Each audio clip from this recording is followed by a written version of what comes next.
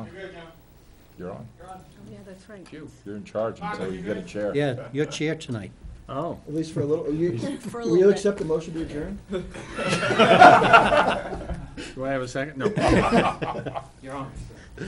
Well, I didn't know that. We are leaderless at the time, so you're in charge. Well, this is interesting. John didn't tell you this ahead of time? You need to get calls to order, get us the pledge of allegiance, and then we'll move on. Call this meeting to order, the school board meeting of Wednesday, March 20th. It is 6:32 PM. We're all set. This will be the pledge of allegiance. Pledge allegiance to the flag of the United States of America and to the republic for which it stands, one nation under God, indivisible, with liberty and justice for all. Review and revision of agenda. Two revisions that I am aware of. I don't believe we'll have the economics course credit approval addressed tonight. It isn't something that needs to, it's not in the program of study, it's a course that's offered as required for students who don't take it, so I think we're taking, do we have a course proposal for that tonight? I don't think so. Lisa, Lori, Julie? No? I don't have it. No? Okay. And in the non-public agenda,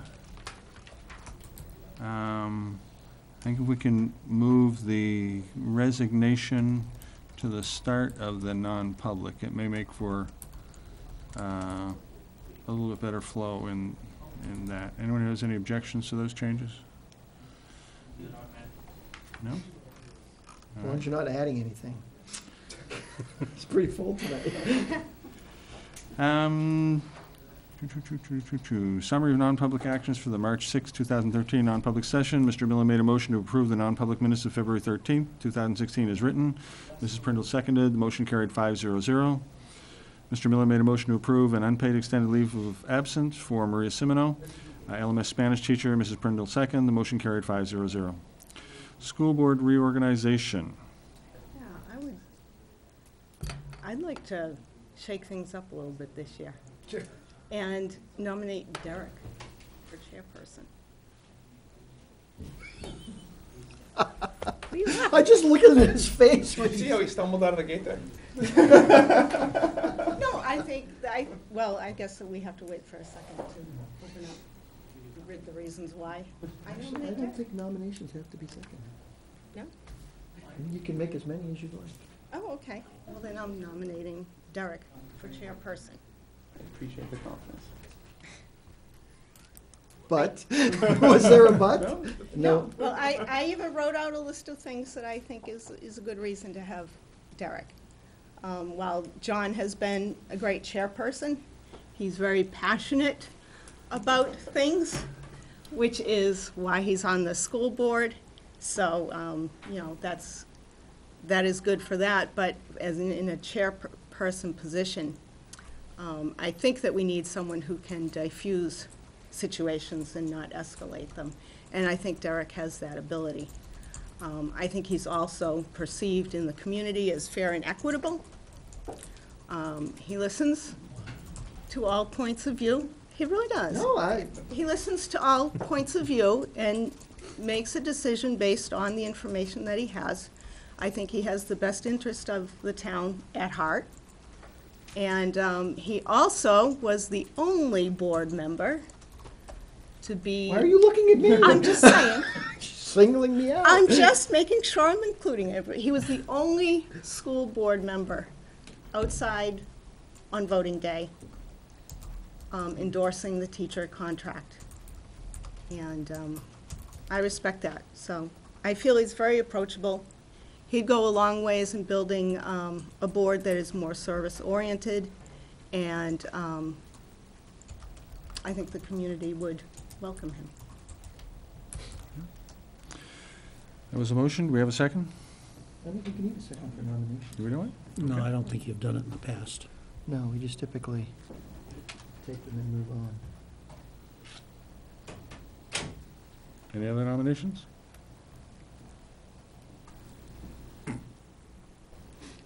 Derek's looking around like, For discussion, I'll nominate John again, just for a contrast in case somebody wants to not support Derek, or maybe support John, but I don't want to say not support Derek, because that's.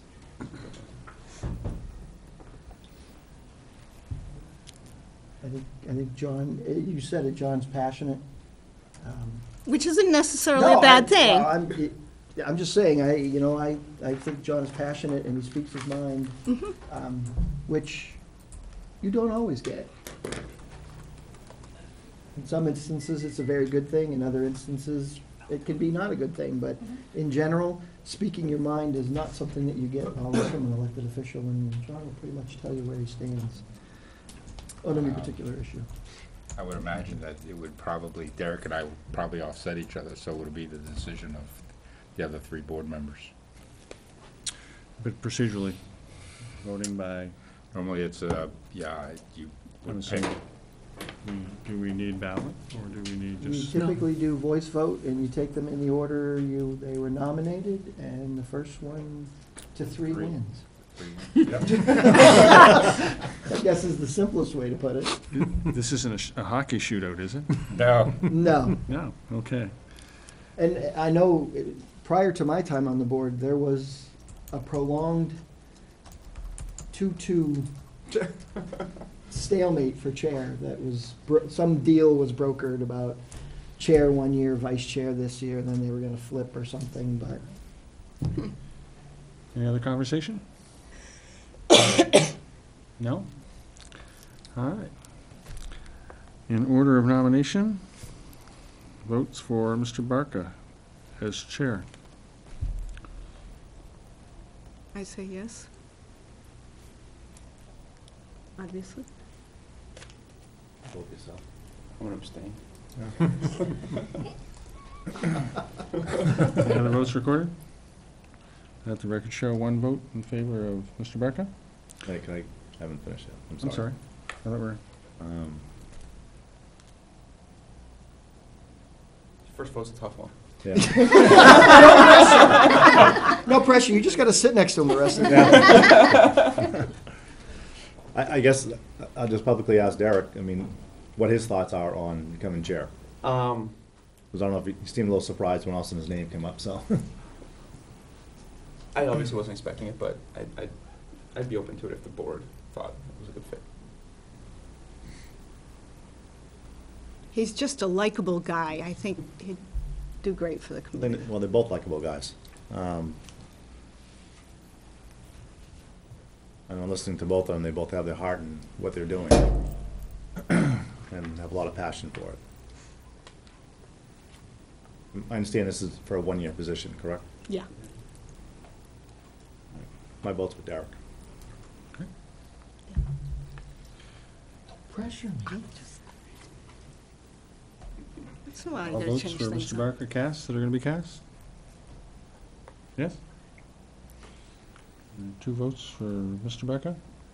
All those who vote for Mr. York? I nominated, so I'll vote for Mr. York. I guess I'm gonna abstain again,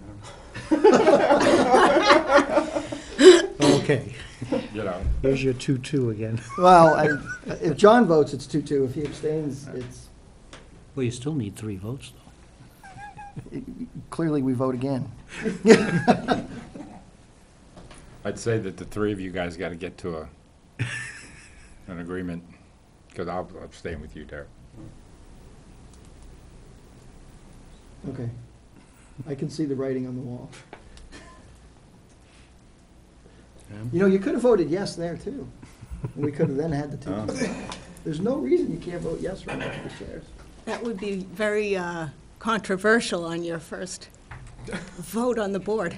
Well, hey, that's the kind of way you make lots of friends, by voting yes for everybody, but,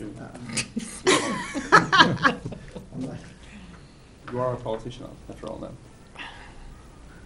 I think Derek has it. So I would roll back to the top and ask for a second round of voting, since we didn't have a clear majority on either candidate. All right. Let's start afresh. Votes for Mr. Barca for school board chair for the following year term. I say yes. Yes. Yes. Probably should have read the agenda, huh? You have to get a real computer though, too. Oh, that's for sure. John, do you want your old seat back? Oh, good. That would require, He wants the budget. you'd have to move if you wanted his old seat. Oh, no, he doesn't get this seat. No. I guess we'll move right along to Derek is running. nominations for vice chair, right? That what happens next? I'll nominate Mr. York. I'll second that. I'm gonna take a year off. Does that mean you don't want to be vice chair? Yes. I nominate Trish. She wants to shake it up. I don't like to be in the limelight. The vice chair usually isn't in the limelight. It is- Well, in the Probably most event. people didn't know Mary was chair till John had a conflict on one meeting I and could be couldn't sick be a lot. here. You never know. I would be horrible at the whole Roberts rules thing. So, but, you know, We don't use Robert's rules. And you would get plenty of help, I think. I'm sure. We could have Trish's rules. That would be great. That really You're the would. chair, you do set the rules. Okay. And again, you could just be the chair, open the meeting, entertain a motion to adjourn, push the agenda to the next week. I think Trish would be a fine choice.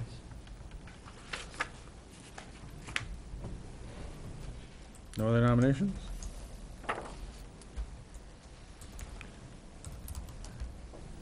Now, you do have the right to refuse a Refuse? nomination, do you not? I hadn't even considered that. It was not in my, I'll go How does for it it. feel? I'll go for it. How does it feel? Yeah, thanks. All those who vote for Mr. Lever Aye. as All right. vice chair? I can? Yeah. No, I'll abstain. You shouldn't vote for yourself. Is that a 4-0? Did you vote? Well, I abstain because it's me. You abstained. 4-0-1. Yeah, I'm supposed to take over now. Is that- I'm supposed to take over now. That's right. Oh, yeah. Well, you actually have to exert yourself a little bit there, Derek. So, yeah, so vice chair. So what's the next, that's all the board positions, but we would need to go to the member assignments next? Is that true? You need to sign your code of ethics and conduct policies first. Do you have those printed out?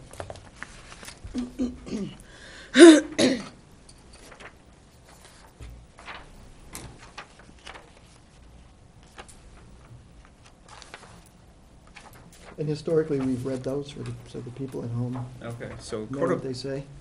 Code of Ethics. The Litchfield School Board believes that the primary responsibility of its members must be the educational welfare of the students attending the Litchfield Public Schools and to implement the educational interests of the community. Ethics.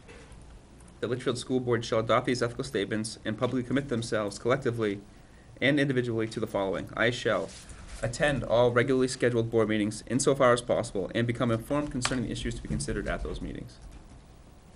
Display and demonstrate courtesy and decorum toward fellow board members at all public meetings and in all public statements. Support the superintendent and help him be as effective as possible. Make policy decisions only after full discussion at publicly held board meetings. Render all decisions based on the available facts and personal judgment. Not attempt to exercise authority as an individual and will not make unauthorized commitments on behalf of the board. Disclose any conflict of interest and abstain from voting on an issue if appropriate. Refrain from using my board position for personal or partisan gain. Respect the confidentiality of information disclosed in an executive sessions of the board. Consistently support what is best for the total school district. Support all board decisions and assist in carrying them out effectively. Support the right and obligation of teachers to teach the approved curriculum. If any board member feels that another board member has violated any provision of this agreement, that board member shall personally talk with the offending board member in an attempt to resolve the issue. If the attempt fails, the board member who feels that another board member has violated this agreement shall bring the matter to the attention of the entire board. And each of us has to sign that. School Board Conduct, Policy BCAA. The Litchfield School Board shall adopt the following conduct statement, and annually each member shall read, review, and sign a copy of the statement to indicate their agreement. Our collective goal is to make educational decisions in the best interest of our students. As a member of the Litchfield School Board, I shall strive to improve public education, and to that end, I shall. Thanks. Can you pass that down? Remember always that my first and greatest concern must be the educational welfare of the students attending the public schools. Not surprise other board members or district staff in public, nor engage in personal attacks. Listen carefully and with courtesy when other people have the floor and are speaking during board meetings. Maintain open communications with the superintendent of schools. Delegate executive functions to the superintendent and confine board action to policymaking, planning, and appraisal. Maintain a balance between fiscal responsibility and commitment to quality of education. Not speak outside of board meetings against any majority decision which was reached in good faith, nor take any private action that undermines board decisions. Explain how important it is to follow a proper chain of command at the district and board level if contacted by a parent or other citizen about a school problem. If any board member feels that another board member has violated any provision of this agreement, that board member shall personally talk with the offending board member in an attempt to resolve the issue. If the attempt fails, the board member who feels that another board member has violated this agreement shall bring the matter to the attention of the entire board.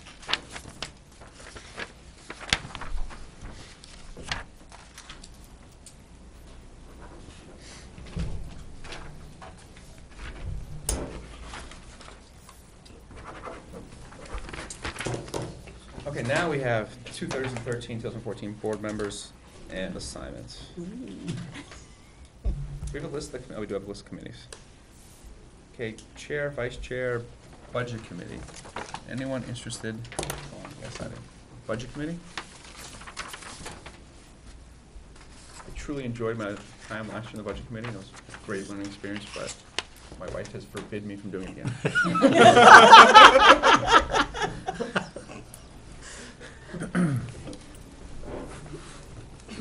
Well, we usually like to give a new member. And to be honest with you, the budget committee is something that would interest me. Unfortunately, at least at this time, schedule-wise, with my wife's schedule at this time, I wouldn't be able to commit to that. Do we want to look at splitting it up like the town does? So, if you go and look at what it says they will take one person and then have an alternate should that person not be available. They stretch that rule a little bit. They do. I don't know that that's, technically what's intended or what they want you to do under the law. I think they want consistent representation from the Board of Selectmen and from You would need to for that. from the school board, but the selectmen have been splitting it, it's one doing the town and then another doing the school to some degree. I'm assuming using the alternate liberally as Derek has suggested. But, I don't know that that's completely in line.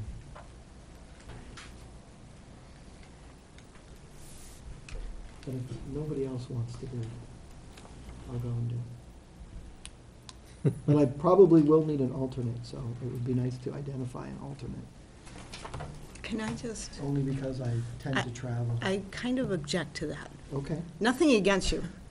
I'm just kind of looking at the negotiations committee. And we kind of need someone with history there, because we'll have a bunch of new people. And I would like to be on that as well. So, I don't know. I'm sure they'd love to have you back. They might. You don't have to do what I'm saying. I'm just saying that for the purposes of that, I think it would be best to have someone who has some background in there this year. that would be a large commitment to do both. Yes. I don't think you could do both. You just couldn't. And typically, there were conflicts with, well, Yeah. you guys know from, Mhm. depending what night. It's busy. It's busy. Yes, it is, It's a good thing there's not much else happening that time, except for the budget. the budget and all those other things. Negotiations, the budget, especially if you get into November and December. That's just my thought. I'm just putting it out there, so. John, are you cringing over budget committee? I am. I mean, I'll handle the school side of it, but I won't handle the whole process. So those nights that they're doing town, Someone else will have to. so if we had an alternate for that, Could you handle alternate, you think? That'd be So all it's right. basically month of October. It's like October to Thanksgiving, it's only one night a week instead of the two. For what months? October to September, Thanksgiving. end of September. It starts like the last Thursday in September, and it's every Thursday until Thanksgiving. the week before Thanksgiving, yeah.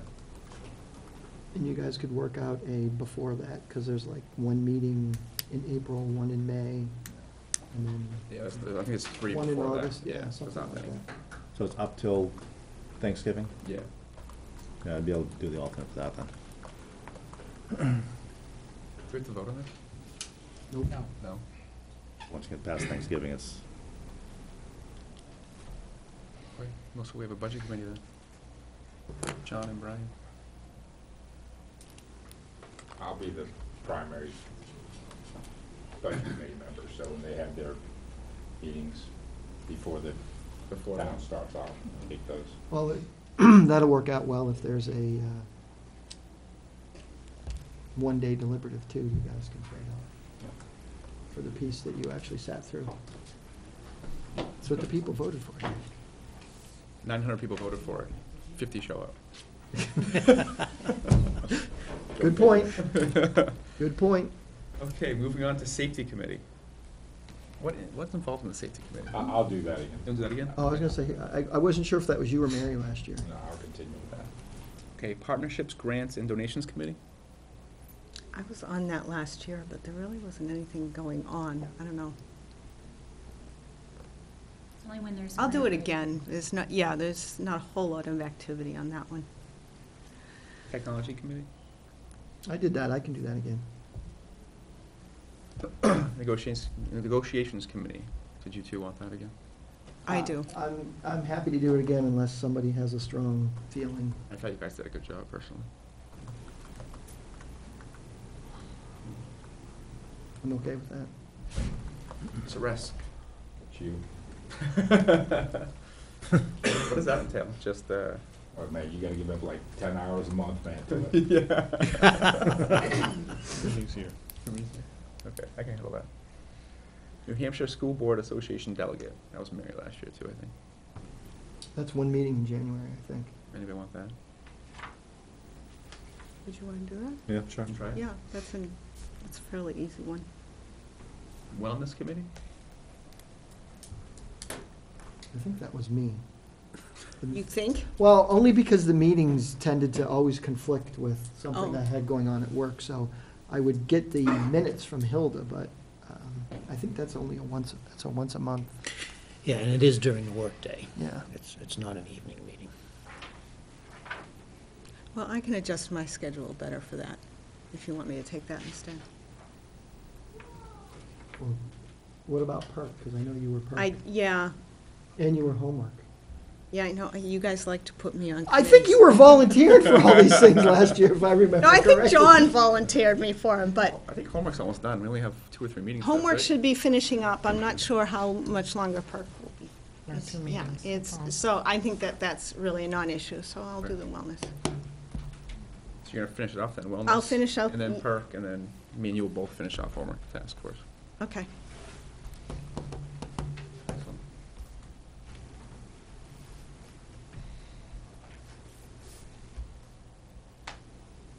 Moving on then, we have presentations and recognitions. CSH baseball trip to Cooperstown, New York. Yep, you're up, coach. There you go. Hi. My name's Jim Gorham. I'm the high school baseball coach here at Campbell. We've been given an opportunity this year to play a regular season game against Messina High School at Cooperstown, New York on the Doubleday Field. What I'm looking for from the board is basically to get Friday, May 10th off from school for the baseball program. I want to take all the kids that are trying out. I haven't cut anybody in 12 years. They want to play, I give them a uniform basically. I think we have enough this year too. We're going to depart right after school on the 9th. I'll make sure the teachers have plenty of advance notice of a school day missed and any assignments that they can take with them. We hope to have them back by Saturday night, probably around 9 o'clock at night. And basically the itinerary is real simple. We're leaving here, we're going to go basically right to the hotel. They'll get some sleep and rest. We'll stop along the way to feed them, of course. We'll get up in the morning. We have a game at 11 o'clock versus Messinic. After our game, Messinic's playing another game against Conant. We'll stay for that. We're going to go back to our hotel. Messinic and Campbell are going to stay at the same place. We'll have a cookout afterwards and a few things to keep them busy during the night. And the next morning, we'll go to the Hall of Fame at about 9 o'clock in the morning. We'll stay till 2 in the afternoon, and then we'll get on the bus and come back. I've chartered a bus from Yankee Campbell Fundraising, which we do every year. I don't know if you've ever seen or bought our little coupon booklets, but we do very well, and that usually takes care of all the equipment and things we need, like new batting screens, things like that. So this year, all the money's going to go into the trip.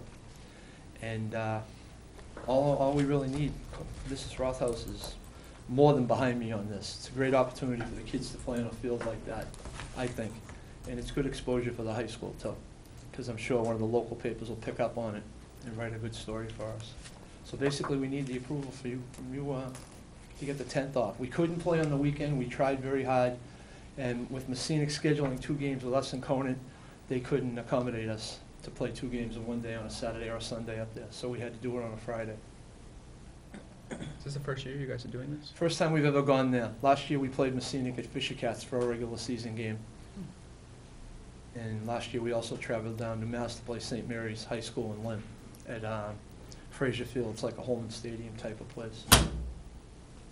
So Coach, is it like a package deal where you get the admission to the Baseball Hall of Fame, or, I mean? That I don't know yet. I'm assuming that you'd notify them of whatever they're out of pocket. Yeah, right now, as I said, I think our fundraising, Dennis, will more than enough cover everything, and we're gonna have a parent meeting to let them know exactly. You know, maybe it's gonna cost them a couple of bucks extra.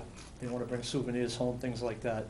But we should have more than enough. It won't cost the district anything. So this is an overnight, which I think means you have to have a nurse or somebody medically trained EMT, to go. and I think we discussed, you know, a certified first aider. We talked about that.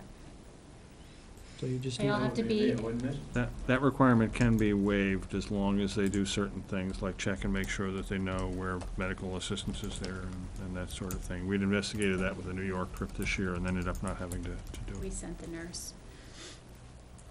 But typically, if there are any medically fragile students involved in the trip, or there's a high expectation of need, then the nurse is pretty much an obligation in those cases.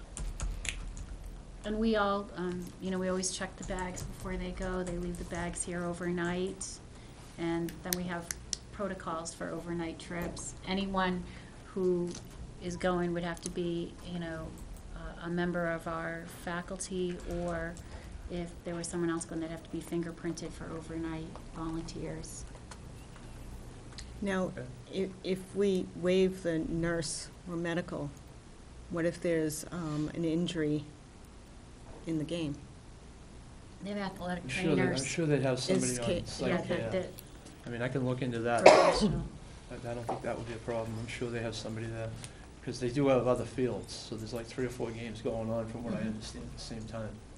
And if you'd feel more comfortable, we can send a nurse, you know, that's always an option. Typically, we're looking for the nurse, well, for non-sports things, it's like a 24/7, but I would guess that the nurse would be more focused on the non-playing time, but you don't have a female manager or anything, right? Not yet. Just be aware if you get one, you need a female chaperone as well. Right. If they were to go on the trip, which I'm assuming if you got one, they would want to go and experience that with the Right now, team, I'm so. thinking about someone who's trying out. Let's put it that way. And he's not a girl.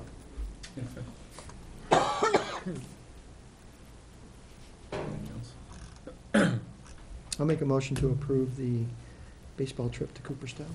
I'll second that. Any more discussion? All in favor? Aye. Aye. Opposed? Abstained? Motion carries 5-0-0. Thank you very much. Bring pictures We'll, back. I'll send something along as we get all the other details about nurses and things like that up there, any kind of medical people we need. Thank you again. Thank you. Thank you. Now, we also have a proposal for a fundraiser for a T-shirt fundraiser at LMS. Hi, my name is Janice Hood. I am the Ways and Means Coordinator at the Litchfield Middle School Parent-Teacher Organization. I just took over this year, and we've been reviewing the fundraisers that we do, because in the past couple of years, which ones have been working aren't necessarily still working.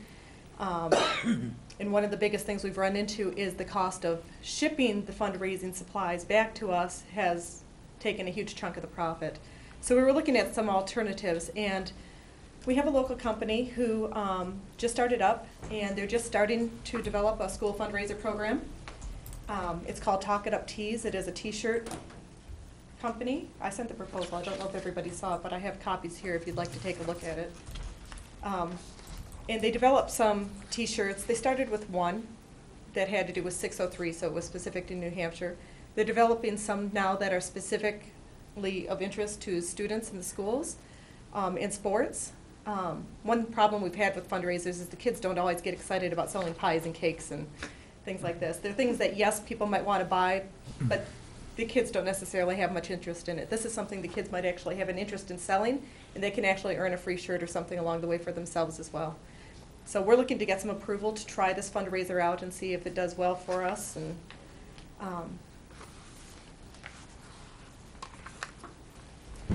so it's a new program.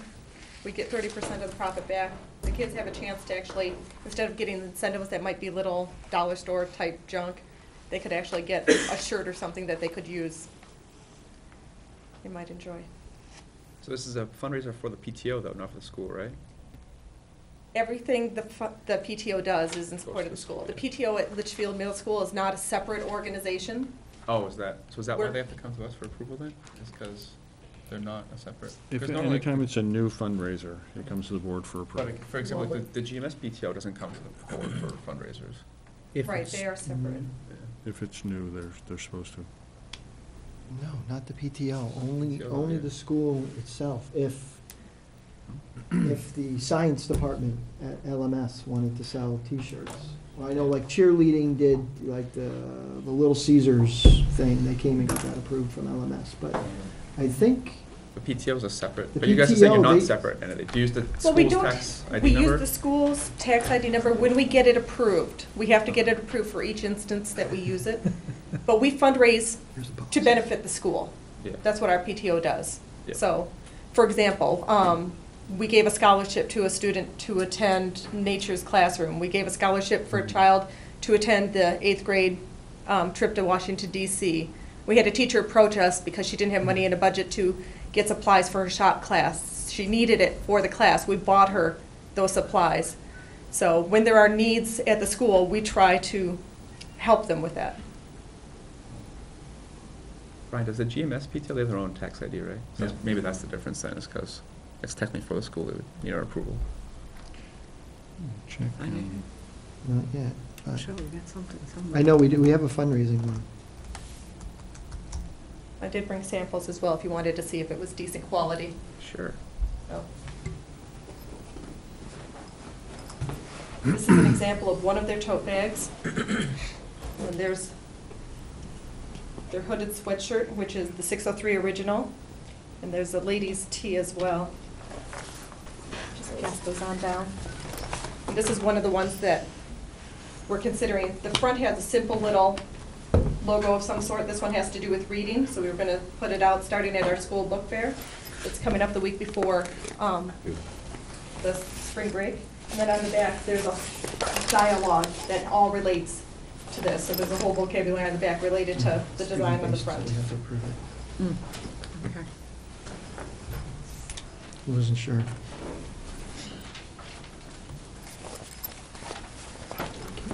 It is student-based, not organization-based, so if the students are gonna participate Okay. in the fundraising. And it's not one that we've approved in the past. That actually makes more sense that way, actually. Yeah, I knew there Now was that we- one, I now that you just say couldn't it. remember what section that it was Yeah. in. Do we have a motion to approve the fundraiser? I make a motion to approve the PTO fundraiser. Second. Second for Brian. Any more discussion? All those in favor? Aye. Aye? Aye. Opposed? Abstain? Motion passes 5-0-0. Thank you. Thank you. Brian, second. Brian, second. Get the last T-shirt that's in Oh, Trish, there's one more. Oh, I'm stealing things. Do you know what you're gonna put on them? It just stopped. What was that? Do you know what you're gonna put on them? They're gonna get us a full color brochure. They're in publication right now. Okay. So if you would like to see that when it goes out. No, I was just curious if it was gonna be LMS related, or if there was a bunch of things someone could pick from, or. It's not specific to LMS. We did not want to replace the spirit wear that they purchase specific to LMS. They wanted to be able to sell it to others in the community or Oh. other communities as well, to make it an effective fundraiser. Okay. So, thank you. Excellent. Any correspondence? Yeah, I have a email from Heidi Paris, and she's extending an invitation to the school board to join them next Tuesday, Wednesday, and/or Thursday when the CHS hosts Challenge Day. To host this event again, if our past participation is any indication, it fosters a positive school environment for our students. Ms. York, would you please extend the invitation to the board members, and if they are interested, please have them contact me regarding which of these days they would like to participate. Dr. Cochran has a message out of Dr. Cochran also. Thank you for your support, Heidi Paris. I think that was the all-day meetings where they, You pick students resolution. from each grade, right? Right. It's a big mixture of students. What days was it again? During the week or? next during the week. week. You do it right here at CHS? Tuesday, Wednesday, Thursday, 7:30 to 2:30. And all the kids participate? It's gonna be about 300 students, Uh-huh. because it's about 100 students per day. Okay. What do the other students do? Just go to class like? Go to normal? class. And the way we tried to organize it is we tried to pull full classes. Okay. So that way we would not have to bring in a lot of subs. Any other correspondence? I don't see any either. Approval of draft minutes from the March 6, 2013. I didn't see anything when I Actually, read through. there's another correspondence. Oh, is it? Hold on a second.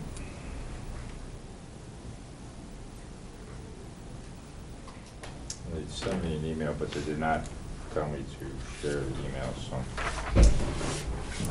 It was an ethics discussion, so I'll just forward it out to the board. Okay. Draft minutes? I don't see anything that I want to change. I'll make a motion to approve them as printed. I'll second that. Any more discussion? All those in favor? Aye. Aye. Aye. You have to abstain, Brian. I do, I'm sorry. Opposed? Abstain? Same. Approval passes 4-0-1.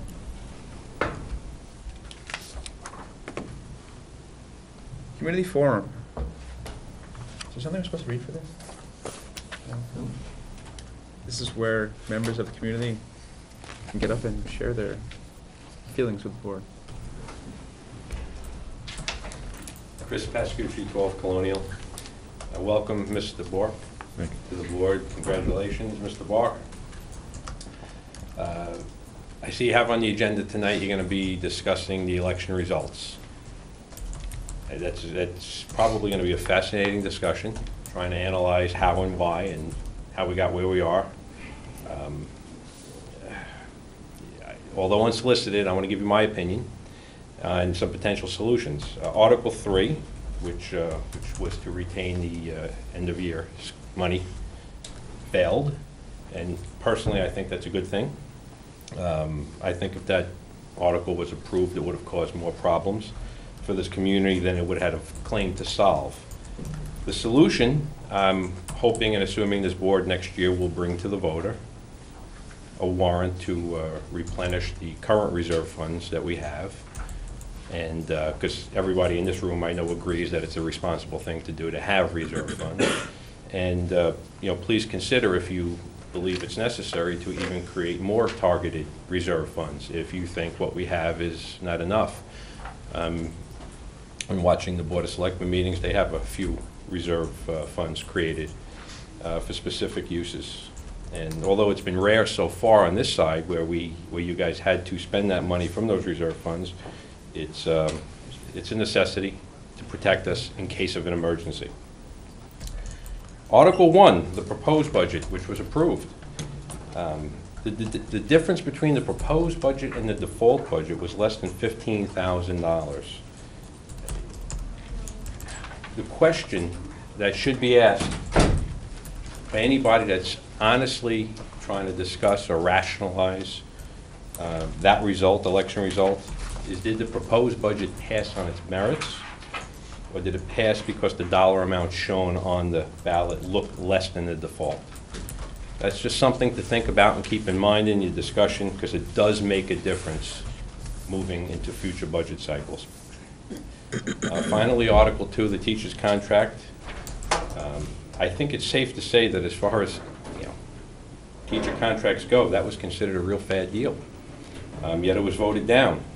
Moving forward, this board, I think, should, and you probably will, thoroughly analyze the reasons as to why it failed. I think everybody, all parties involved, were very confident that was going to pass. And because if we don't, or if you guys don't analyze it properly, I can't envision the next negotiation process going any better or yielding different results. I spent some time on the line on Election Day, just because I had nothing else to do. And you listen to people, you overhear, and when you talk to people outside in town, I heard specific people say on lines, I'm going to vote down everything that has to do with money. Now, I'm not here to say that's right or wrong. I'm just trying to tell you what I heard, and I'm sure you guys probably hear that too. And I don't know how you ever overcome something like that. Anything short of the economy getting better, which I don't think anybody is predicting that's going to happen anytime soon. But from what I see is when the economy is real good, people pay a little less attention, and they tend to be a little bit more generous with their wallets. In times like this, people pay very close attention because they have no other choice. And that's probably why some things, and of course it doesn't pertain to this board, but if you notice on the town side, most everything was voted down. That cost money. So that's something to consider moving forward also, because either we have to change the voters, the way they vote, or alter the way both the town and the school go about things, because we don't want to keep making the same mistakes over and over again. But something like that, maybe including more people. I understand when you guys are in the discussions and the negotiations, it's a closed room and you're within that little environment, but it might be good to know what's going on outside. It's not that there's no, it's not to be taken personally. Everybody values the employees, the teachers. Their work is appreciated. They're highly respected. So I'm hoping none of this was taken personally by anybody when you review these results, because if you look, it seems like the couple things that cost money that was voted in was like defibrillators, which is a matter of public safety, life or death. But most other things and all raises were voted down, which is probably matches what the non-public sector or the average person is. Most people are not getting raises.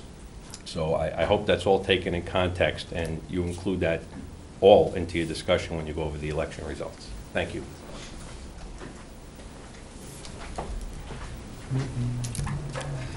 Good evening, Jason, grade 11, Perry Court. First, congratulations to Derek.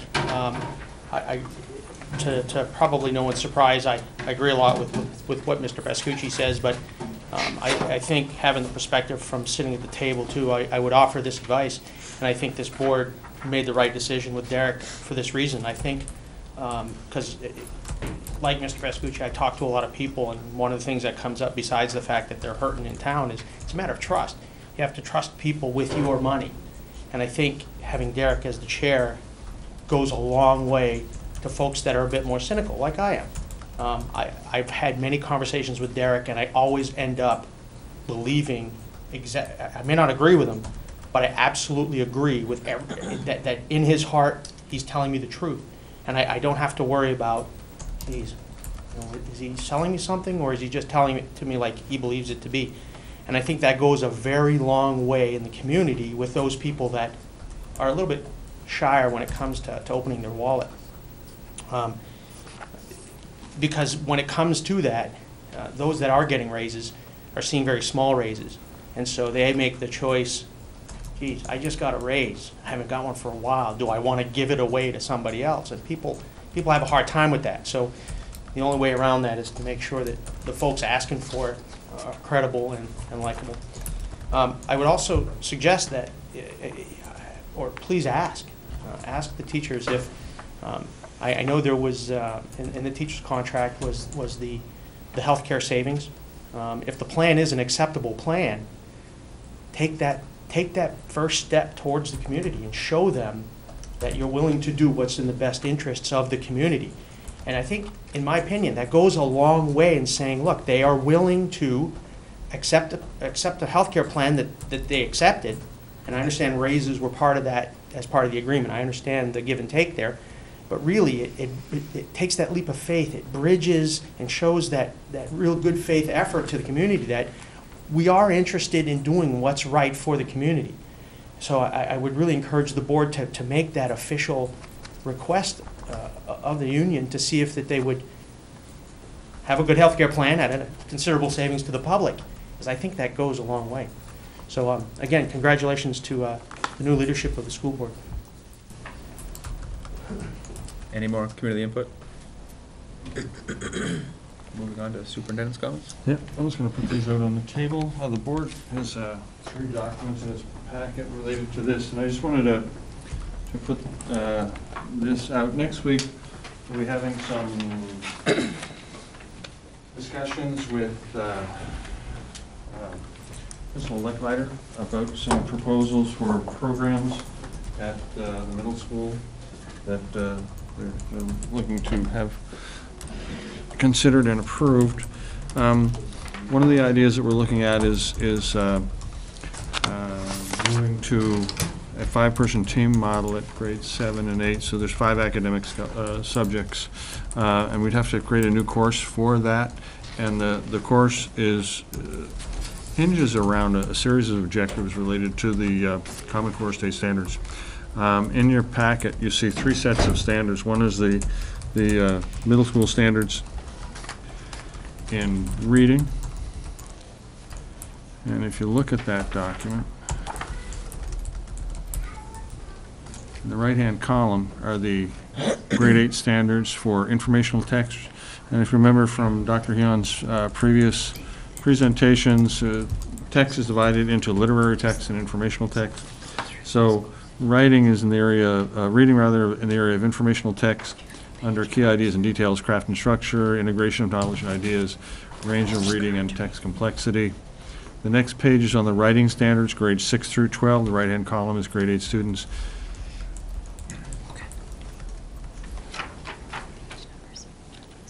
On page 3, it talks about text types and purposes, production and distribution of writing. And then on page 4, it looks at research to build and present knowledge, and then the range of writing. That's one of the key aspects of this course. It really hinges around 3 major issues: reading, and reading in the content areas, research, and making decisions about what research can be brought to bear to examine, and writing. And the nexus of that course really is intended to improve that research, reading, and writing in the content areas to produce high-quality presentations and papers to build students' skills and their ability to think and analyze.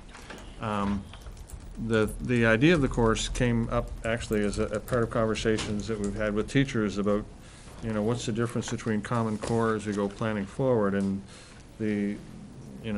my explanation started with saying, well, this is the path of the New Hampshire curriculum that goes like this. It gets more difficult as the grades go up, and the Common Core is a bigger, a steeper increase. That is, students are expected to gain more each year, to the point that by grade 11, there's roughly a year's difference. And so students are to be expected to be a year further ahead in math and in reading and writing by the end of grade 11. And so the comment became, well, how do we get an extra year's growth in reading and writing and math? And so the obvious answer was, well, maybe we should get them a year's extra instruction. And so in this case, it means doubling up, keeping the grade 8 English Language Arts class, but also paralleling it with the 5th academic class. Instead of being content reading where everybody gets content reading by a different teacher, focus on those skills. In order to do it in a way that moves the district forward, what we're looking at is building a second computer lab at LMS using the model of thin client, which was discussed during last year. And under the business administrator's report this evening, we'll look at potential ways to fund that. So we would need, and the reason that it's on at this point in time has to do with funding, is that in order to get a thin client, remember, is server-based computing. And so we need to have a server up and ready and begin working with teachers almost immediately to start getting the lab up, get the server in place, and finish the construction, which means we'd have to fund it out of this budget year. And so the question then becomes, what are the options for doing that? My understanding from conversations with folks at the middle school is that teachers are very much on board. They like the concept.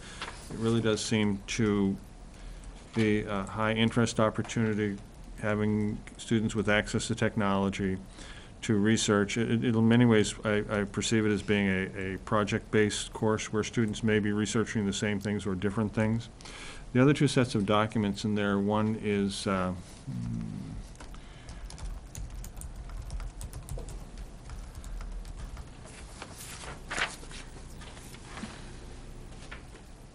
apologies for being slow. Standards in speaking and listening. And there are 3 pages there. And they look at, and one of the skills that students, by the way, this is not measured and reported under the Smarter Balance Assessment system, but I believe, and a lot of people believe, that it is very important, the ability to speak, the ability to present, the ability to take information in orally and get it. It's key for developing the sorts of career and college-ready skill sets that we need. And if you look, there's the standards on page 2 for grades 6, 7, 8, and then extension into high school as well. The third set of standards is the INET standards. They're the standards for what some people refer to as 21st century learning skills. The NET standards identify what students should know about technology and be able to do with technology. I'm not real keen on the use of referring to that as 21st. A lot of this is as 21st century learning. Being able to decide how to move forward when you don't know what to do, being able to learn how to learn, being able to find appropriate information, use it, and read and write are often being referred to as 21st century skills along with computer skills. But the reality is those are also 20th century skills.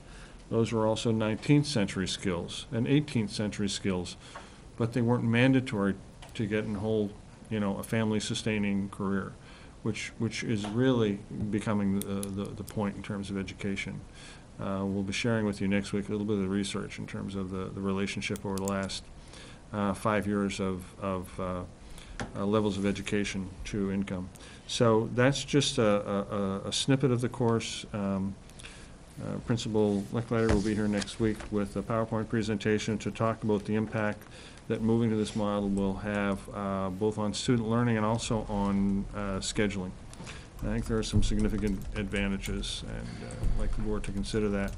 But one of the questions will be, where does the extra lab come from? How do we fund it? And how does it fit into the bigger picture? And so, because it's going to be on the VA report, I thought I would put at least some of the information in front of you at this point. Do you want to hold questions until we go over the VA report? It probably would be best.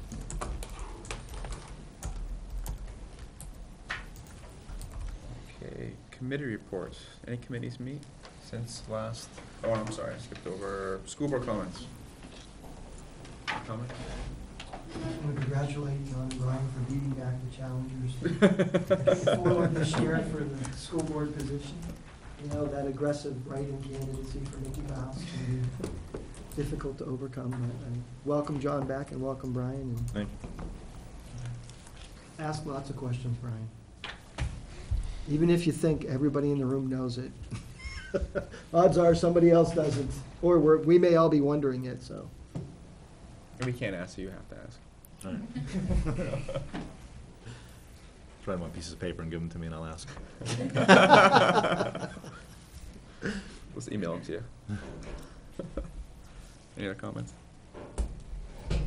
And congratulations to Trish and to Derek for the new election. I think Derek should be ill next meeting. No. I will make sure he's here for every meeting. I did want to express my disappointment that the teacher contract failed. I was really hoping it was going to pass. I thought it was a good deal around for everybody. I hope the teachers don't take it as a sign that, you know, the parents and the community doesn't support them, because I know everyone I talk to does. So I'm sure we'll have to talk about what happened, and I'm thinking it's probably more of a communication issue on our part versus an issue with the voters. Any more comments? Committee reports. Any committees meet since our last meeting? Several. PERC met, right? PERC, we met with PERC. That went really well. We had consensus on almost everything. The only two issues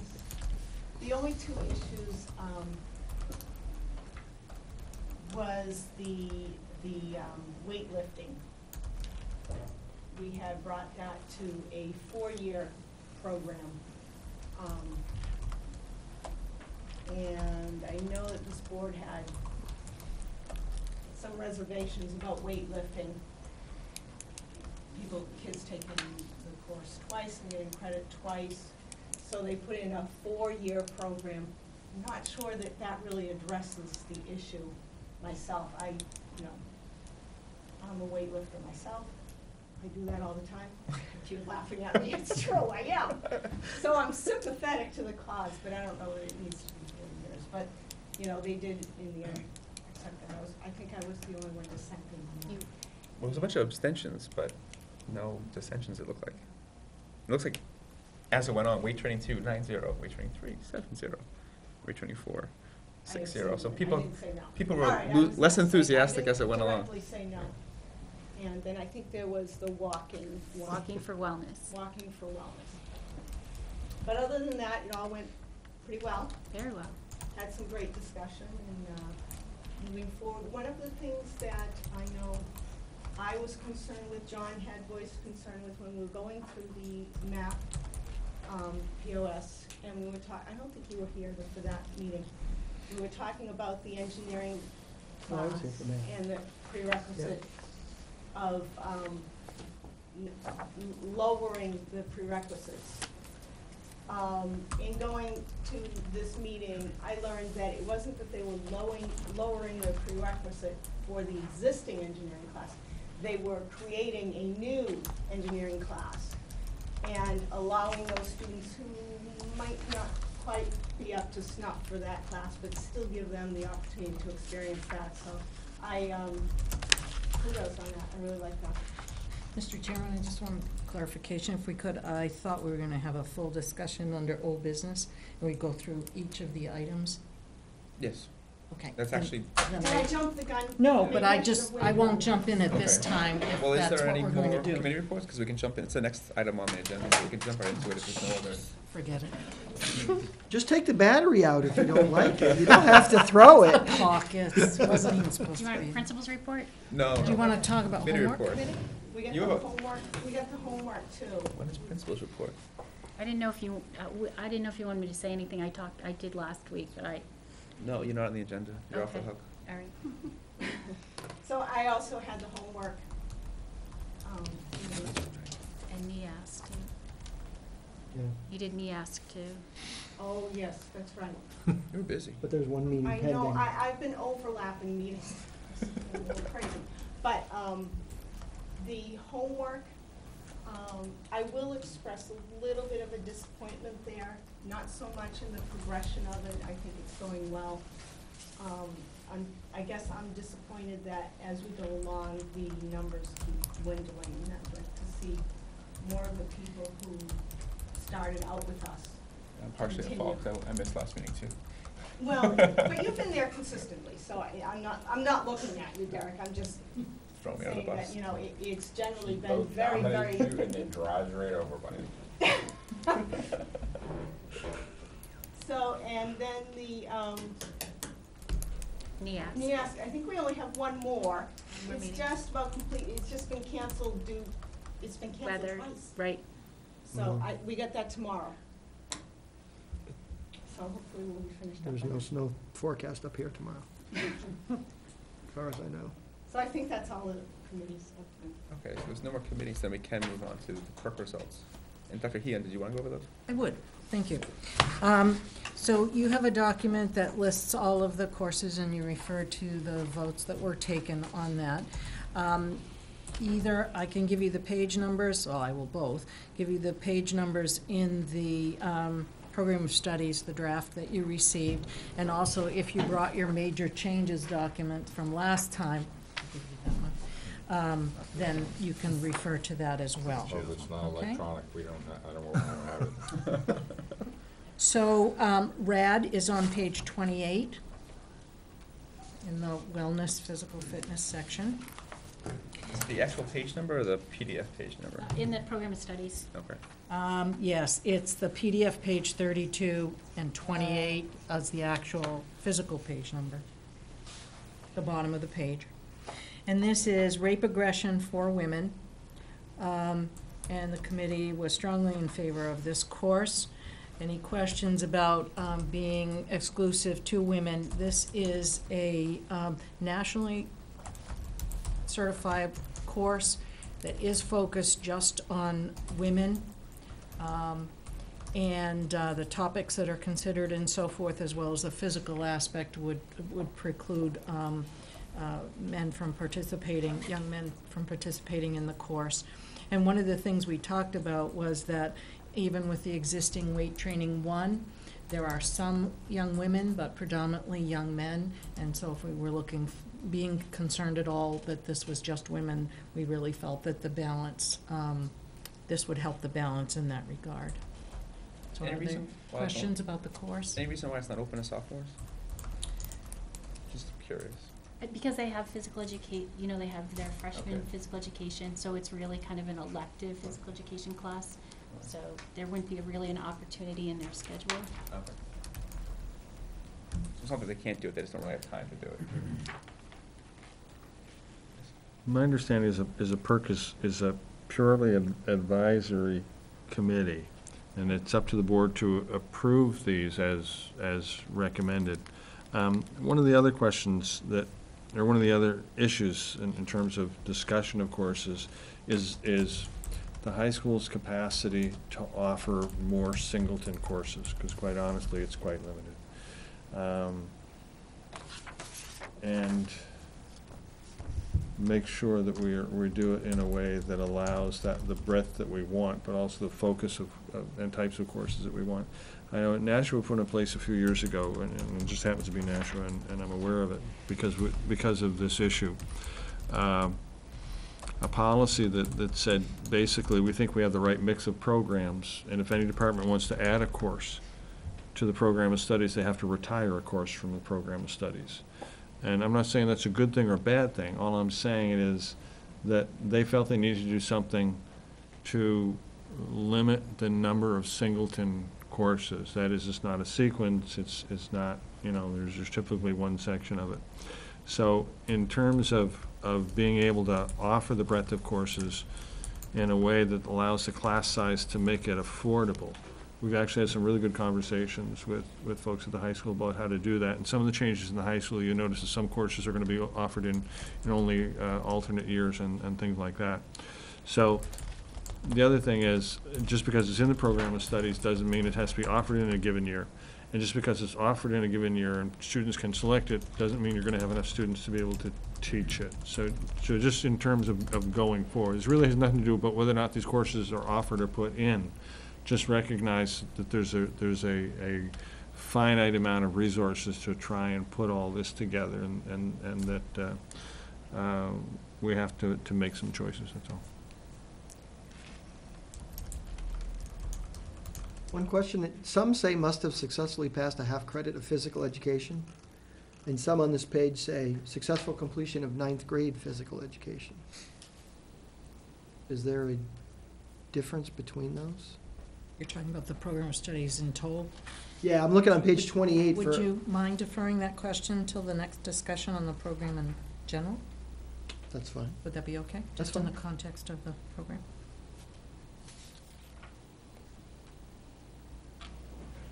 So you're looking for a motion, Brian? Dr. Cochran, for this? Well, actually, since Right, since we're just Dr. making a Dr. Heon is, recommendation, so board member is needs the group to- that oversees PERC, the recommendation would probably come from. But in the end, you have to vote to accept the program of studies, either as it is or as you want to amend it.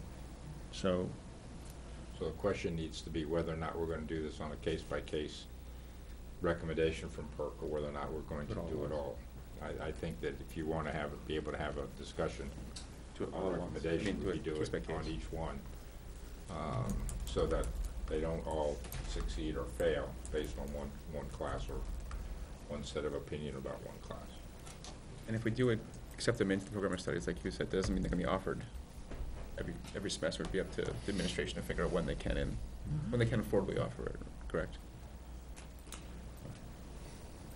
I mean, we're not setting all we're setting is that you can offer the class. We're not making it, and we're making it part of the studies, but that doesn't guarantee that it's going to be a class offered at any given point in time in the future, but it may it be means offered. it, yeah. That's all. This is what falls under 306, which is to establish the, I'm sorry? this falls under ED 306, where the board establishes the course of studies Yep. for the district. So. And the board can give other forms of guidance, whether it be in the forms of policy or the part of conversations that we have. You know, some districts say a class won't run unless it has a class size of at least X. However, if it's a sequential course, so let's say we have AP Spanish, which we do, you could set a lower threshold for that than for a standalone course, because it's a part of a sequence. The student's taken 4 other courses, and now they're going to take AP Spanish, and we've kind of made I think the board has made more of a commitment to that. And so, you know, so guidance in that way can come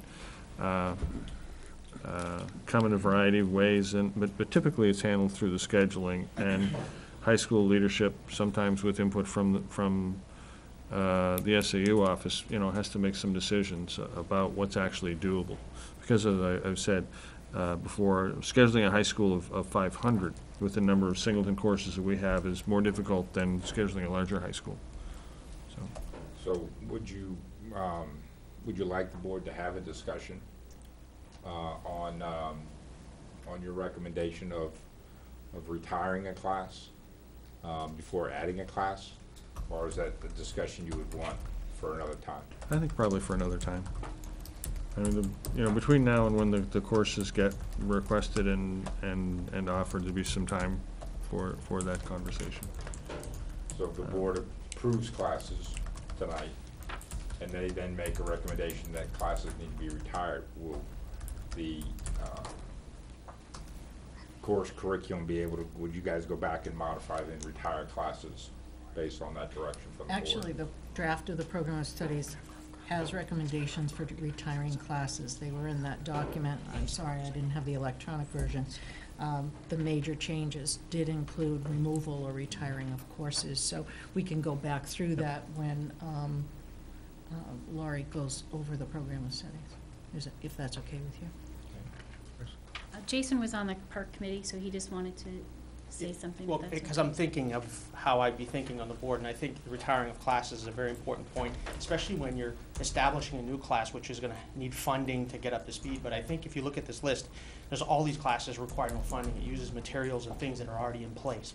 And so there's really no cost to any of these things.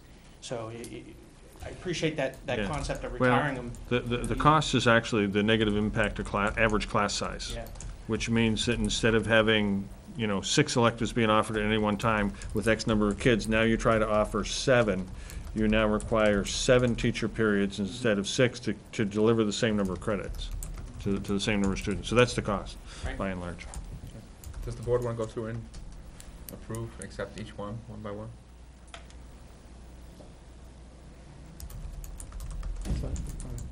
Can we have a motion for approving grade Make break? a motion to add, I guess, class number 2822, RAD, Rape, Aggression, Defense for Women, have credit in physical education for juniors and seniors to the CHS curriculum, program of study. Second.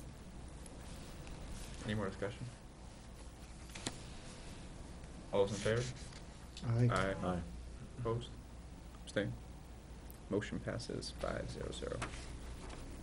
Okay, the next 2 courses, you can vote on them separately. I'd like to speak to them sort of consecutively here. College Prep Mathematics is a course for juniors and seniors who, Give us pages on it. oh yes, pages 15 of the actual document and 18 of the PDF. Thank you.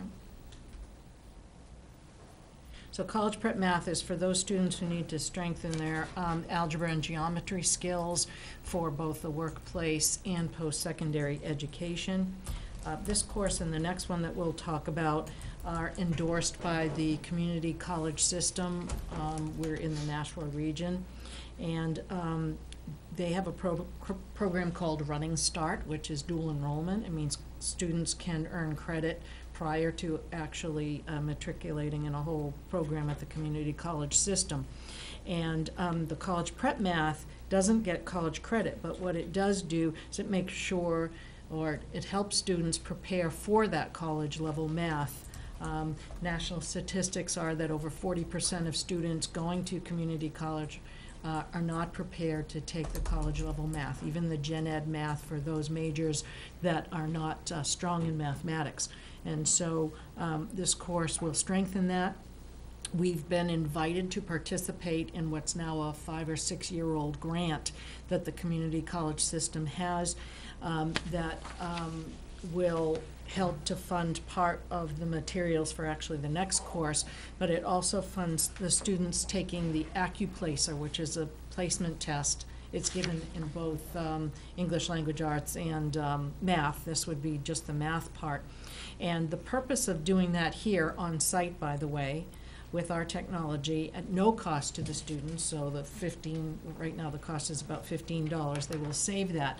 But moreover, the results are evidence for students to understand that they either are ready for college level math, and therefore if they get a certain score they can take the next course for potential college credit.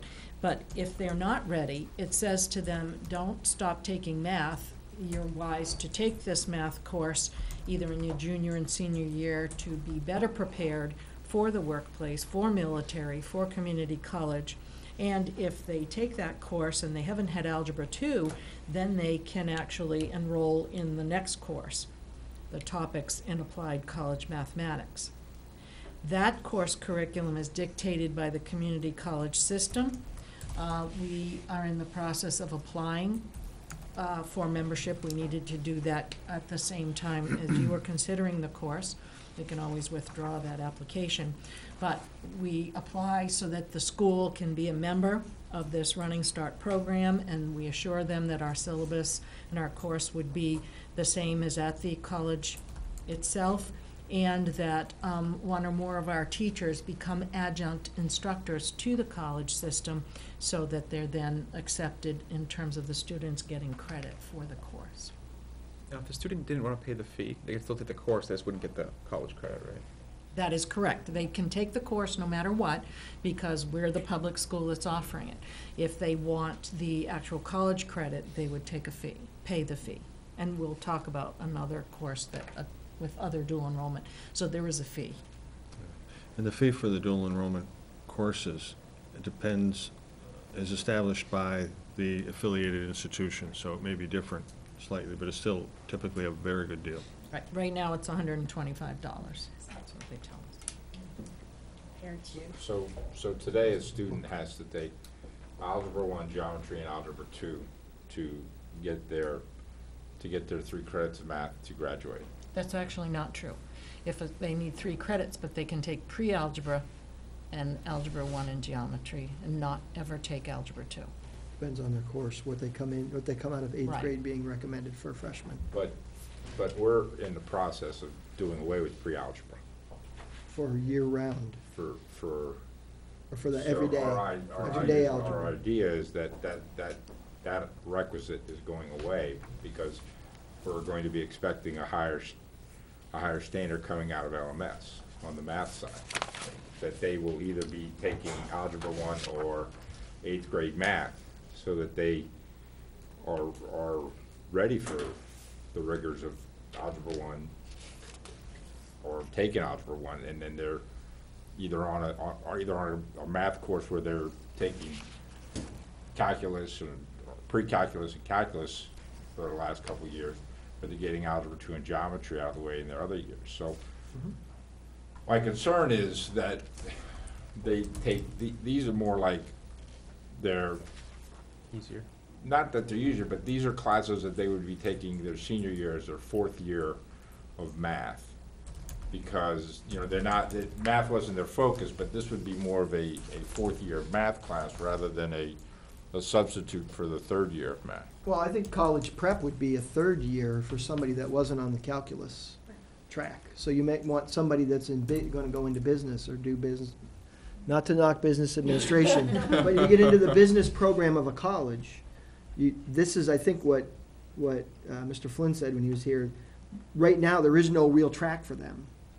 You're looking at, Students that go pursue a major that is not math intensive. Yeah, So you could take college prep math as a junior junior. year and TAC as a senior? That is Never correct. take Algebra 2, right? That is correct. But- We will continue to encourage students to take Algebra 2, and then take what they call take math topics in applied math. But geometry would be sufficient to be successful in the Or course. it would be John's path, where they take algebra 2 and then take college prep math or something as a Exactly. senior There- for that 4th credit. Mr. York's point, though, I think is significant in the following way. The state requirements to graduate are 3 credits in math and Algebra 1, with essentially the expectation that Algebra 1 would be the minimum requirement to graduate. If we have no other course lower than Algebra 1, then we require Algebra 1, but in order to get a 3rd credit, you now have to pass geometry. So you're actually increasing significantly the math expectation to graduate high school, which is going to impact a lot of kids negatively. Typically, you have a math applications course, which hopefully is less rigorous than a college course, but allows students to get a 3rd credit. Right now, without another course in there, you're going to effectively require kids to take geometry to graduate high school, which is going to negatively impact a lot of kids who enter high school very weak. What happens now? We only require 2 credits? No, they have 3, but we have other fairly low-level math courses. The counter-argument is that you can create all of these weak math courses where they do middle school math again and get high school credit for it. I mean, that's a legitimate, argument against that. And remember what we did this year, we started the everyday Everyday geometry. geometry, right. So, the daily. So, we looked at test scores, we looked at data, and then we identified students that we felt needed more time to be successful and still get the geometry class. And, you know, we feel that that's been very successful, because it's more at their pace, but they still get the information that the other students are given. And like Mr. Flynn said, they're given the same exams, and they're passing them. They just needed more time and more backfill. You could envision somebody that takes Algebra 1 daily and then needs Geometry 1 daily as well. Right, For that reinforcement. for the That reinforcement. then opens them up for whatever in their junior year. Right, Maybe a right. little stronger than they would have been otherwise. Right, For Correct. kids who enter high school significantly behind where we'd like them to be in their math, I think as Principal Rathos points out, that's a significant allocation of resources to help these kids get to that higher standard. It doesn't always work that way, because you have kids who've been quite unsuccessful in math for quite a long time. And what you end up doing is requiring that they take a class or a subject that they hate every day now, instead of every second day. The first time that happened in Nashua, the failure rate stayed the same. And the expectation was, well, let's just teach more of the same stuff the same way. And sure enough, when you teach the same stuff the same way every day instead of every second day, they don't learn just as much every second day. So it's a little more complex than just time, but I think the allocation of resources and the increase in expectation is significant and very important. I'm just expressing a concern. We'll know at the end of this year, you know, how much success we've had with that.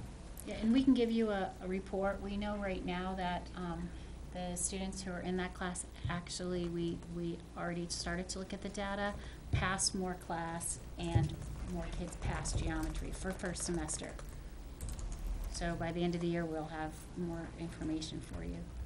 Happen to notice if their attitude towards math changes? Well, I really think it has, according to Mr. Flynn. He really feels that they're feeling more comfortable and better about math. Actually, I led the math in service with the middle school folks last week, and we had a good conversation about that. Now, I think that Mr. Flynn is also an exceptional teacher of kids who struggle at math as well. Yes. And that's a correct. very significant point. To your other point, though, there's going to be a certain number of juniors going into senior year next year that need a third math credit that are going to have to take geometry now, when this year they probably wouldn't have had to. That's the issue, because really, you're not phasing this in with kids who are coming in as freshmen. You've got students who have had no expectation that they'd have to pass geometry, who may have taken Algebra 1 3 times to finally pass it and gone, I'm through, I just need to take this easy math credit and I'm done, and they're not done now. Out of So- the students that we placed in there, all of the students passed except for we had one withdrawal. So that's for past first semester, but that's huge if we compare the data from last year, kids failing geometry, and then we would have to put them back in geometry and find spaces for them. It was just, And I have to remind you, I think I mentioned this briefly the last time, that on the PERC agenda for next month is a discussion about whether geometry should be a graduation requirement of the 3 credits at CHS. I personally feel very strongly about geometry. I think the applications for success in the workplace and even in personal life is very strong. And if we're maybe going in that direction, I think that, and we're talking about rigor, geometry and college prep math is certainly more rigorous than the practical maths and perhaps some of the other offerings that we're recommending that be deleted.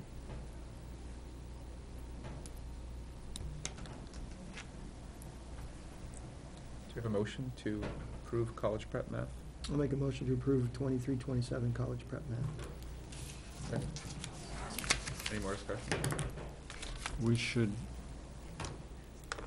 We don't have to make a motion to remove the other classes, but you should have a vote at the end to accept the program of studies as presented, which is a de facto, we approve the withdrawing of the other classes, just as a point of order. Do you have a motion to approve college prep math? We should. We don't have to make a motion to remove the other classes, but you should have a vote at the end to accept the program of studies as presented, which is a de facto, we approve the withdrawing of the other classes, just as a point of order. All those in favor? Aye. Aye. Opposed? Abstained? Motion passes 5-0. Motion for 23-28 topics in applied college mathematics for approval. Second. Any further discussion? All those in favor? Aye. Aye. Opposed? Abstained? Motion passes 5-0. Okay. The next series of courses are the weight training 2, 3, and 4, found on page 28 of the actual document and PDF page.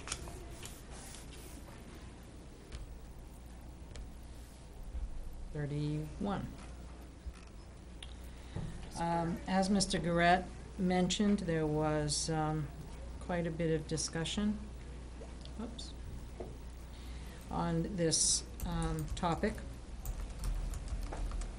And in the end, there were 7 members, 9 members agreed to weight training 2. I guess we'll deal with these one at a time. I take it they're called strength training? Yeah, I didn't realize the name had been changed. What page did you say it was on again? 31, the PDF. I copied If it you go by off the the page major numbers at the bottom. it's program thing. But Why it's they can't be the also- same. Oh, I know, but I don't know why they can't be the same. John calls it weight training, but we've called it strength training. The way PDFs are. There we go. We can make it Blame whatever Adobe. they want to do. I Yeah. can make Yeah. the change if So you want. scheduling wise, Borrow would that back these from be you. running at the same time? Like, would you have students Yes. in 1, 2, 3, and 4 all in the same class? Concurrent, yes. You would? Yes, Okay. yes, So that's you the don't only need, way. you're not having to have 4 classes No. through a day of, okay. No. Well, And because that's- I'm sorry, go Go ahead. ahead. The way when we had this discussion, it was a very deep discussion in the committee and before the committee, we compared it to almost like, band. They get band for 4 years and, they progressed through band. And with weight training, our hope would be that they would have, a curriculum that would be designed for them to improve their strength and physical fitness within the class, because we certainly couldn't offer it as an elective if we didn't do it that way. The instructor would have to differentiate instruction during instruction. One of the issues for me becomes identifying competencies that are different for each course. And one of the conversations that we're going to have, probably sometime in the next 12 months or so, has to go back and take a look at competencies and what makes one course different from another. So if a student does the same exercises but uses more weight, does that mean they get a higher credit? What is the notion, what competency are we talking about? And the language in the Department of Education definition, which is not binding, but is sort of trying to set a bar, is that we're talking about something that involves depth of knowledge level 3, which means applying strategic thinking in new situations. And so it would be difficult for me to endorse the course unless it demonstrated it, that students were now knowing more and being able to apply that in a new situation. So typically that would manifest itself in, understanding, being able to apply technique appropriately, but also not just follow a regime that's given to them, but evaluate, design, that sort of thing. So I think before these are approved, we need some way of knowing that in fact there's a different set of competencies here that define, and some of it has to be cognitive and at a relatively high level to demonstrate that in fact, it's not just doing the same exercises the next year or doing similar exercises with more weight. That would be breadth, and so that's my only concern. Is there That any, in fact I that's guess, the demonstration. science or health aspects of the course where you're not just learning how to lift more weight, but maybe the chemical changes that different types of weightlifting do to your body and the different, like, food and all sorts of stuff like that? That was discussed, and we discussed for the final weight training that they would be able to write their own fitness plan, because it would be like lifelong fitness, and what we'd be hoping for them is to understand all the components of health including nutrition and the importance of, you know, like Julie said, you know, that they wouldn't use steroids, they would understand, you know, not to overlift. And one of the other things that we talked about in the committee is the number of students that are applying for this course. Last year we had 144 students sign up for weight training, which is phenomenal, because we used to have maybe 30, not even 30, not even enough to run a course. And so our students clearly are, you know, gaining some benefits from physical fitness and weight training. Or they like the credit. So a student comes into the school in their freshman year, and they have to take a freshman PE class at either in the fall or in the first semester or second semester. Is that correct? Yes. One of those Yes, two they have to classes. take the freshman physical education class. So, then they take, once they pass that, they can either take strength training 1 in their freshman year, or they have to wait till their sophomore year if they took it in the second half. Right, usually, yep, they can take, you know, Fit for Life. Usually, they also take health as their sophomore year. Health is usually a sophomore class. So we took a look at the students that are in the strength training classes this year. How many of them are juniors and seniors? Many of them are, and many of them are giving up like their late arrival or early release or study hall for the, because they're still on track to take the classes, their AP classes. We have you know, a lot of students that are just giving up what normally might be a study hall and filling it with physical education. I think that's a good thing. Yeah, it's the less worrisome. I guess I sort of in agreement with Brian about this, because I don't think it was, these 3 classes were handled as well to say that there's a differential. So I think if the board elects to approve them, I don't know if we're approving them with the confidence that there's a difference between strength training 1 and strength training 4, because I don't believe that that's been something that we have seen and that has become an issue. In my mind, strength training for 4 of them. I'm just not really confident that there's gonna be a whole lot in there. 2 years, well, maybe, and. Well, it's half credits, right? So it really is It just is 2 half, years. it's just 2 years, it's a Well, okay, half. But still, it's still 4 that's classes, true. yeah. But, what you would learn, like I said, I do this stuff, so I do have a heart for it, so it's not that I'm objecting to it. And it is something that they will take with them the rest of their life. But with fitness, it's ever changing.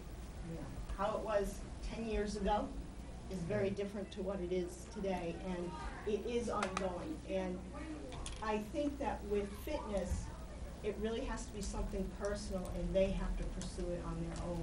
I know that a class would really, you know, I just don't know that there would be a huge amount of benefit. If they wanted to pursue it on their own as, you know, a free time activity, you know. There's a perk member here that I think has something to say if we want to listen. I do, because this was an interesting conversation that I was really cynical on the first half of it, and then I really understood where they're trying to go. And I know they're not expressing some of the things that they may have said and described, but it stuck in my head because it sold me on it. The first one being 144 kids have signed up for this, which tells me our community is telling us this is a very valuable thing that they want. So for me, that means a lot. With regard to, is it going to be rigorous enough or whatnot? Well, I want to trust that those that are going to put this program together are going to do that, one.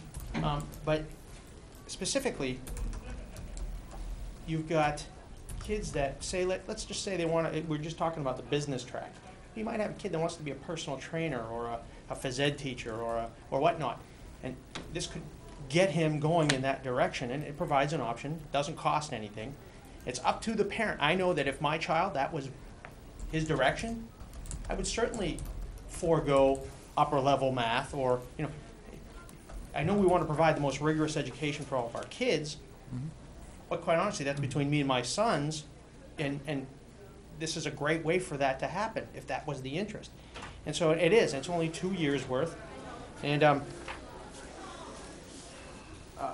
again, the other thing was, I remember that I was told that, in let's say, weight management 4, In 4, yeah. in like 4, that possibly we could give those guys kind of a leadership role and mentor those folks that are in the other ones, and that's part of it. So, there's a lot of upside, in my opinion, to doing this kind of things, because again, I lift things up and put them down, right? That's not all it's about, right? I mean, so you got guys that are really buff who are going to then take under their wing some other, some of the less physically fit, and help them along. So I really believe that guys like Chris and John are going to be on top of that to make sure that the structure is there.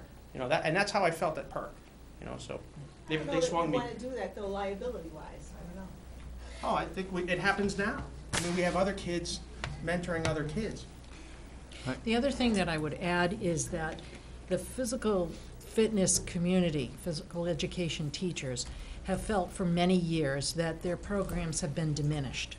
I mean, there was a time in some high schools that kids had phys ed 4 years, or at the very least, here in New Hampshire, 2 years. We can't offer that, or we don't choose not to because of the state standards or whatever. And I'm not sure that we would want to support more of the team sport and some of the things that we teach in a regular phys ed class. The trend in fitness is lifelong fitness. And for some kids, it's walking. For some kids, it might be cardio, something else. But the way that this is taught is about the whole person.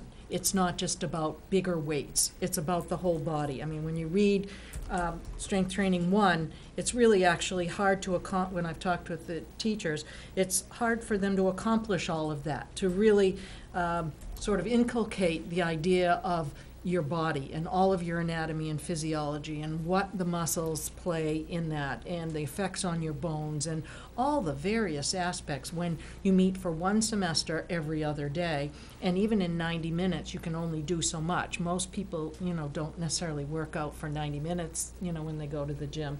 It might be a shorter 30, 60 minutes, or if you do it at home or whatever. So that was the discussion about offering an alternative to kids.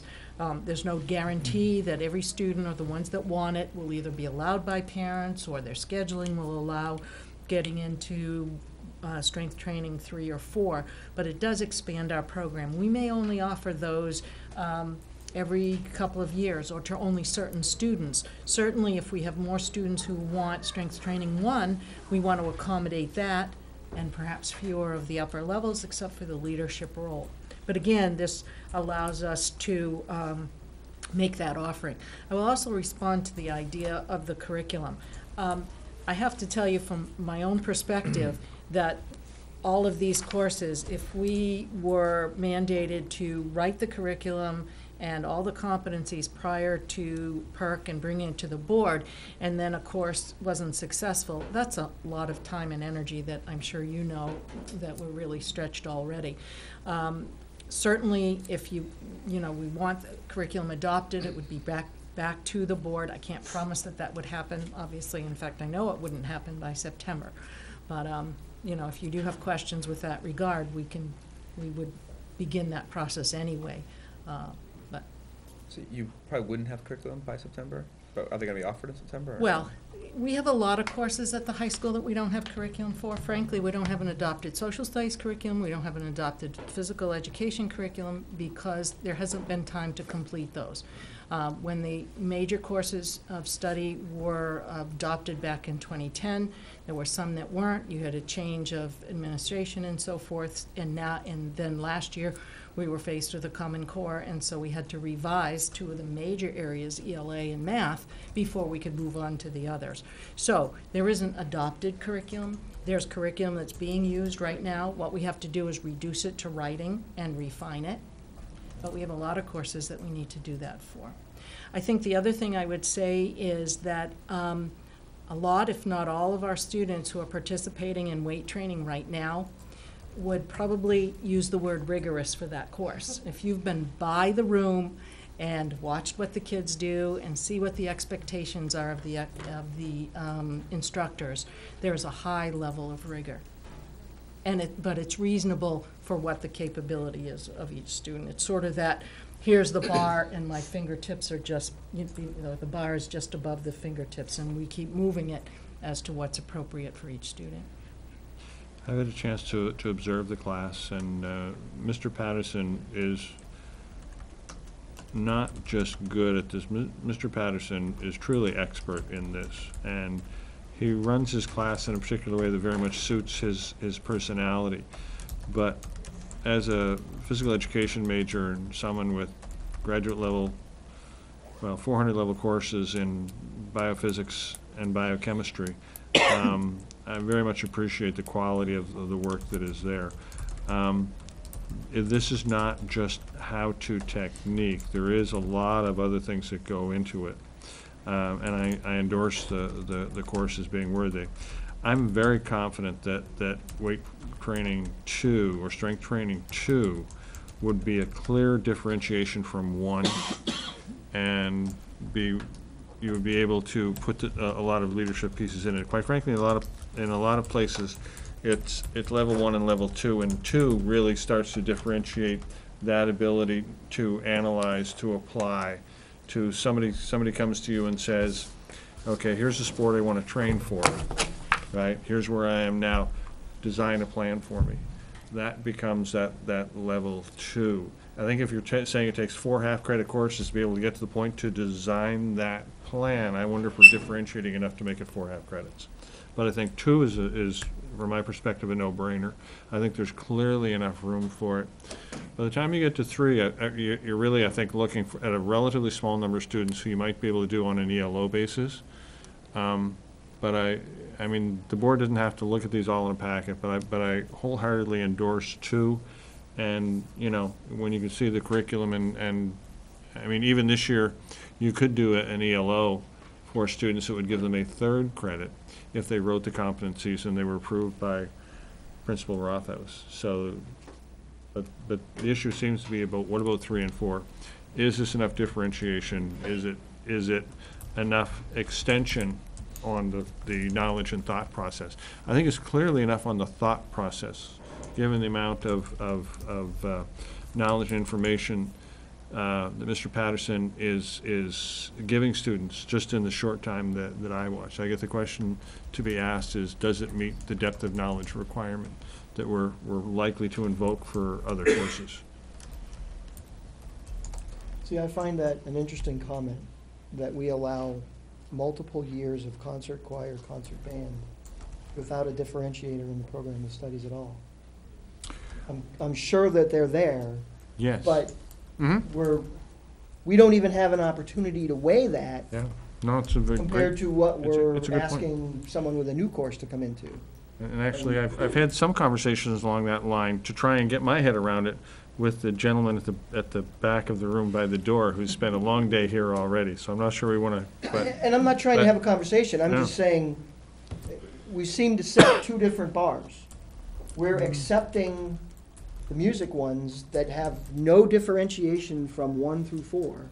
In terms of in terms of that document, yeah, I agree. Where, I would agree. at least in terms of the new course for strength training, there's an attempt to differentiate and say, we expect them to take a leadership role, we expect them to be able to do A, B, and C.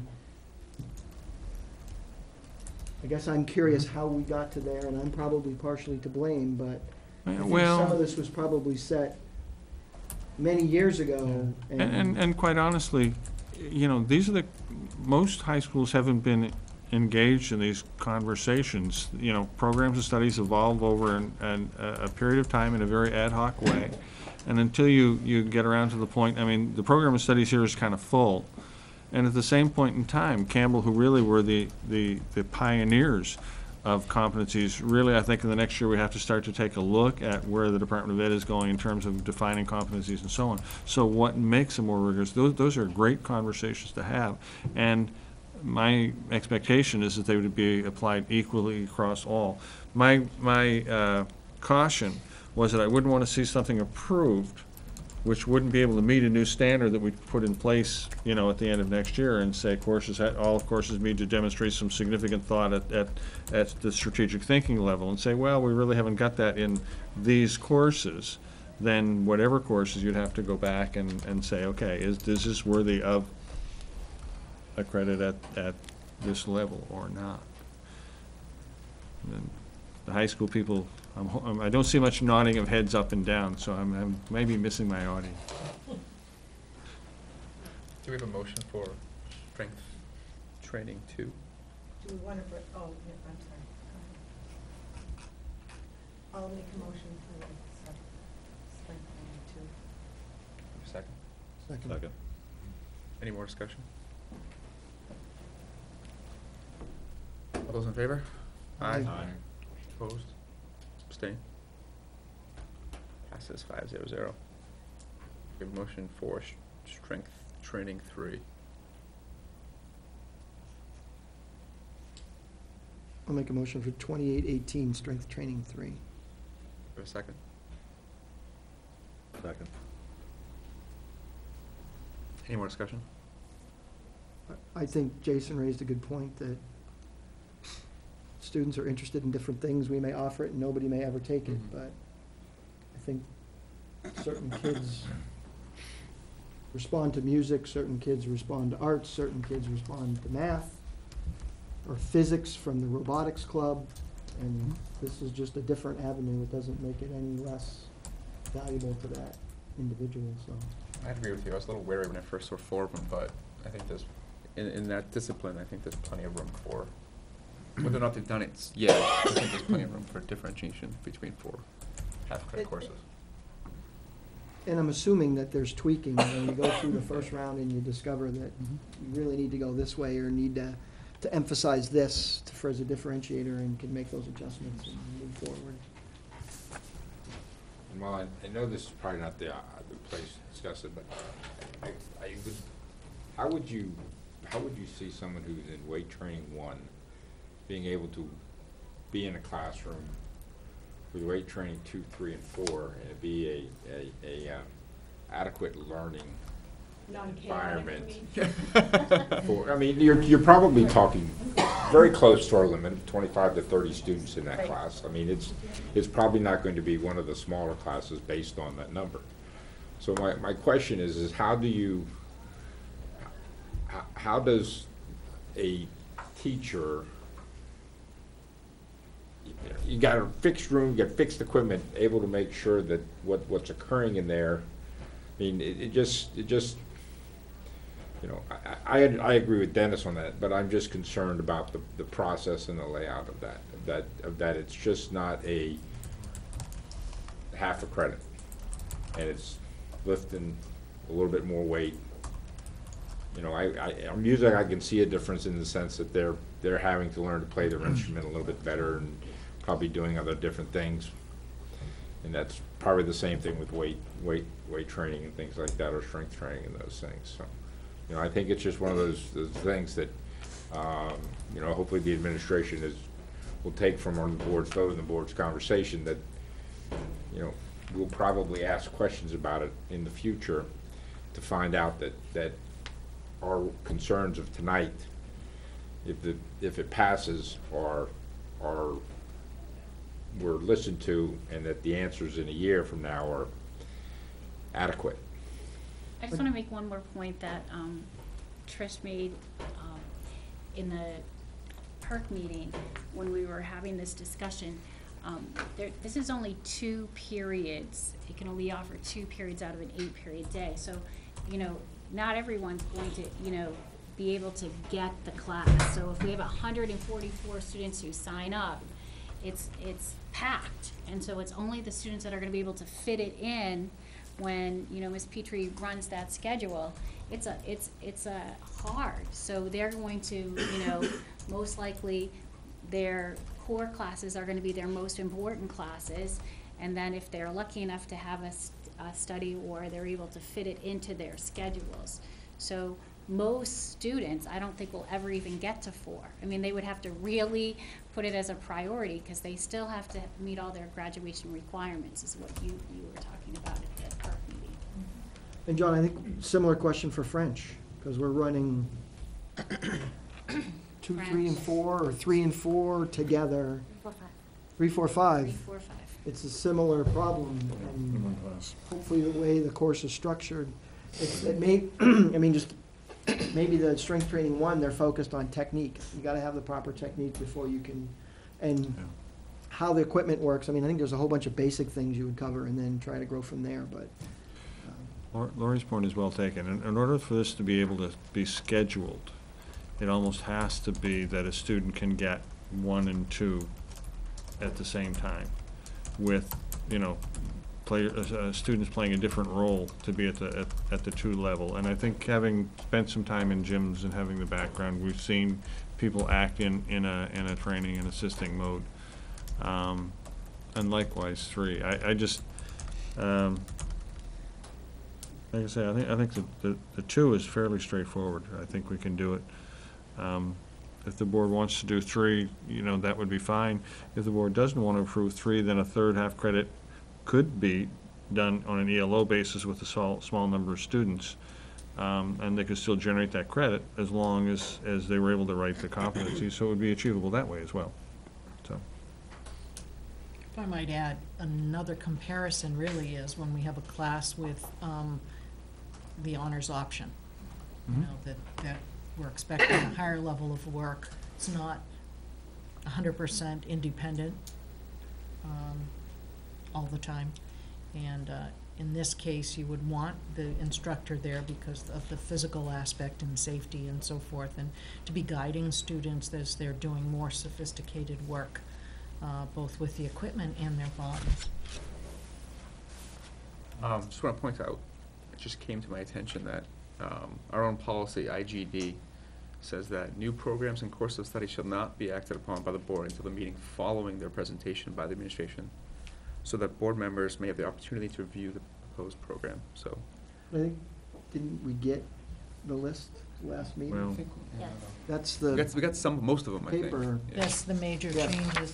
Yep. Yeah, they were outlined in that. There's nothing Nothing here different than that that. wasn't there. Yeah, there is. Just want to make sure we weren't breaking our There own is policy. no. Which we're allowed to do anyway. Which we're about to do. Well, if we're gonna do it, we should at least know we're doing it. Yes, we should be, at least be upfront that we are doing that. Okay, just want to throw that out there. But yes, we've seen all this material before. So. Okay, so any more discussion on strength training 3? All in favor? Aye. Opposed? You know, I'll. It's opposed. I have my doubts. I'll go along with you, but I really would like to. To see more, as John, see yeah. the results, as John was saying, we need to have follow-up on I agree. that. So I would like to. Well, we probably wouldn't have anybody for 4 next year. Or even, because there's no 2 this year? Well, what happened was there were some students that thought they could take it for a whole year. No, I understand, but So, technically, everybody that's in it now would Would go be into at 2. yeah, 1 or So we 2. do have another year, or another semester before 3, so nobody should be able to get it in the fall. However, we could still look at 2 and, you know, Let them determine test that, out of 2 you and know, go gee, into test, 3. no, just after the year is out, realize that, you know what, 2 really does complete it at that Yeah, point. that's certainly a Yeah, consideration. move back on it, so. But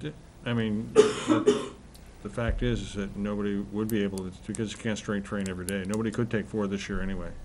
Not So- that anybody can take more than 2 this year by Right. the requirements, because they're only technically taking 1. Twice. Yes. Is that remedial strength training, if you have to take it twice?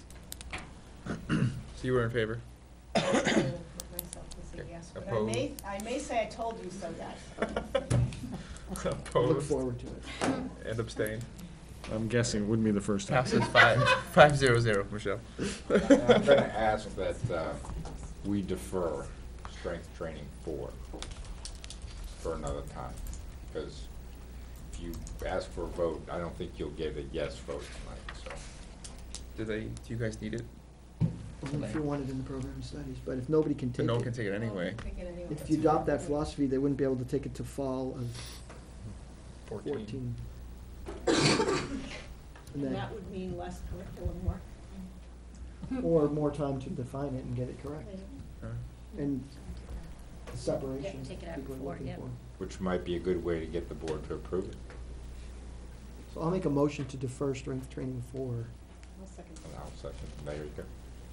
Any more discussion? Those in favor? Aye. Opposed? Abstained? 5-0-0. Okay, walking for fitness is also on that same page, 28 or 31. As I briefly alluded to earlier, this is seen as another opportunity for students to have some physical fitness during the school day where it's guided. And in addition, that the students would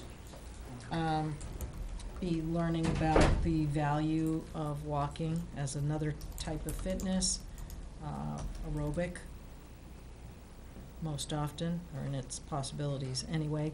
And then you notice in the description here, nutrition, exercise, and weight management. Walking has actually become a very popular course in high schools. It's growing in popularity for those students who are not inclined to team sports. That doesn't mean somebody who is in sports couldn't take this, but may not be inclined to that, may not be inclined to the strength training.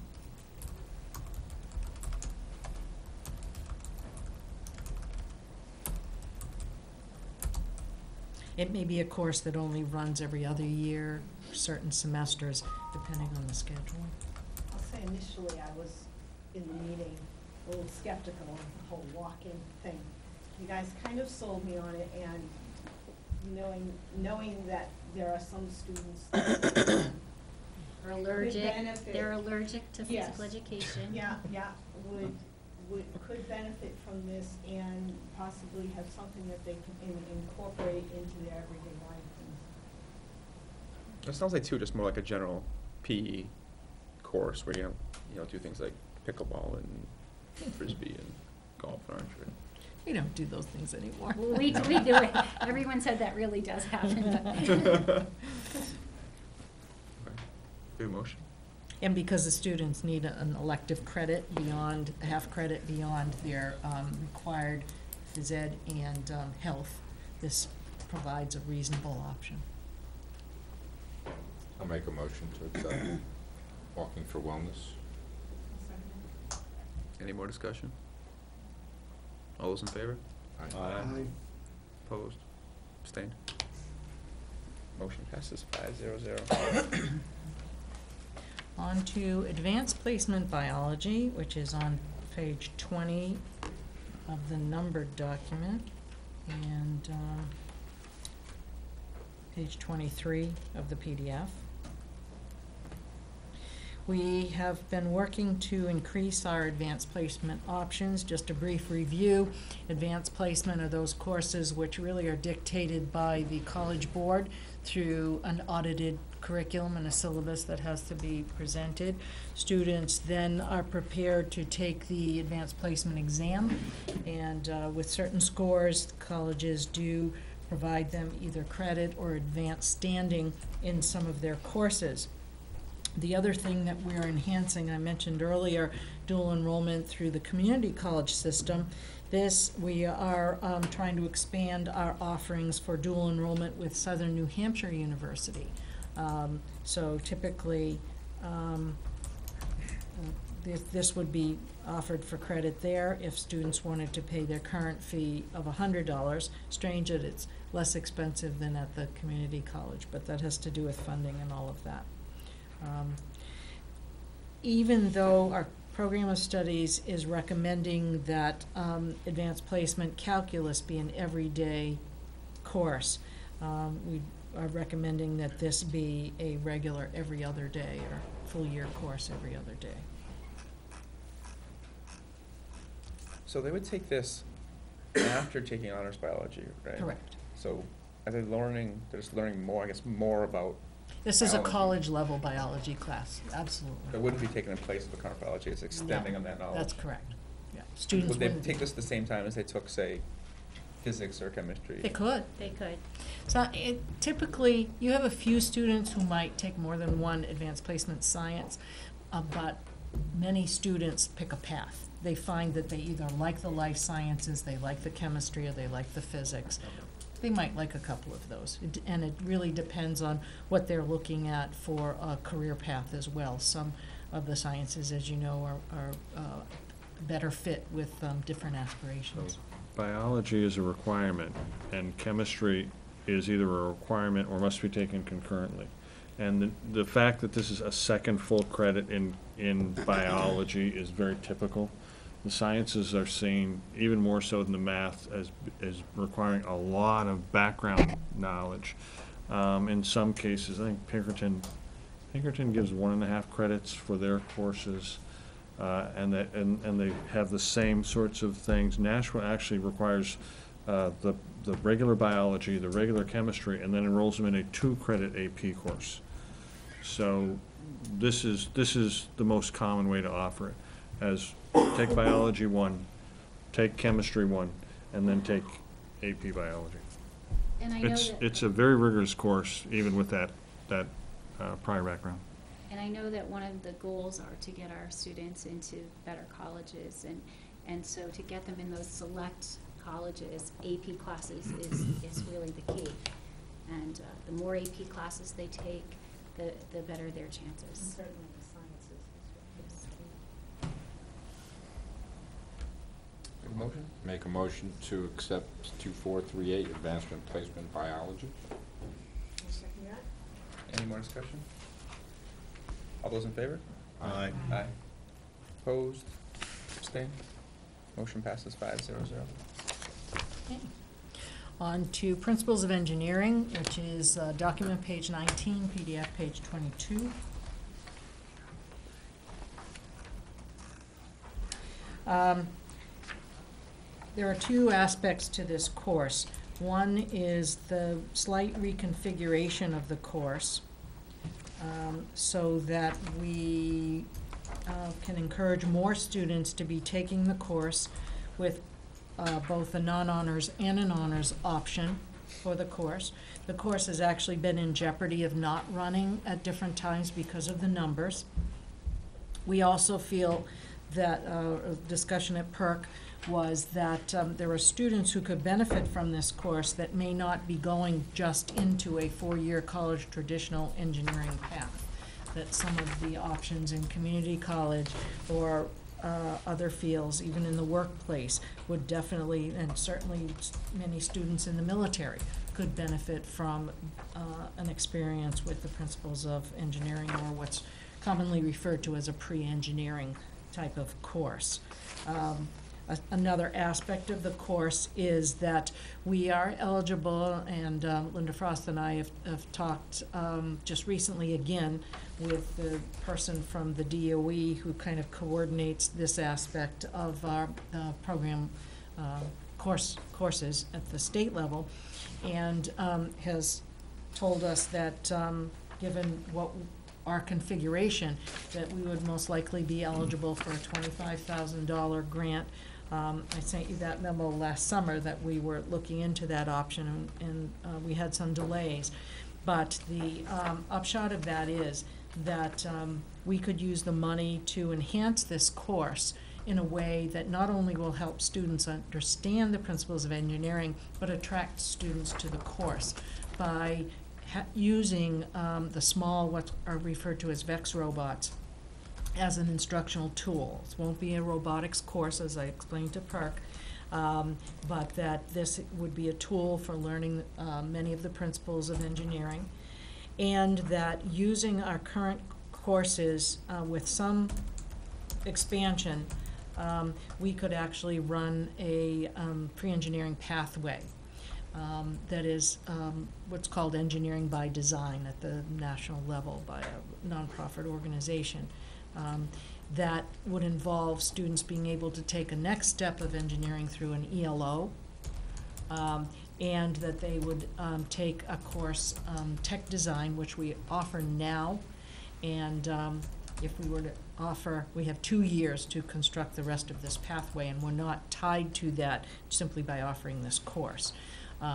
But a second semester of the tech design would enhance students with the engineering piece. And then our current drafting course, CAD course, with a second semester of that, which many schools have 2 or 3, architectural CAD, mechanical CAD, and so forth, would also be potentially part of this overall pathway. Just, I was just gonna say, if the principles of engineering course that's shown on page 19 is the one that's we're contemplating the use of the robotics engineering curriculum from Intelitech, then when it was originally designed, it was built on the model that would allow it to be a precursor course to get kids ready for FIRST. And a FIRST team needs both kids who are hands-on and have science, machining skills, understanding of gear ratios, things like that, along with some kids who are more interested in a pathway that leads to computer programming. And so the curriculum was designed with a mathematics track and a much lesser mathematics track, so we wouldn't have to actually build that in. It was in the design that was created in the first place by the designers. So even if we didn't get the grant, we would still have money in the budget to run the course, correct? We could. It would run somewhat differently, though. We either would not have the VEX robots, or we'd have to have 4 students instead of 2 working with the kids. The ideal curriculum is the more kids that have hands-on, the better. I was also going to add that an important component to this, but an optional component, is the computer programming, which also relates to doing the robotics as a team. Personally, I would like to see more of our students take computer programming because it has applications in many areas, not just in computer science. And we haven't had the opportunity to offer either an advanced programming all the time, every year, or an advanced placement computer science course, which would be nice to be able to offer that every 2 years. So the potential here is really to expand this whole area of science along with our math, that whole STEM piece.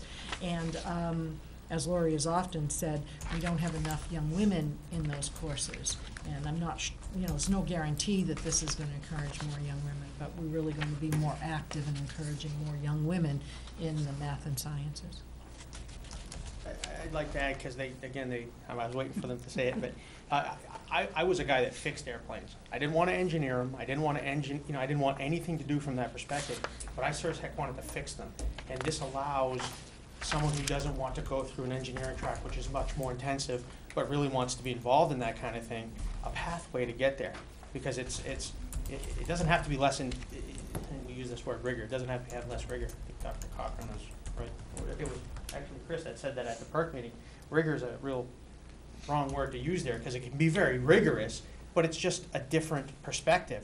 And I heard the concerns before about are we dumbing something down, but we really aren't. We're just making something look at it from the other side in a different perspective. Yeah, we mentioned the difference between somebody who may be in a pure engineering, the theoretical pathway, as opposed to many of our students who might choose a technical pathway and the community college pathway. So this really opens up all of those possibilities. So, I apologize if I missed it. Why do you need biology for this? And when I read through the description, thinking, is it like a mechanics of motion thing, but that's more like an anatomy thing? I just think it's the sequencing of courses. It's not that you need biology for this. It's like when you look at the sequence of courses. Well, what if they had instead of biology, what happens if they had a chemistry and geometry? Would you not let them in? Well, they often won't have taken chemistry until their junior year. So unless we put it concurrently, then that would exclude those students.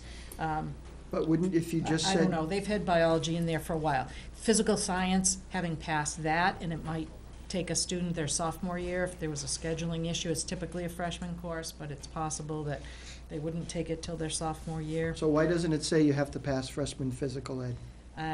This has been in here, I have no idea. I'm just, Yeah. I think we're assuming that you're not going to get there unless you've passed your first science. But I think that, you know, because it's for juniors and seniors, we're looking at the track. But it's not a science. I think you're Biology right. isn't a Might have just science? missed No, and the principles of engineering. Oh, right. Yes. It's not a science. Not a science as we define science and education. Well, I would say that the concepts that are being Science taught, the credit. students should have the physical science. So we probably should consider changing that to physical science. And I'm just saying, if you take biology as a sophomore, which I think they do, That's what they do. and you're saying juniors, clearly they probably had to pass biology to become a junior, but At we some could pick point, any somebody one has under to that fall- rationale. Put that in there. I just look at it, we should be saying it's a required because you need this base of knowledge to take this course, not, we think you needed to pass this as some prior year to get into here. Technically, you could have failed biology, still be a junior, and still be more than capable of taking the class, correct? You're Can't right. be a junior. You get the Yeah, you credits, can be a could. Well, I junior, guess you could. as get long as you credits. pass That's enough true. credits. That's true. Yes, yes, because then they could take biology again if they failed it and take this at the same time. That's your point. Got it. I just, That's good. I think what we're saying is we'd be open to changing that to We'd be physical open. science. That's fine. which they have to take a physical science as a ninth grader anyway, right? Right. Right. And then they'd have 2 shots at it if they had to. That's true. We don't want 2 shots, but Well, We don't. You have a motion? I'll make a motion to accept Principles of Engineering 2432 into Program of Studies. Second. Any more discussion? All those in favor? Aye. Aye. Opposed? Abstained? Passes 5-0-0. all right, almost there, folks. Digital photography, program page 32, PDF page 35. Just a note that what you'll see in the program of studies is the deletion of photography 2, which used to be also a film photography course. The notion here is that we would keep photography as a film course, and that we would add digital photography, given its role in the 21st century and the different kinds of skills. I have to say, I spent quite a bit of, I have my point and shoot little guy, but I spent time with Mrs. Freeman, who was able to explain to me all the things that will be incorporated into the curriculum in terms of some of the similarities to composition and features of film photography, but then how digital photography is quite a bit different. And in some ways, this is more of a user-friendly or an everyday life skill because so many people have digital cameras at this point. And the students would have to supply their own digital camera? Right, because we're not asking for funding for that. Currently, Mrs. Freeman has a small collection of Small. film cameras that she does loan for that course, but feels like students would have their own either point and shoot, or if they have an SLR digital, they can do that too. I think we need to note that in the program of studies. It was supposed to be here. If you look at your, I know, we went over it last, the we went over it discussion last in week. the, Yeah, the other thing must be. yeah, must have Okay, got supply. omitted. Students need to, yep. Okay. Now, combined with advanced 21st century skills using digital processes, is this using something like Photoshop to? Yeah, implement using Yes. computers. Actually, and this is another benefit, is that they will be using the graphics room, which is right next door to one of the arts rooms, when that teacher has a planning period. So they will be using the computers and Photoshop and all of that. Yep. So they can get the half credit in either visual and performing arts or in the technology? Can they use this as a technology credit? I don't know what that discussion That's was. a good question. Yeah. I know we do it for the graphic arts, Yes, which, I did do it, yes. We said yes. I saw it in the and title, I but it put it doesn't in say, yes, usually it Yes, says and we that. had a deep discussion on that. Graphic arts we do, And yes. because of her ability to go into Oliver's room and use the lab, we felt that it could be used as either. Yeah, way. I think it's great that you give them that option, because somebody might look at this and say, I've already got my visual Right. stuff, why, I'm not gonna take one that, necessarily take one that I don't need to graduate, but if you can give them something in the technology area they need. Right. Right. I will say this had the least conversation in PERC, this digital photography. I think we didn't talk about this Maybe because it came at the end of. You're tired? Everyone's tired. I was pushing, wasn't I? I'm sorry, I mean to stay. May get the could least follow amount of that same discussion pattern. from the school board, too. The board could approve it tonight and then defer the conversation about whether it's approved as a ICT requirement to another time. Oh, I think the fact that it's there is fine. I mean, it clearly straddles visual performing arts and technology. If it was just taking pictures and looking at them, then I'd say, yeah, then it's a. But what we have to do really is establish what are the criteria for that ICT credit. The question, Say, you know. the key to that is that then the class can only be offered when the graphics arts room is available. So scheduling is gonna be So fun. scheduling is really gonna be a key on that, because if that room, they can't offer it, let's say, in second period if somebody's in the graphic arts room, because they can never use that room to do their design, the programming part of it. So it would have to be, it can only be offered as a technical side class If- when Yeah. that room is available. Other than that, it has to be a visual And that's class. Does And that it make might sense? not run every year, it might run every other year. We're gonna probably offer it as both, but we'll make sure that the period that it's offered, the. Well, I understand that, but if you find that that's not possible, then you can always offer it just as a visual arts class without the tech aspect to it. You might, But if you don't have that other room available, you can't offer it as both. Is the only thing I'm saying, is that you gotta, that other room has to be available so they can go in and take their pictures on you the might, computer. you might discover there's more demand for this than there is for photography one with the film, That's true. It's given. Yeah. It's true, because everyone has digital cameras today. And that's why John brings up a good point. You might offer one just as visual performing arts credit, and there's another section you could take as the tech credit, because that's when the room's open, but you have to be careful that it doesn't require use of that computer, or you need to be able to do the work at Gotta be home. able to have the. Or do it at home.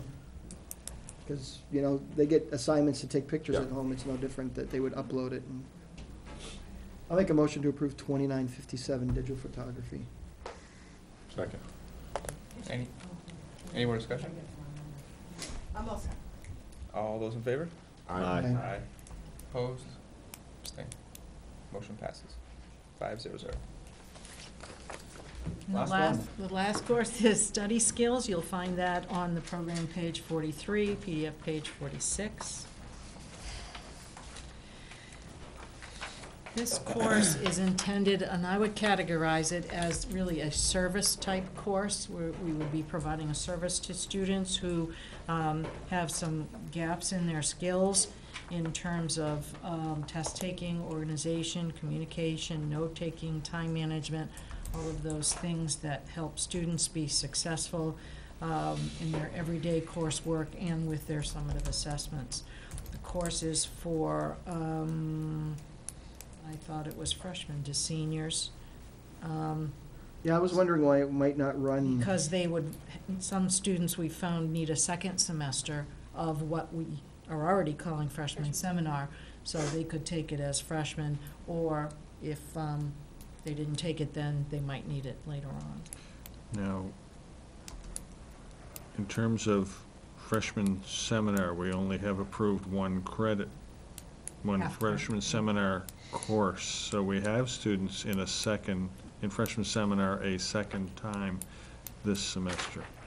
Yeah, I think if you But- go back and look at when we talked about freshman seminar last spring, we talked about freshman seminar for a semester, and then the kids that we were still in trouble, putting them in freshman seminar too, which would be more an intense study course, organization, test taking. But in order to give those kids a credit, we still need a course number and a course description and a whatever. So I mean, technically, right now, there's no other credit to give them. More like a directed study hall. It's kind of what it Well, equates to. yeah. I mean, I think Yeah. if you can't. Yeah, I mean, So is you're it looking to- intended to be support with them as they're trying to learn how to be students in the high school? Or is it a credit-bearing experience, I guess is the first question. I mean, is the study skills taking the place of the second semester of freshman seminar for the students is that what you're looking to make this? I mean, if it is, then you don't, I mean, I understand what you're saying. If we have students taking freshman seminar a second time this time. So basically, they just have a study hall that you're calling freshman seminar. No, just for. that's not true. That's not true. But they can't be getting credit for it. What's happening right now is that we took the students that, through the chat team, that did not do well first semester freshman year. And then we have 2 teachers, and they've designed, it's to strengthen writing, to strengthen skills, organization. Linda Frost is one of the teachers, and they teach, and then for 45 minutes, and then the 45 minutes, what they do is they work with those students on homework and work that is difficult for them. Well, I think So, it should be a so four where's hour. that class? Where's that course? Well, no, I think what you're saying is 90-minute blocks divided, they spend. No, 40 but I mean, where's that course in your course of studies? It was actually freshman seminar last year, and it was a course that the kids could be recommended for the second semester. Okay, we can- I understand the logistics of it, Right. but where's that course in the program of studies? It's removed because we added the study skills. Okay, so you have a group of students that went through this in the freshman seminar. Yeah. Right. You then identified a group of those students and you've put them into another class, a more intensive class.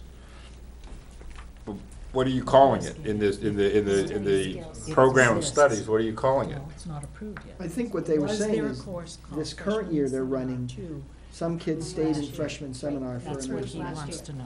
And that was Dr. Cochran's question, is Right.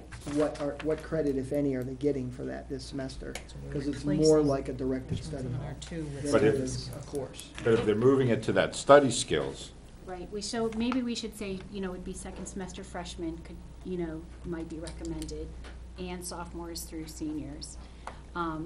Last year, if you remember, when we talked about freshman seminar, you approved freshman seminar, but we told you we had to do the work last summer, so it never hit the program of studies, because I think it was like May when we talked about it, and we really built the airplane while it was flying, because, we brought teachers in this summer, we built the curriculum.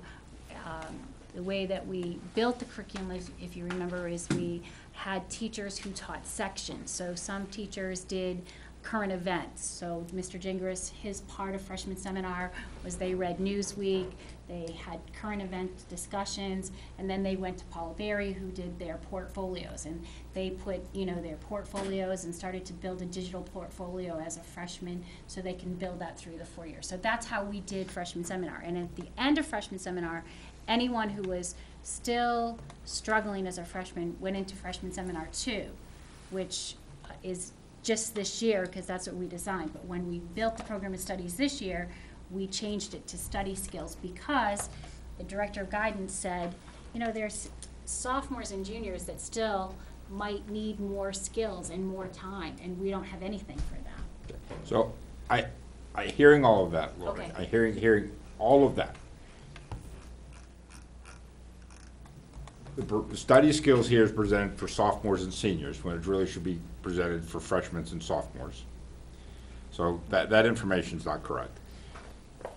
Well, if You created, wait a minute, you created a program of studies, which is fine, and you put a group of freshman students into that class, but at no point in time did you come and ask the board to approve the curriculum or approve the class as a study and to move it forward.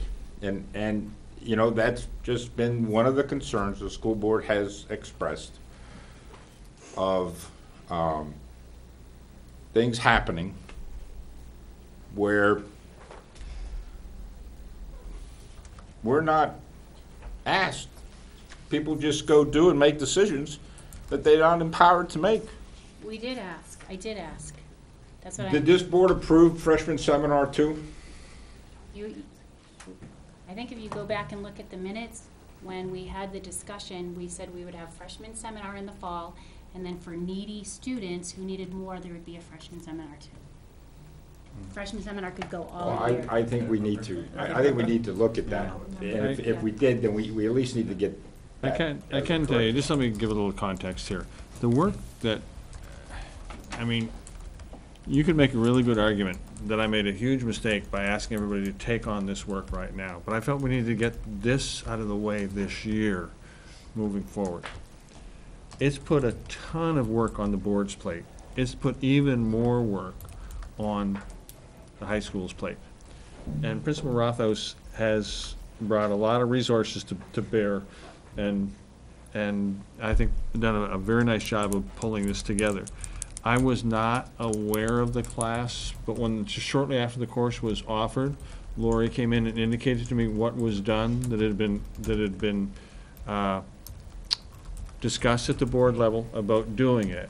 And I told her that what we'd have to do is find a way later in the year when we did this process to generate a credit to grant it to. And I agree with Mr. York, you know, the process has been, you know, fairly loose for a while. High schools sometimes use that to their advantage. You know, high schools, I love high school. I spent, you know, the better part of half of my career in high school, but high school people tend to be very independent. And, you know, if nobody tends to call them on it, they just kind of do it until they get called.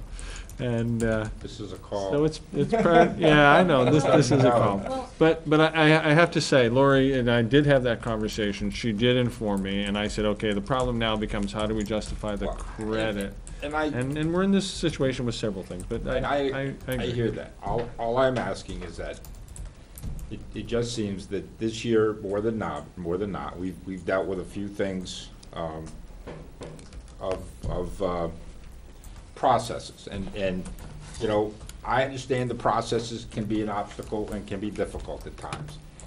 But the board has their processes, and they expect, you know, the board's not hard. You know, you can get on the agenda fairly easily. It takes, hey, we're gonna do this for our freshman class. We made the decision, whenever you made it, November, December, January, whenever you made it, you made the decision. It's what, a 5-minute, come in and make a 5-minute discussion with the board. The next week, the board says, good idea, move on. And all I'm saying is that you have to do those things. And you have to have the boards. I mean, basically you have a set of students in a classroom. It's a study hall, basically. They're not gonna get any credit for it. Now, maybe that's okay or not okay. But they need to know that they're in a class that's been approved by the board. And we do have approved course, the Strategies for Success. So that has already been approved by the board, and it's pretty much the same thing as Strategies for Success. And I don't think we want to try to dance around the process. No, Let's just bring the correct classes, the correct course of studies to the board and let them approve them, so we can move on instead of trying to say, well, we have this, we have that. I mean, if I asked you what class they're in, you're going to tell me it's the freshman class, because that's what it is. You're calling it freshman studies 2. That's what class they're in. Now, if you put them in the other class, and that's what it's called on their course of schedule, then so be it. All I'm saying is bring the processes to the board. We don't need to continue to beat this up or defend it. I think you need to do is bring the stuff to the board. But you do remember that I came before the board for approval of a pilot program for freshman seminar before. Yes, you did, and we approved it. But we didn't approve freshman seminar 2. We may have discussed it, but we didn't approve it.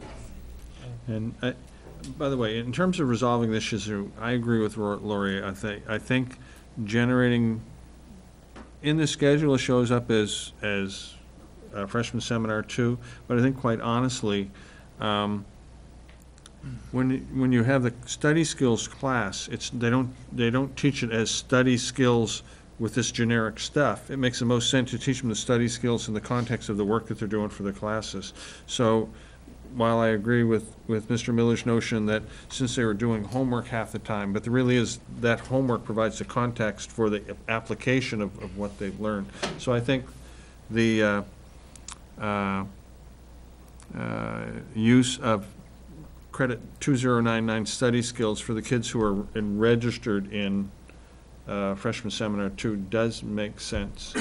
And I know that, you know, more than the other two schools, that the high school has not had a history of following the letter of policy, but I think that was something that was established well before Principal Rothos became Principal Rothos. And I agree with all of that, and if you need a freshman seminar too, and you need study skills, then just present them to the board, and let the board approve them, so you have a program of studies that's approved by the board, which is what we're supposed to do. I mean, it goes back to the fact that there were, we had issues with the handbook. And again, I understand that wasn't Lori's fault, and she inherited that, but it was, again, changes made to documents and processes and policies that only the board can change. I think the point's been made. Do you want to move on to finishing up study skills, or do you want to? Yeah, I mean, if we're going to vote it on. For the study skills, if it's going to be interactive, where they do the first half is teaching, I don't want to say generic skills, but your typical skills, and the second half is active coursework and stuff like that. I'm just curious what's the ratio for teacher to student, how can they work closely with each student? Be the ratio. Given that 2099 is on the books, I think administratively as superintendent, I can say that I think the learning that the students received if in the course that was scheduled as freshman seminar 2 aligns extremely well with what's on the books as the study skills course. What's not in the books yet? I'm sorry? It's not in the books yet. It's in the. Actually, yes, it is. No, strategies for Yes, it is. success Oh, is is it? in there. Okay. Yeah. Yes. So Yes, it is in the book. That's what I was I trying don't to think, say. I don't We think have we a need to portion. approve that. And since we didn't have a freshman seminar 2 in the books approved as a credit, it would be bad form to do it. I think this, we can essentially say they were in the study skills course, and we were using freshman seminar 2 as a scheduling vehicle. And that's something that happens in other places as well. We had strategies for success for really a very small population of students coming out of the middle school, and it really is kind of, it's more specific to our kids, more specific needs that they have, academic needs. Some of them might be identified students, some of them might not be identified students, but it was really an opportunity for them to get some really good one-on-one, on note-taking, on using their agenda, on getting used to high school. We didn't have an avenue for the general population, so that we kind of created that freshman seminar because we think that's important for every student to have that. So we kind of morphed that into a freshman seminar, if you will, and it really is the ability to take the second level if the guidance counselor, says that. So that's kind of the class. We just replaced it almost. Is but study changed skills the name. replacing the class that you just described then, or? So basically the strategies for success class, as it was written in the program of studies, was you could take it for half a credit, or you could be considered for a full credit if you were identified after first semester. Now it's going to be freshman seminar 1, and because I think that sophomores and juniors and seniors could still use those skills, we are changing that to study skills. So it's essentially in there, but the names have been changed, yes. Proving kind of like a new course to replace the old course, basically. Exactly. He asked about the ratio, Oh, student-teacher the ratio. ratio. This semester, I believe it's no more than 12 to 1. I think it's a lot smaller. I will say, in our regular study halls, we could have upwards of 26, 27 students in a regular study hall. So this is really directed, and there is new learning that is taking place. What's CHAT stand for? CHAT is the Child Assistance Team. We meet every week to identify students with needs, personal needs, behavioral needs, academic needs, and make recommendations based on them. Okay. It's not special services, but just kids that need extra help. Yes. Yeah. Do we have a motion? Make a motion to accept 2099 study skills into the program of studies. Second. Any more discussion? We just need to change that to freshmen, Yeah. seniors. Oh, yes. Yes, second semester freshmen, yes, Yes, so yes. freshmen. Well, however it needs to Yeah. be denoted. Yeah, Any more discussion? All those in favor? Aye. Opposed? Abstained? Passes 5-0-0. And I think they're done. So now do we have to go over the entire program of studies and accept it, or? Well, I expressed to Dr. Cochran that I'm not ready to vote tonight. I have a bunch of questions. Go over it again one more time. Well, At least I- get answers to questions, because you already had some Some questions. stem back to questions about, can you see competencies for courses and stuff like that. I haven't forgotten that request. No, is I in. mean, and I have a bunch of other Are- questions, even based on what we've talked about tonight. Are you so. comfortable with printing the program of study so we can get on with the process of getting kids registered? Recognizing that if there were something that came out of this, students would have to change the request. Here's my concern. The later we get started, and we're late already, kids are gonna put in their requests with alternatives. You have to build the schedule, have to put kids in classes. A bunch of kids are gonna conflict out of the classes that they want, and then it's very hands-on for guidance to work. And it's great if you can get 99% of the kids done before school lets out in June. So, given that process, if we can have the board acknowledge that they're okay with the high school moving forward with the registration process while the board looks at the other things, then the worst-case scenarios is Lisa would have to go into the requests and just go in and highlight requests and delete them. But that would allow them to start going forward, determine the number of sections of the different types of courses, start to talk to the curriculum facilitators about who's going to teach what, and do that teacher schedule piece that takes so long. The dropping the kids in doesn't take nearly so long, and then the longest part really is student by student. You know, you got these, but you didn't get this or this. Look at the schedule, here's what's available in that time slot. No, I really want this. Well, then you move your social studies section to here and your science section to here, and it can take an hour to fix one kid's schedule, or it can take 3 minutes, and you never really know. But if next week we came back and for some reason we wanted to get rid of a whole course, it wouldn't, that's okay. it would still be possible. Yeah, absolutely. We just wouldn't schedule them. Yeah, it's gonna take a while. We end up canceling classes based on numbers anyway, so it would be the same thing as if there was only 3 kids that signed up for class and I had to cancel it and go back to those 3 kids and ask them to give me an alternate.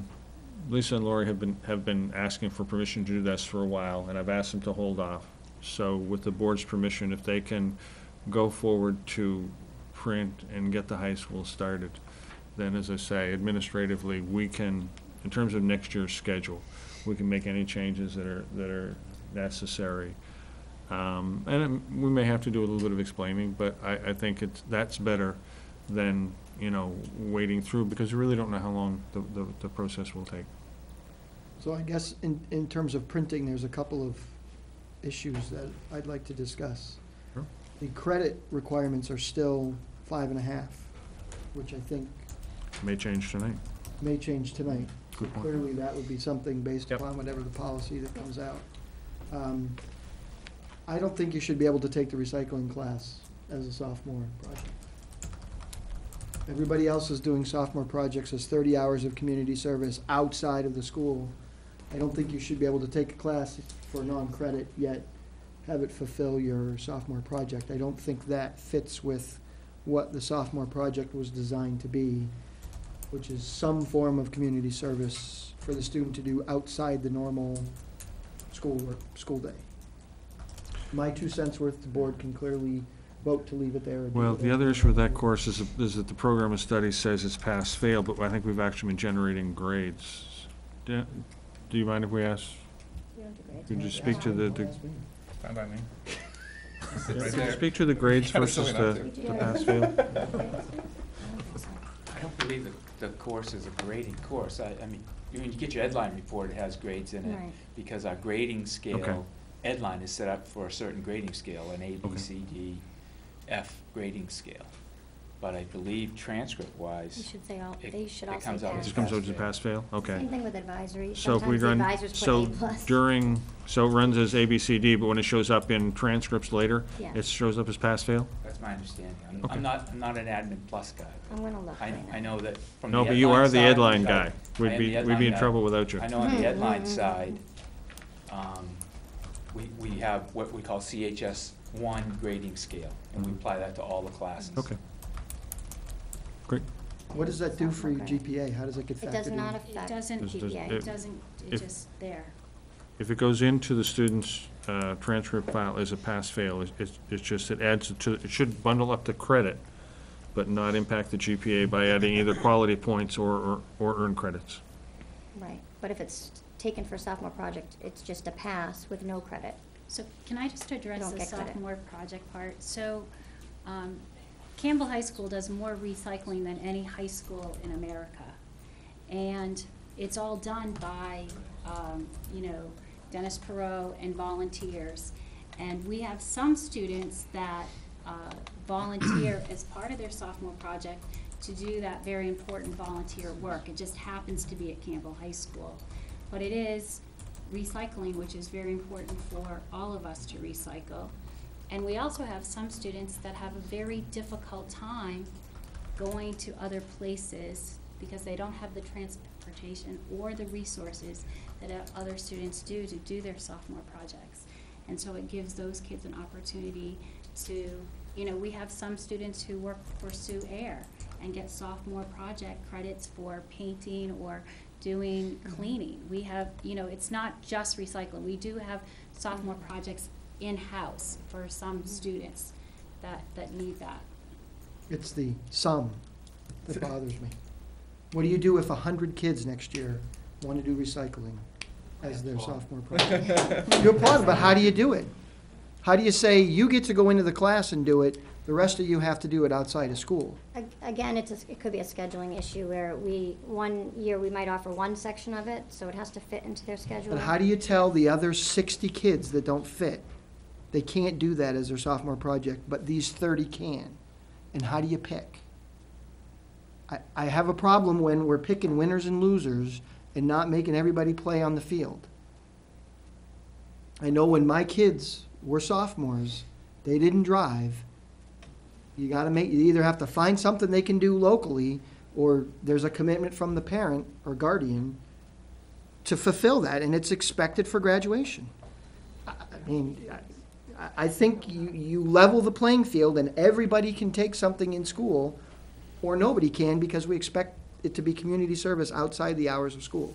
It's not fair to the students that are doing the 30-plus hours outside of school that somebody can do it for credit. Or not for credit, but during the school day.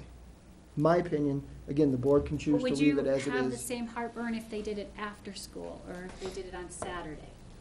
Because we do have some kids that Because we do do that have a lot of kids who come in collectively. on Saturdays or do it after school. If they do recycling, Yes. if that's their community service, then that's great, and they come and do it after school, but not being in the class. Well, if you take it for a class, you can't do it for your sophomore project. understand. Okay. I can see his point, though. If there's kids that want to take it for a credit, why would you bump those kids out of the class for kids that don't want to get it for credit and just want to use it as a sophomore project? I will say, I've been here 4 years and I've never bumped anyone out of recycling, unless, Thank you. yes, I mean, it's just not that kind of a class where you're gonna have 50 kids sign up for it. You're gonna have specific kids that wanna take it, because A, they love the teacher, B, they like, to be able to go around the classes, and, they're not sitting in a study It's hall. hands-on. It's very hands-on. We don't offer a lot of hands-on opportunities for some of our kids unless they're going to a vocational course. And again, as Ms. Rotho said, we have some students that just don't have the support outside of here, and we are doing anything we can to help these kids get credit. Now, on another end of that, I have a student who's one of our National Honor Society students who requested to leave during her study hall to go to help with her soup kitchen, because it was a great time to do it at 7:30 in the morning, because they were able to prepare, Breakfast. the breakfast for them. And we said, absolutely, let's do it. So she's doing it during the school day, but she's, an NHS campus. student, and we're allowing her. But she's not doing it in the school. She's not, but she's doing it during the school day. And if But would these she have kids- late arrival otherwise? She would have had late arrival, yes, yes. So all I'm saying is, I personally, and again, everybody can vote to leave it there. I like to see the level playing field where I understand it's a good thing to do. If they want to do it after school, that's fine. Saturdays. My understanding from what was explained in the sophomore project basis was you were supposed to be out in the community. It was supposed to be something that benefits the community, not necessarily just the Campbell community. If somebody wanted to do it and said, I'm gonna go to town hall and get their recyclables, and I'm gonna go here and get their recyclables, and we're gonna be taking them to wherever they need to be taken to, that's great, I understand, that's a great community service project. I personally disagree with doing your sophomore project in class unless everybody has an opportunity to do that. I think also too, I don't know, I wasn't here when they started this whole, sophomore project. The intent of it was community service. And if they're doing it in the school, in their comfort zone, rather than getting out into the community, reaching out, are they really, I mean, that's getting the kind of the point, benefit yeah. that was originally put there? But again, the board can choose to do what the board chooses to do. Pearl had something else to say, so rather than having to do sign language back there. This is a program that's near and dear to my heart. To suggest that this is an in-school program is to totally misunderstand the program. We collect recycling from all 3 schools. We do not do that during school time. We do not process all of that during school time. We do that in a great many fashions on our own time, outside of school. The school has a school district truck, which every second Friday, myself and some kids in the class go down and pick up the recycling at all the schools. This is more of a community project, I would suggest to you, having been here since day 1, than most of the community service projects that have been approved by this school. This is also a lifelong commitment. I have 2 kids that are now gainfully employed by this town. I have 2 kids, potentially 3, next year, that I am suggesting to the principal that they run ELOs and go to those schools and oversee the recycling programs in our 2, in our middle and our elementary school, and they will be using executive functioning skills. You want to talk about 21st education and learning. Let's have kids making executive decision-making, have executive decision-making responsibility. If that's not a community service, if turning what was once a very costly disposal item into a stream of income that pays basically for all of the recycling equipment you see in this school, then I don't know what a good educational program is. I have never, ever refused a kid an opportunity to do recycling. I have currently 4 kids who during their study block, during the school day, come to me and get their instructions as I'm about to go into a classroom that I'm teaching. I've never ever asked this district for 1 red cent for that program. Nor have I been given 1 red cent by this district.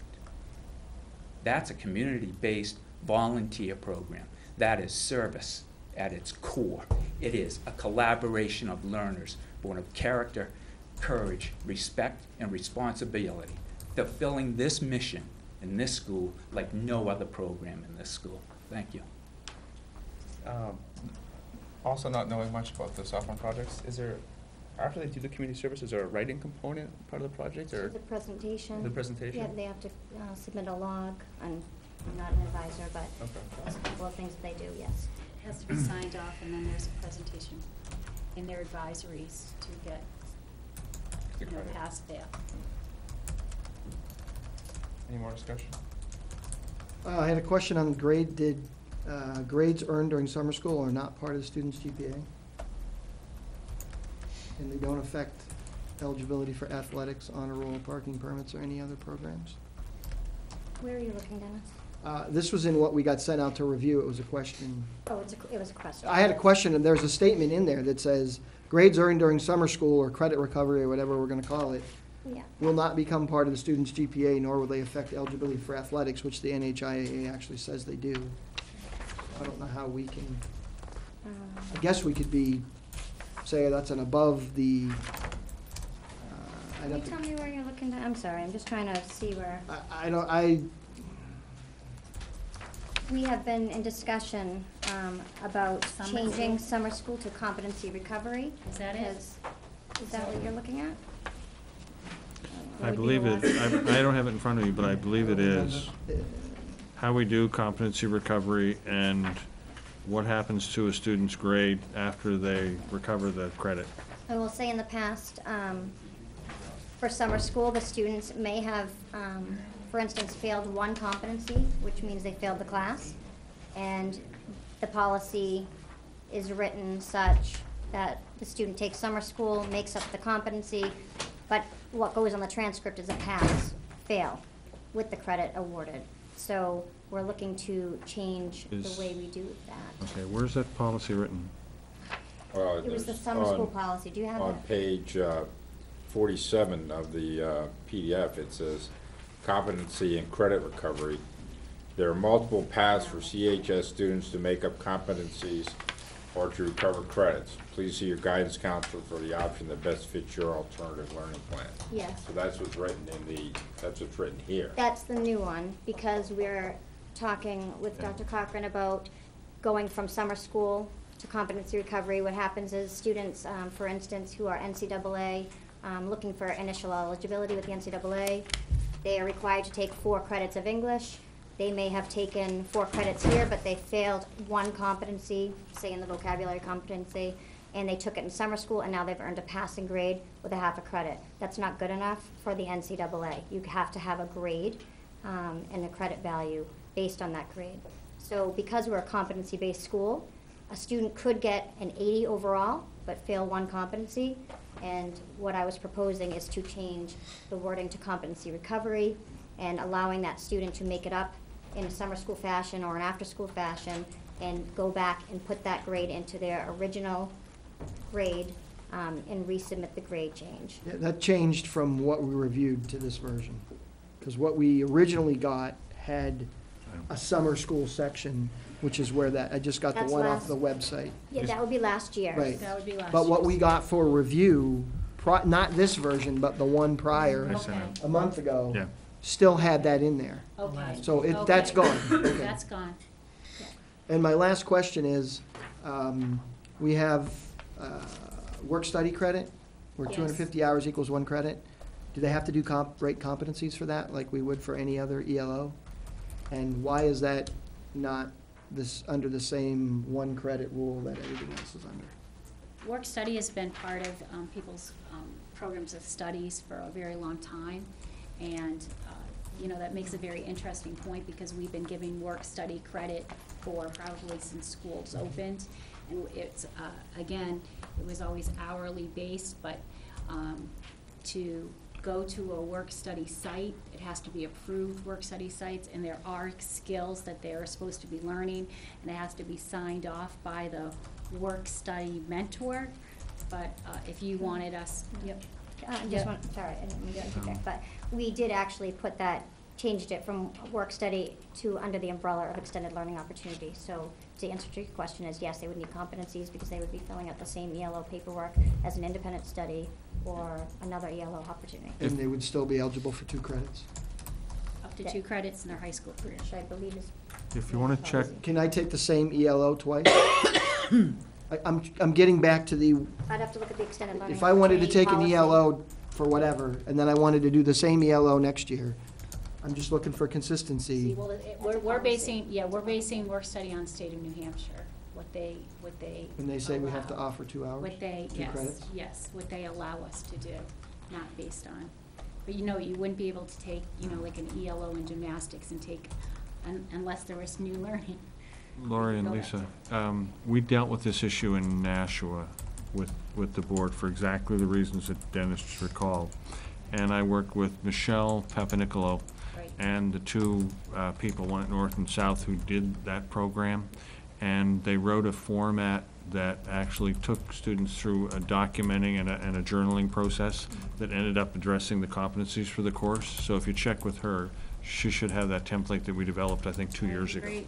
For the work study. For the work study program, Okay, yes. great, thank you. And it was the exact same question. So if we're competency-based, the director of curriculum basically said, if we're competency-based, and all we're doing is counting hours, under the minimum standards for public school approval, how do we generate the credit? And so what we did was we implemented that approach, took it back to the national equivalent of PERC, and then back to the board, and had them approve that process. So Michelle Papanicolo would have that work. Any more questions on the program of studies? I have some questions, but I'll submit them to Dr. Cochran. So does the board want to allow them to print it, but wait on actually approving the program of studies till next meeting? We print it with the draft on the front cover? Be fine. We really put it online, actually, for the upperclassmen. As I said last meeting, I have a very small version for the freshmen, which none of these questions are impacting. So I could keep with that and put a draft on the online version. Make a motion to allow them to print the program of study in a draft version. I'll second. Do you want us to write draft, or you just Yeah. want us to print? We can just put draft across it. You're actually printing or just putting a PDF up on the? We put a We do, PDF. we print copies too, so we use them, people can come in and look at them. But we can print. Parents we can print request minimal. them. We can put draft and put it up online, and we can print some copies. We don't print a lot. Usually the advisors are the ones that will have them for kids to look at, but every kid has access. I think to a draft on the cover. I think what it would says work. now, it says draft pending approval by the Litchfield School Board. If you just leave that there, I think That's fine. that. Perfect. Mhm. Great. Yeah. Any more discussion? All those in favor? Aye. Opposed? Abstained? Motion carries 5-0-0. Can I tell you, in a normal school year with a high school and the changes that occur in 1 year, I always look at the high school administrative team and say congratulations with the approval. I know this isn't the final version, but I think you have compressed at least 3 years' work into one. I know it's been a challenge with all of the other things you've done. I just want to congratulate you. Well done. Thank you. Thank you. You said you wanted to hold off on the economics course credit approval? Well, yes, sorry. No, that's that. So move on to policies under revision. I didn't have a description to bring to first. Do we need that Yeah. for anything else? Can I go? I'm sorry? Do we need that for anything else? Well, do we want, I would Alright. think maybe IKE and IKF. yeah. Okay, so we'll Yeah. keep them around for Lori, policies. would you mind, you and Lisa sticking around for the two policies that have to do with Sky School? We Want to do those first? We could flip those and do them up. Yeah. Okay, we'll look at IKE, promotion and retention of student policy. Oh, okay.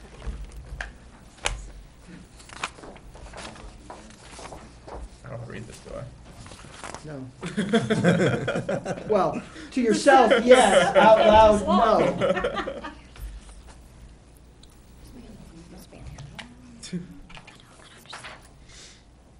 Well, there's procedures as well. Do you mind if I give them an update on The main purpose of this was Can I that we were give them an going update to on this? switch the credits May I give them an required. update? Is that what we're It's the reviewing this? second.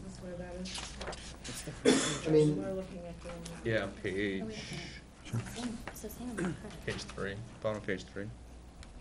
Is that why you wanted us to review this? Just so you know, I'm gonna give you a little bit of an update on this. After the initial questions about credits and things like that, and if why should seniors have to make up so many credits in their last year? I looked back in my works in progress and found that we actually had written procedures for this policy, but they never actually made it to the board. So, in lieu of that, I updated the procedures and passed them along to you to see if there was anything you wanted to change, if you wanted to keep them the same, and I added the credits at the end that Dr. Cochran had suggested, or you can change them if you want to do 6, 6, and 6, or whatever, you know, however you want to do it. But I just wanted to have something to bring forward, so you would see that we had some procedures and that we needed them anyway, so. So is this stuff in italics? Is that stuff you've added? I had that Okay. in my works in progress, and for about 3 years, so. So the IKE that's available in the board packet includes the R. Includes the procedures and the policy as Right. well, right? So if you want to look there, that would have it. Do you have a paper copy? So I Brian, can just to use orient mine you, if you when want. we do policy There's revision, some back there on the table. Would there's you like me to something get new, one? it's in italics. If there's something that we're changing, there should be a strike-through of what it was and then italics of what it is. And if it's just deleted, it's just strike-through. It's just strike-through, 'Cause right. it got very hard to remember from 2 weeks ago what changes we suggested, and Michelle came up with a great strategy where you could look at it in one document and Yeah, understand what we just thought. strike last through, week. or, you know, anything new is always in italics. For this, I personally like just keeping it easy and going 6, 12, 18. That's what I think we should do. I mean, at the end of the day, I think what you'd said besides prom, there isn't, in parking stickers, there wasn't really any, once you're deemed a junior or sophomore, there isn't, nothing different in your life, right? Well, it's There are some it's procedural surprising. You guys wanna It talk can about what be, you can have students who are in their 3rd year of high school who think they're a junior, and they've got 8 credits.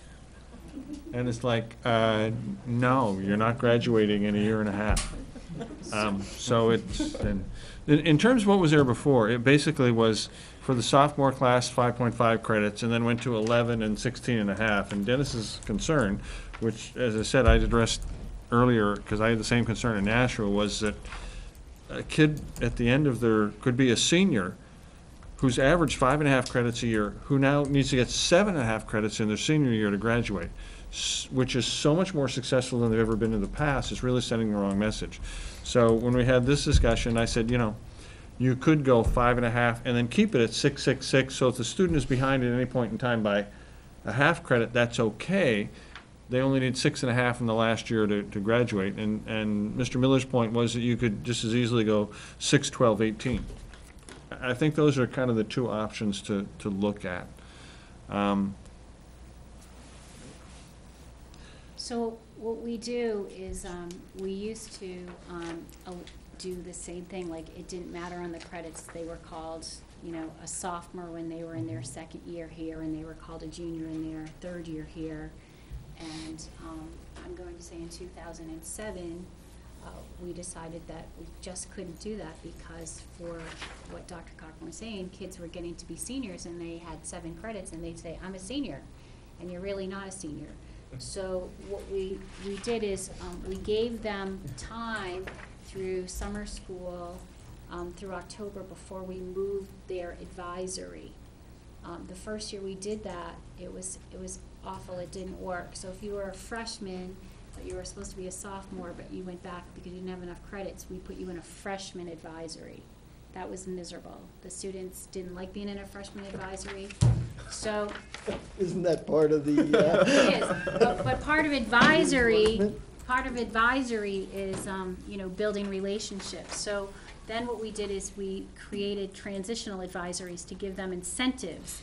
And, you know, Bob and I took one of those transitional advisories for kids that were freshmen that were trying to get enough credit so they could go back to their regular advisories. And there was a lot of incentives for those students. So, you know, we created transitional advisories, guidance counselors took them, so they didn't go into a freshman advisory and ruin it. But they went with kids that were not where they were supposed to be, and they had incentives to get to where they wanted to go. Because we want them to have an advisor for 4 years that's the same advisor. And we were chasing kids is what were happening, because they didn't want to go to that freshman advisory, so they'd go anywhere else, and it just, you know, but once we went to the transitional advisories, you're not where you're supposed to be, but this is what you need to do to get there. So just real quick, because I think we're making rules for certain students in the sense that we're accepting non-performance and then creating a process that makes it a little bit more comfortable for them. So, in my mind, I'm a freshman, and I only passed 5 of my 8 classes. So you have. So what does the school do to identify me to make sure that my sophomore year, I'm going to complete 7 out of 8 classes? I mean, how are you identified? Am I brought in, talked to, tried to sign up, try to move me into summer school, or how's that student identified? Because it's frightening to hear that somebody could get to a junior or senior year with no hopes of graduating in their minds. I think it's only in their minds. I think they probably have been informed of that, but they just haven't accepted that reality. So what is the school's process for identifying and trying to correct that process? I think after every quarter, well, actually, we monitor Edline reports anyway, guidance counselors, advisors, as well as administration. We come together as a chat team every Tuesday. We identify kids that are failing. We work with our tutorial people that come in from the Title I to help identify other students that are failing courses. And then we go over the F list every quarter. The progress report that we send out 1 and 3, and then the report card 2 and 4. And we identify those students. We bring them in individually. We offer them, summer school. They do get summer school letters. Anybody who fails any classes gets summer school letters from the summer school directors. And we make personal phone calls, encourage their parents to get them to summer school, which will be competency recovery. Students on free and reduced lunch are offered those at usually no cost or minimal cost. And then if those don't work, we have other alternatives. We have kids that go over to Nashua Summer School for full credit recovery. It is a full credit class in the summertime. We do have some students that go over to Londonderry as well for another option if they can't fit whatever class in that they have. We do a lot of interventions here. I will say we wrap around kids very well here at Campbell. Is this a huge problem where we have between 10 and 20% of every class where they're not at grade level of 6 credits? Well, if you remember, the reason that I came to you last May to discuss freshman seminar is because our students from 8th grade, even though we did a chat-to-chat, we went down to the 8th grade, our guidance counselors and administration meet with their guidance counselors and administration, and we identify every at-risk kid. We talk about every single 8th grader that is coming to Campbell High School, and anybody that we think is going to be at risk, we highlight them, and we begin the process of meeting with them right away, suggesting that they do homework club. We have homework club every single day at Campbell, which most schools do not have. And then the other thing that we have is we have Saturday education, where before finals, or if we know kids need extra support, we will bring one of our paras in on a Saturday, and the para will work with students for 2 to 4 hours so that those students can get the extra help that they need.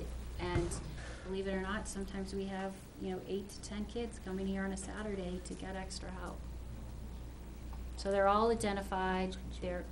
We do plans after plans after plans, and we use external resources such as Nashua Night School, because a student can go to a night school class and get a full credit, and so they can have their schedule here. They're at deficit, and then on Wednesday nights they can go to Nashua from 6 to 9 and get a full credit. And we write a grant, so we pay for it. And then in November, Steve gets a check from the state from the grant that we write. So, we're subsidizing some, but we're also getting money back to support those students. Do we have an idea of what the percentage is, or what the number is? I was going to say the numbers of kids, I can get that for you. The numbers of freshmen that didn't make it into sophomore year prior to freshman seminar is much higher than I think it's going to be this year. And that's why we were so concerned, and that's why we try to put those resources forward because we knew that we were not going to have the teaching staff to do directed studies. Remember, at one point in time, we had more special ed teachers, and one of our chat team strategies was directed studies. Well, there were no directed studies anymore. So that's why we tried to put it in place, a practice that would be ongoing. Did that answer your question, John? I can get you the exact We numbers, I just- can't come up I on mean, right now. I mean, if it's a very large number, then I think that's an issue for the school board to try to figure out, you know, with administration, a plan. I mean, if it's not a large number, then, you know, these numbers, 5.5, 11.5 to 17.5 doesn't really, it's not a big issue. But if the number's large, then there's an issue, and I'm just, and what my concern is I don't want to solve the problem because I lowered the credits. If you understand, if I made it from 6 to 5.5, and that solves a number problem, instead of it being 10%, it's 4%. It's 5.5 now. We're going up. I think Yeah, okay. conversely, if you raise that bar, you give them something higher to shoot for. Because if they're taking 7 credits, if they pass 5.5, 78% of their credits they pass. To me, we should have a much higher bar. We should be expecting them to pass everything that they take. No, and that's But where I agree. I'm with that. 78 is And- a low percentage as a freshman, and the odds that it's going to get better without some form of intervention, I think You're- it's is- probably not. is- It does. Yes. Is there a reason not to do 6, 12, 18? I think it's the balance that we try to find with kids between hold them to high expectations and making it seem like they can be successful. Any number that you pick is going to be too high for one kid and too low for another. So, you know, you have to understand that what is going to do the most good for most number of kids? Because we have a number of students who come here without the skills that they need to succeed. And in some cases, they may or may not have the amount of support at home.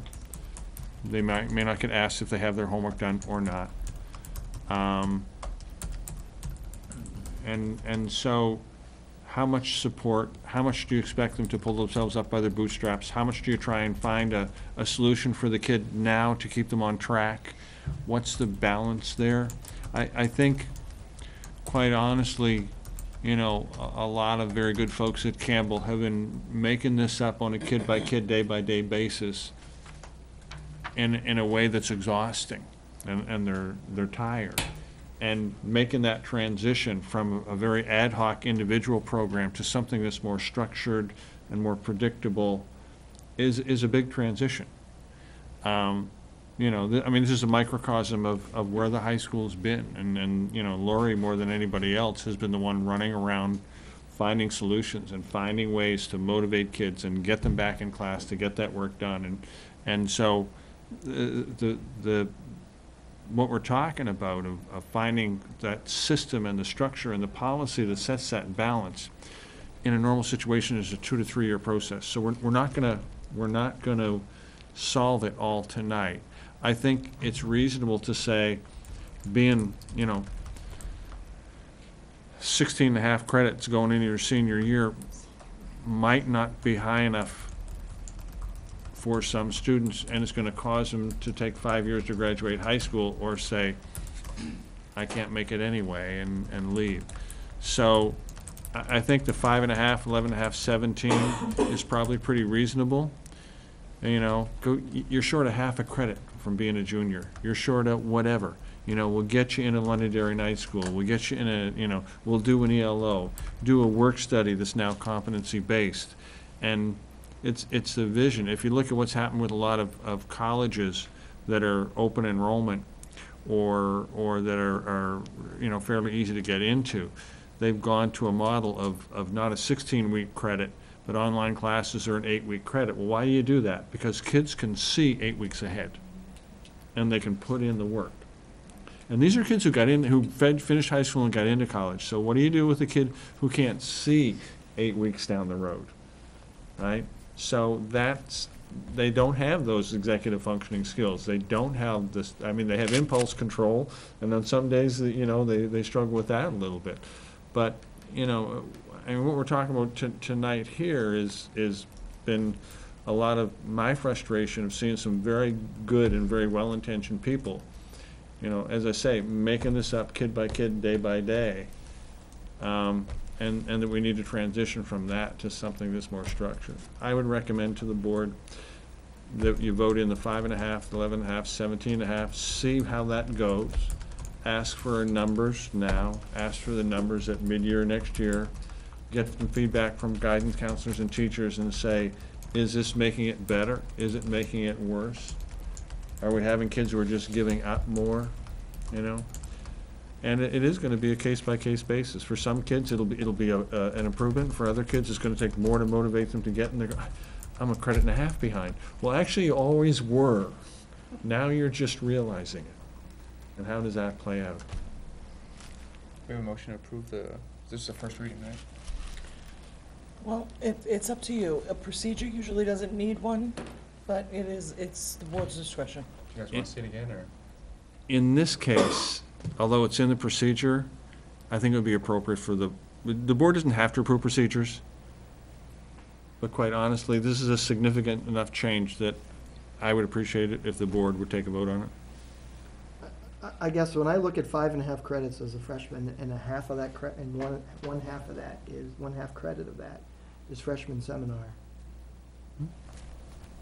We're setting the bar pretty low, and or not providing It's opportunities you for know, all the students like we say we're supposed to.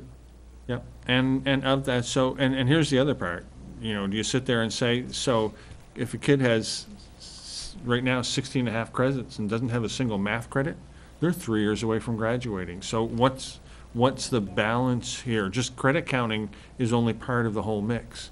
So this at least would be a higher bar, except for the freshman year, which would stay at 5.5. But, you know, the whole method of tracking kids and working with them is, you know, something that is going to evolve over time. The really good news for the high school is it will never be as difficult as this year ever again. I'm not real keen on allowing them to get false.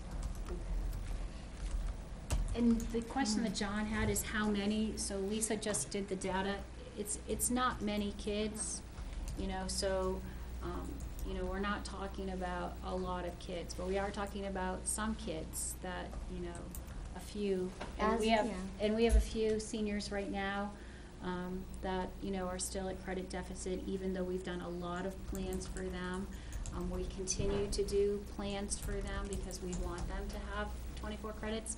But last year, we had kids that didn't graduate with their class. They had to go to summer school, either in Nashua or Campbell, and we did a graduation here in August. You know, sometimes time runs out, you know, but we'll always hold that line. That's a very solid line. But we also want them to have hope, you know, like we want them to go, all right, I didn't do so well, but I can do this. Well, I guess that's why I'm saying, you know, at this point, raising the bar 1/2 credit in the freshman year for the sophomore. And we're giving them 1/2 credit. We are. Not everybody's But taking not that everyone's class. taking it, But I'll bet you But they everyone have that that we're worried about is taking that class. would take that So class. we're really kind of balancing that out. It's So still, if at this level, they have to run a little harder, it's a whole lot less discouraging, I would think, than in their senior year, seeing that big wall hitting them in the face. Especially because they probably don't see it till January.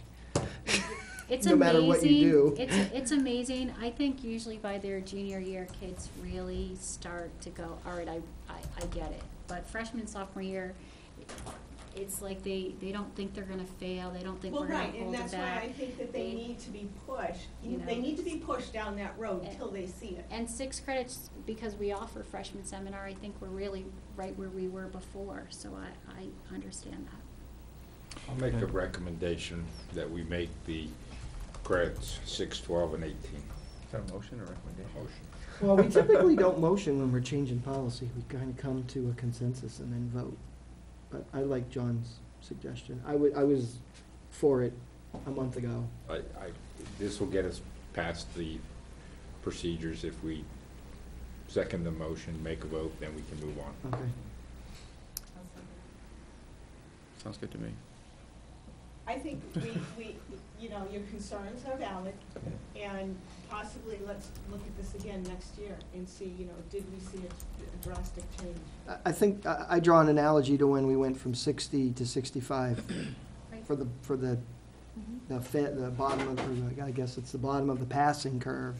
And All at the same time as you went from 20 to 24? And it basically stayed the same, or actually went down a little in the number of failures we had the next semester once we had 65 instead of 60. So I think they will respond if you raise that bar, if they know there's consequences, because you're not going to be a sophomore, you're not going to be in the advisory with your friends that you had as a freshman.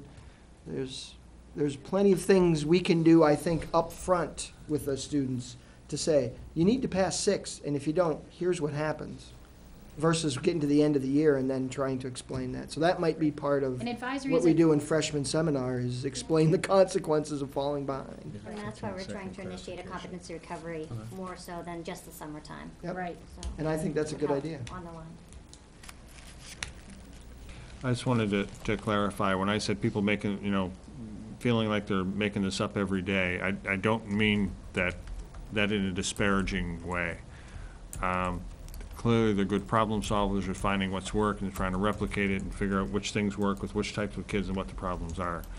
But I don't think, as a district, we've looked at this, and the school has had, the time. And what I don't want to do is speak disparagingly of the people who've been doing that very difficult work of trying to keep kids engaged, keep them motivated, keep them in school, and move them forward, and trying to hold them in high expectations at the same time. So, Well, I think, and I agree, Dr. Cochran, and I think that we just listened to a lot of department heads come in, and I think they heard a unanimous voice from the board that we would like to have a higher, more rigorous higher. Rigorous rigor. Rigorous, not rigorous. A rigorous rigor, and higher expectations in the learning process. And I think that if that's our expectations, then that's what our processes and policies should be. And I would, I would encourage wherever it's kept, maybe you go back and you take a look at last year or the year before, and you begin to show out the board some data so that we can see, X number of students, and this is, number of students that didn't meet their criteria. I think that, I agree. I think the administrators and teachers at Campbell are very high, and they'll communicate these standards to the students, and the students will rise to that occasion, so. All those in favor of John's amendment to 6/12/18? Aye. Opposed? Abstained?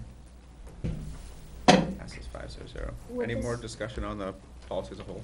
I just wanted to say, I would imagine this would take effect with the incoming freshman class, and then everybody else would be grandfathered into the old thing, right? well, either the incoming freshman class or the existing freshman class, one or the other. I think it's hard if we've already been through a whole semester, so a student, agreed. Beginning with Well- the next year's class. Next year's freshman class? Okay. So I can make an amendment in the program of studies for them and then keep the regular. So anybody who's got 5.5 credits, 5 credits going in, better get that 5th so they can be a sophomore next year, because if not, they'll be, held to higher standards, because they'll still be a freshman next year. There you go. It's gonna hit them one way or the other, right? Yeah. I guess I would just ask, if you're gonna do that, that you state we want them to strive to meet 6/12/18. I understand they came in under one premise, and we had this whole problem with grading and the honors versus the, I don't think you need AP. grandfather this. I think you just gotta explain it to them, and you know what, the administrators need to make administrative call. make an administrative call. Don't have two sets of rules for the next 3 years. It's gonna drive you insane, because you're gonna have to do it for this freshman class. That means you're gonna have to do it for 4 years, and you're gonna have another set of students coming in. And so you're gonna have to manage the two different set of standards through the process. And it's just not worth it. Just pass it down, hold them to the higher expectations, and get them to where they need to be.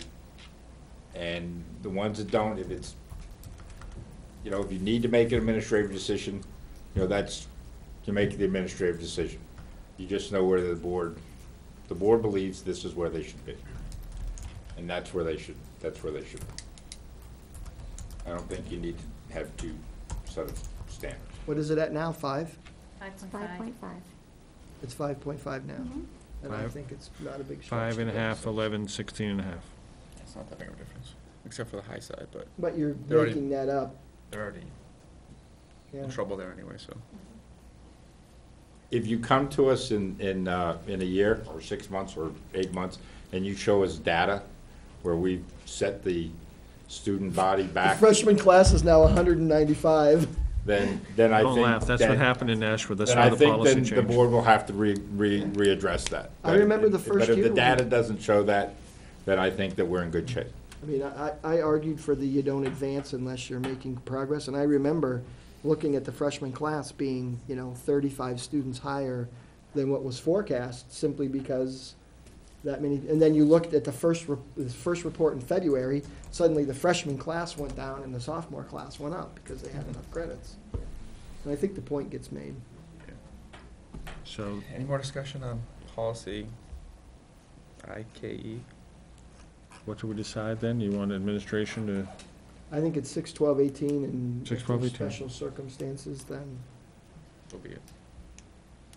yeah, because, there's gonna be somebody that's gonna make whatever the barrier is, 11 and a half, but not 12, and probably more likely it's gonna be at the junior level, all right. where they're gonna be at 15 and a half Are you or suggesting 16 and a that half. it's up to administration No, to I say think John phase said bring in? data back and we'll decide if. If you guys Okay. need us to address it, that's fine. I Okay. mean, if you have a student who's, is going to Well- be devastated that they're at 17 and a half and they're gonna be classified as sophomore, and you think it's Let's- worthy of making them let's bring the a data junior, back. then Yeah. Lisa make has them a a few junior. concerns, just because of kneecap.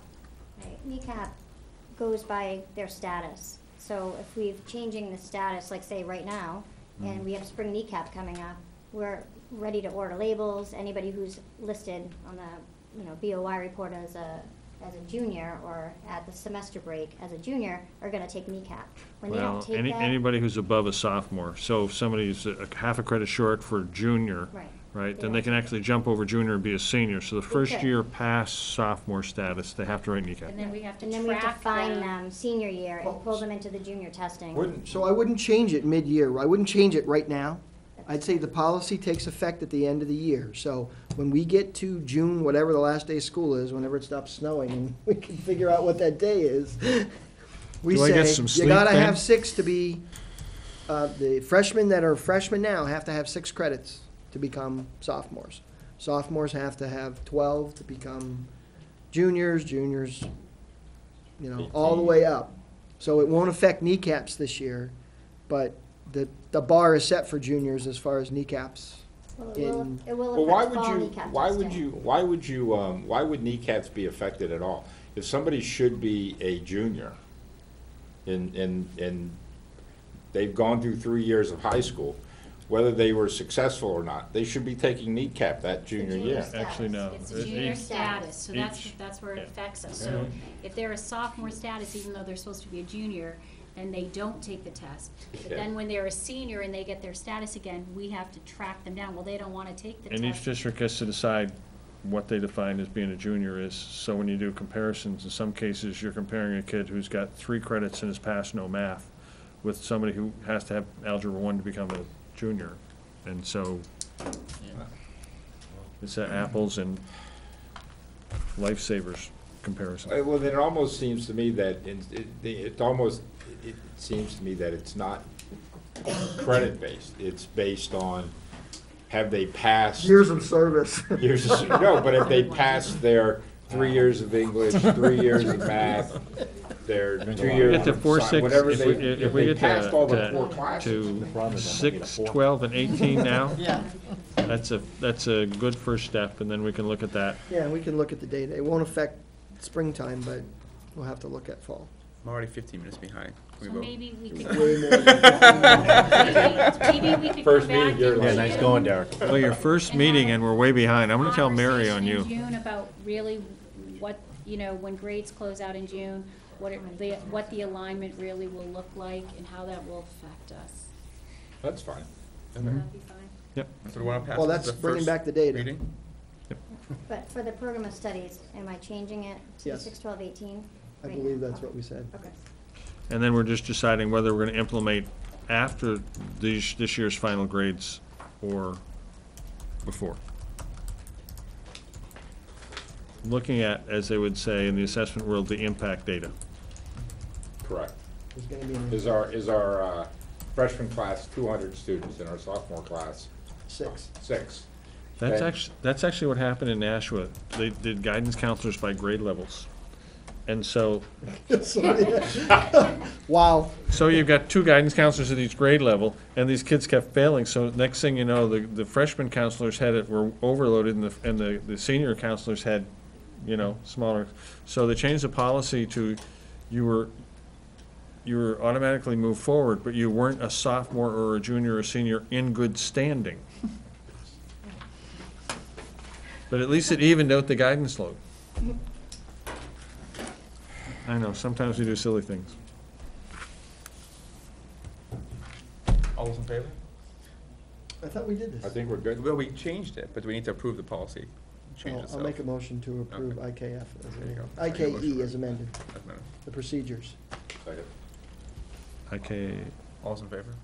IKE-R. It's the IKE procedures. Okay, IKE procedures. Aye. Aye. Opposed? Did you vote? Abstained? Aye. Maybe he's abstaining for some Passes reason. 5-0-0. It is. No more stories, people. High school graduation requirements. um, And while you guys discuss this, I need to go back. I had a large coffee before I came. Not expecting to be sitting here. this is You a, wouldn't be able to leave if you were over there. Good. this is a, Vice chair takes over. this is a technical, a very technical piece. Losing everybody.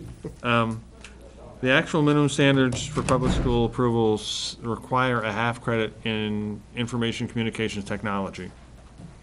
Right? I'm sorry. IKF. So IKF, if you look at the list, high school graduation is 24 credits, and our policy said a full credit of ICT/technology, which that would be okay for somebody to take 2 half credits in technology, but they wouldn't meet the high school requirement for ICT that's stipulated by the Department of Ed. So this is just a clarifying that of the 1 credit total, half of it has to be in ICT.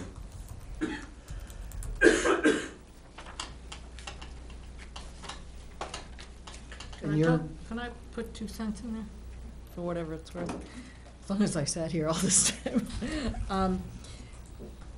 We need to work on our digital portfolio accountability requirement, and I'm going to try to do some of that this summer. If we were to do that, and students were to fulfill what the state refers to as a portfolio through grade 8, then by meeting certain standards, competencies, whatever we call them, then students can actually forego the information communication technology basic course, which we now call computer applications. They still, by state standard, have to take a 0.5 credit. So the discussion may come around to, do we want them to still have 1.0 credit or 0.5, and then we would have to account for, that not all students would necessarily take this basic ICT credit. So that may not affect what you decide today, just know that you might be looking at this again in a few months. So the wording of this policy is basically has to move to some way of communicating that change.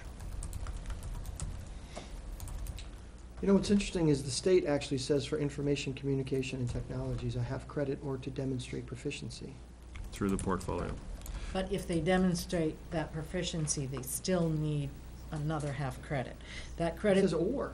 But that, in another, In you have another to section. continue to read it, because that's for the basic requirement.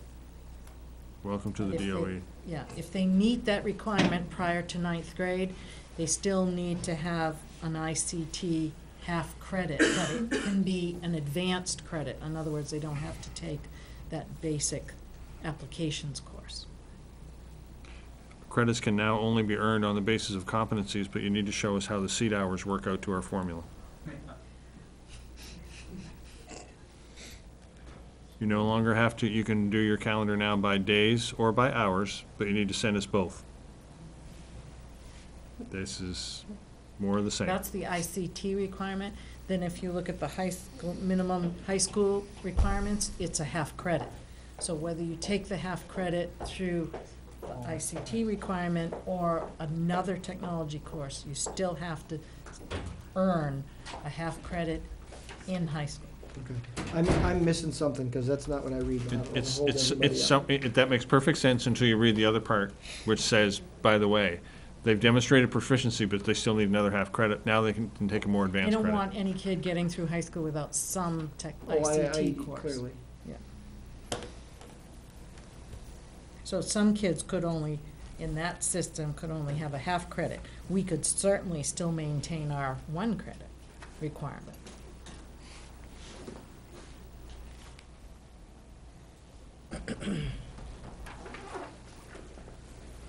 If we have a vote on this, then Lori and Lisa can go home for a well-deserved break. I make a motion to approve it as amended. Oh, and Dr. Hia. Any more We're on a discussion? We meeting need at to 8 change o'clock. the electives number to 7, because based on, if you add those numbers, they come up to 24.5, I believe. It's a double counting. Yeah, I was gonna say, it says half a That's credit, and then all. it says 1 credit, which is including the first one, so maybe if we reworded it a little bit. Yeah, why do you have to break them out? Because doesn't ICT/technology include? One of them has to be ICT, the other one could be a technology credit, like a graphic arts or, Gotcha. Just make that one a half credit as well. yes. Right. Yeah, ICT or technology for half a credit. Well, I think it's supposed, that's what the total is supposed to Right. get on that next line, is that it's, you have to have that You're half totaling credit. that. Yeah. Right, but if you make it as a requirement, as a half a credit in ICT, and then a half a credit in ICT or technology, half a credit more, I think, I was a little confused by the, Maybe it's better that way with 2 lines. The first line saying half a credit ICT and ICT or technology, half credit. Yeah, actually maybe say or. yeah. Well, I would say ICT technology elective, There you go. and then half credit. That works. Because somebody will come back and say, well, why, how come it's there twice? It's, if it, can I Yeah. take, you know, take the Otherwise- same course yeah. twice? It does make sense to lay it out in a way that if they add the credits up, it gets, Yeah. hits a 24. That's a good point. So the one that says ICT/technology is gonna be elective? I would just put elective after And- that, okay, space and elective. half a credit. And then half a credit. But I they would- are, well, I would they say are separate in the book, though. ICT or technology. They're separate in the book. Oh, So okay. there's a computer ICT kind of courses, and then there's. So an ICT or technology elective, Right. Yes. 'Cause one if you- half credit and get rid of the total. If you read it as ICT/technology, they'll be looking for an ICT/technology course. Of course, yes. Well, that total is not a total of all those credits. It's just a Right. total. No, I what- understand, but John's right, that's how 12, people are 18, gonna read it. I agree, I just wanted to make that When you clarification. put numbers in a row and a total at the bottom, they're gonna sum them whether you want them to or I not. agree with you, I just wanted to, okay. Any more discussion? Actually, while you were gone, Trish adjourned the meeting. I was worried about that. Second, did someone second that? Do we have a second? John seconded it. John, thank you. All those in favor? Just say aye, Trish. We said this is ICT or technology elective, one half credit, and we got rid of the total, just to make it clearer. that you have to take the first one, and then the second one is a credit. They're It's two different, separate, yes. okay. Will That's you what- be putting them on another line? It is, Separating? well, it is on two different lines now. Okay, It'll be changed. All right. Next time you see it. okay, aye. Opposed? Abstained. Motion passes 5-0-0. And you are free to go. Thank you, I folks. just want to thank everyone. This has been the most intense, look at the program of studies that we've ever done since I've been at Campbell High School. I want to thank our administrative team and especially Lisa Petrie and Julie Heon, because it was a lot of work to, go in and just, make it with fidelity. Super. Thank you very much, Lauren. Thank you. Good job. Now, next up is the handbook, right? I'm not coming back for that. Earlier rather than later is Hey. good. Okay. Take the rest of the night off. Okay. Thank you, I appreciate that. Oh, listen, that was a task. I'm sure it was. You won't see me. Back up to BBB board officers. Sorry. This was the change the board asked me to make for them. I hope I did it right. Yeah, the vice chairperson will be charged with the task of gathering information regarding the evaluation superintendent. Not only gathering the information, but compiling a review. Never noticed it says disability. The duration of the They have to disability. complete they have to complete They're the gonna review. complete the whole review. They have to complete the review to submit to the board. And then the peer review. somebody has to put it together. Right. Well, pretty much the review. I Oh, mean, the actual and then the board would just approve it, and then you, as the chair, would have to deliver it. But that, I mean, from that information, I'm not going to be drawing a conclusion. you I'm should be just gonna drawing, yeah, you bringing- should be drawing the You want conclusion me and to- writing the review, or whoever the vice chair is should Wouldn't be we able. write the review together? Wouldn't you compile information? No, bring it- somebody's got to, You gotta have a point person. somebody needs Okay. to bring us the review, and that they have gathered the information, and from that information, they have made this observation in the review, and this is, and then if the board wants to see the data to back it up, then that person would have that information. I think I would have all the data there. I think gathering the information and presenting it.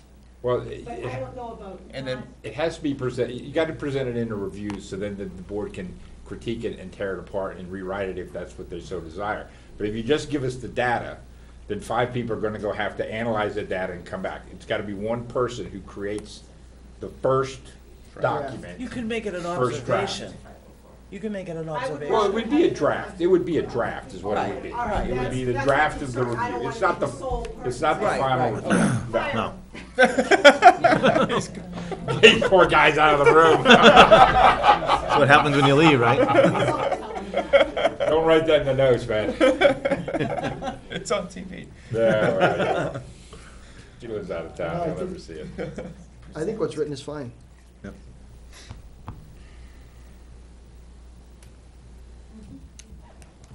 Do you want me to expound on that?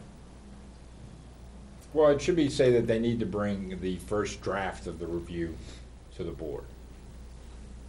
So why don't you just say shall be charged with the task of producing the first draft Or of how the about, evaluation of the how superintendent? about information regarding the evaluation of superintendent and presenting it to the board for a review or something? Well, we don't want them to present the information, you want. the Basically, what coalescence. you want is, here it is, it hopefully gets sent out to the board. Here's what the for a data meeting. says.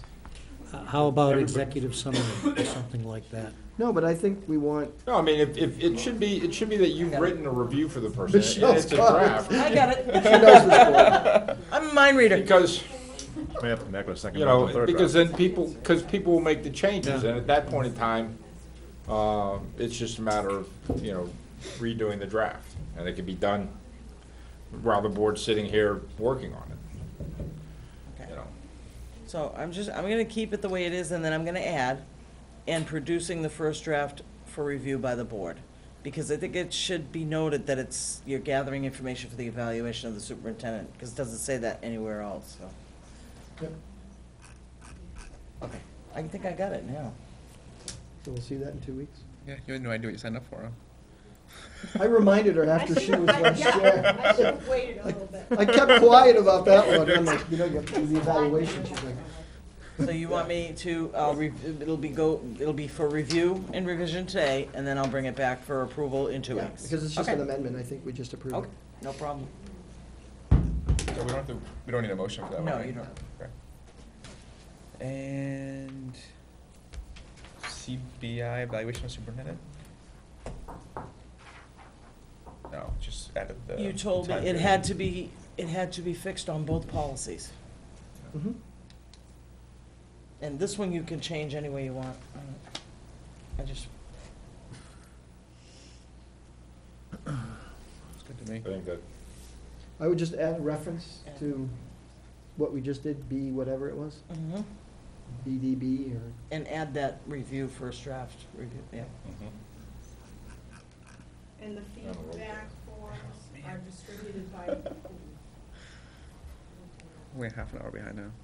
when they have to go out, No, she said who would, Would it be? yeah, you would be distributing it. Okay. Or designate. Or de- Or well, designate. see, the key here, no, see, you can't be, see, the designate, you have to, you would have to be the one It's gotta that's, be the focal point. it would be a BCC to a group of individuals that, so nobody knew who they were, that said, you've been chosen to Do this. provide this information, Yep. and that's how it goes out. So, I mean, if it's, you know, 20 employees, then it would go to the BCC, you know, you'd send it to yourself, but BCC 20 different people. They would get it with the instructions of what they're supposed to do with it.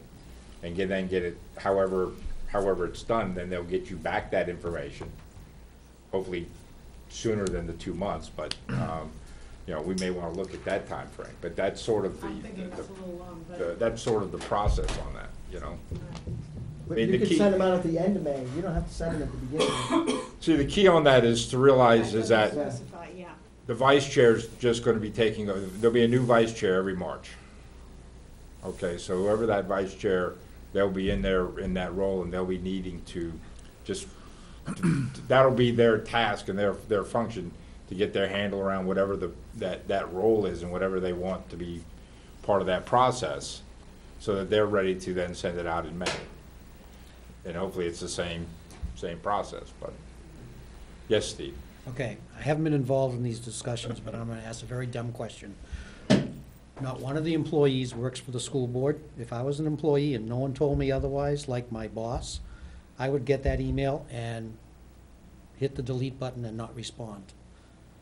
Because, And we have so discussed what is the that. process? I mean, I understand you want the board to send it direct to an employee, but you better have a process in place so that through the chain of command, Well, the it wouldn't employees be, know. it's not gonna be a blind thing. I would imagine that there would be a letter included from the school board that basically spelled out what's going on. By the way, we're sending you this. We expect you to send it back. I would still recommend We're you gonna need to follow get up with you. the employees' managers in place, because again, remember, no employee works for the board, they work for the superintendent. Just cautioning it, because quite frankly, I mean, I would, because I'm as close to working for you as, but, you know, if I was, pick anyone, a custodian or even a teacher, I'd look at it and say, What's to assure them that this is a legitimate email, I suppose? and, Is and what you're how saying. guaranteed are they that it's gonna be private? Yeah. Well, I mean, that's sort of why we're setting up our process. If we have to include a memo with it, then we will. I mean, we've had this discussion, and I think we'll have it Okay. a little bit more lengthier Yeah. in non-public again. Maybe HR can send something out ahead of time telling them. Yeah, I think if they get something from HR would be the right person, saying you may get, and it's Yeah. okay. Because I could just Please see, answer. I could just see some employees being real torn, like, Do I really want, yeah. okay. Do you want me to notate feedback forms will be distributed by the Human Resources Department? No. No. No? Okay, just leave it the way it is. This is what will occur. To handle your situation, Steve, is the HR director will send out a blanket email to every employee that works in the Okay. district that says, this is You coming. may get this, You may yeah. get this. When you do, this is the process and you should take it. Yeah, that's okay. seriously. I think if they're getting something and HR would be appropriate, then they'd know, oh, okay, it's But okay. the key is that we're looking for this to be anonymous. So we don't want anybody other than a school board member. Yeah, no, I school board understand that. To understand who it's going to. I mean, there's gonna be a designated number of people that Dr. Cochran will choose. And then the board will choose an equal number of people. And then we will hope that we get them all back. Yeah. No, I'm fine with the process. My only caution was, Good point. That's a good point. make sure someone that they view as responsible in the, or Are you management saying we're chain. not responsible, Steve? No, they don't work for you, I John. understand. Have they been instructed to ignore Trish?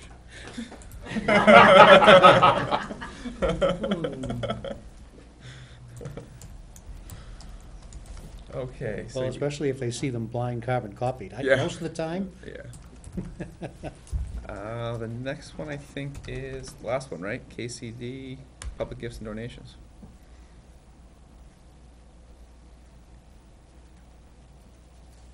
Is it just that bottom statement? Yep, this is when we did we accepted the one last time, but didn't wanna. Yeah. I'll make a motion to approve Eh, this excuse me. as amended. I'm still gonna make the motion. Let's make the Okay. motion and have a second, and then we'll discuss. This is fine, but I just wondered, does the board want, I mean, clearly a private person's donation. What if it was a company? Would you, I just want to make sure, do you still want that to be outside of the process? If a company made a donation for people in need, Yeah, I don't know why that's different okay. than I a just person, wanted- personally, but wanted to bring it up. I don't know. Do we have a second? Sorry. Any more discussion? Could there be a conflict?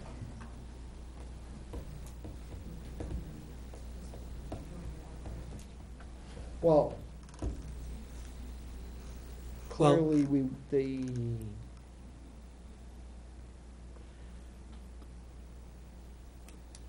The complexity is a check made out to the Litchfield School District by many companies. They are looking to actually deduct it from their taxes. But wouldn't this be deductible? No, because, well, that's why I'm asking the question. Mary Jones writing a $100 check to help some kids, that's fine. She's not asking for a tax ID number, et cetera. What if Most they do? companies, when they do a donation to Litchfield School District, well, I don't know how they do their taxes. So just put personal. This policy exclude personal donations and/or gifts Okay. made to assist families in need. And then if it's a check from Mel's Funway or, Yeah. Woodman's or whoever, then the board still has to deal with it. I think that might be wise. I'm just concerned because of Right the offhand, way I can't think companies, of anything Yeah, that would be I- a problem, but, no. You never know. yeah. All those in favor of the amended changes? Aye. Aye. Opposed, abstained? We're getting there. 5-0. Now we are on to new business. Yeah. Only an hour and a half late. I'm a rookie. No, hour and 25 minutes. Yeah, but this is like a It really is. full agenda, and none of these topics were like quick things. We've always been a I'm half just an hour glad on we the got through all the high credits. school stuff tonight. Hmm? I'm just glad we got through all the high school stuff tonight. That was a heck of a load for me to put on folks, including the board, so. All right, everybody, Brian, I assume you had a chance to read my monthly report. Several times. I'm not given the time unless you've got questions. The only thing I do want to point out is we did, Dr. Cochran and I, because of how close the budget is this year, Dr. Cochran suggested we do an early forecast, which we did for January year-end data. And based on that forecast, albeit it's early, it looked like we would be about $135,000 under budget. Now, after January, sped tuition that we projected at 13,000 under budget was down to 4,000.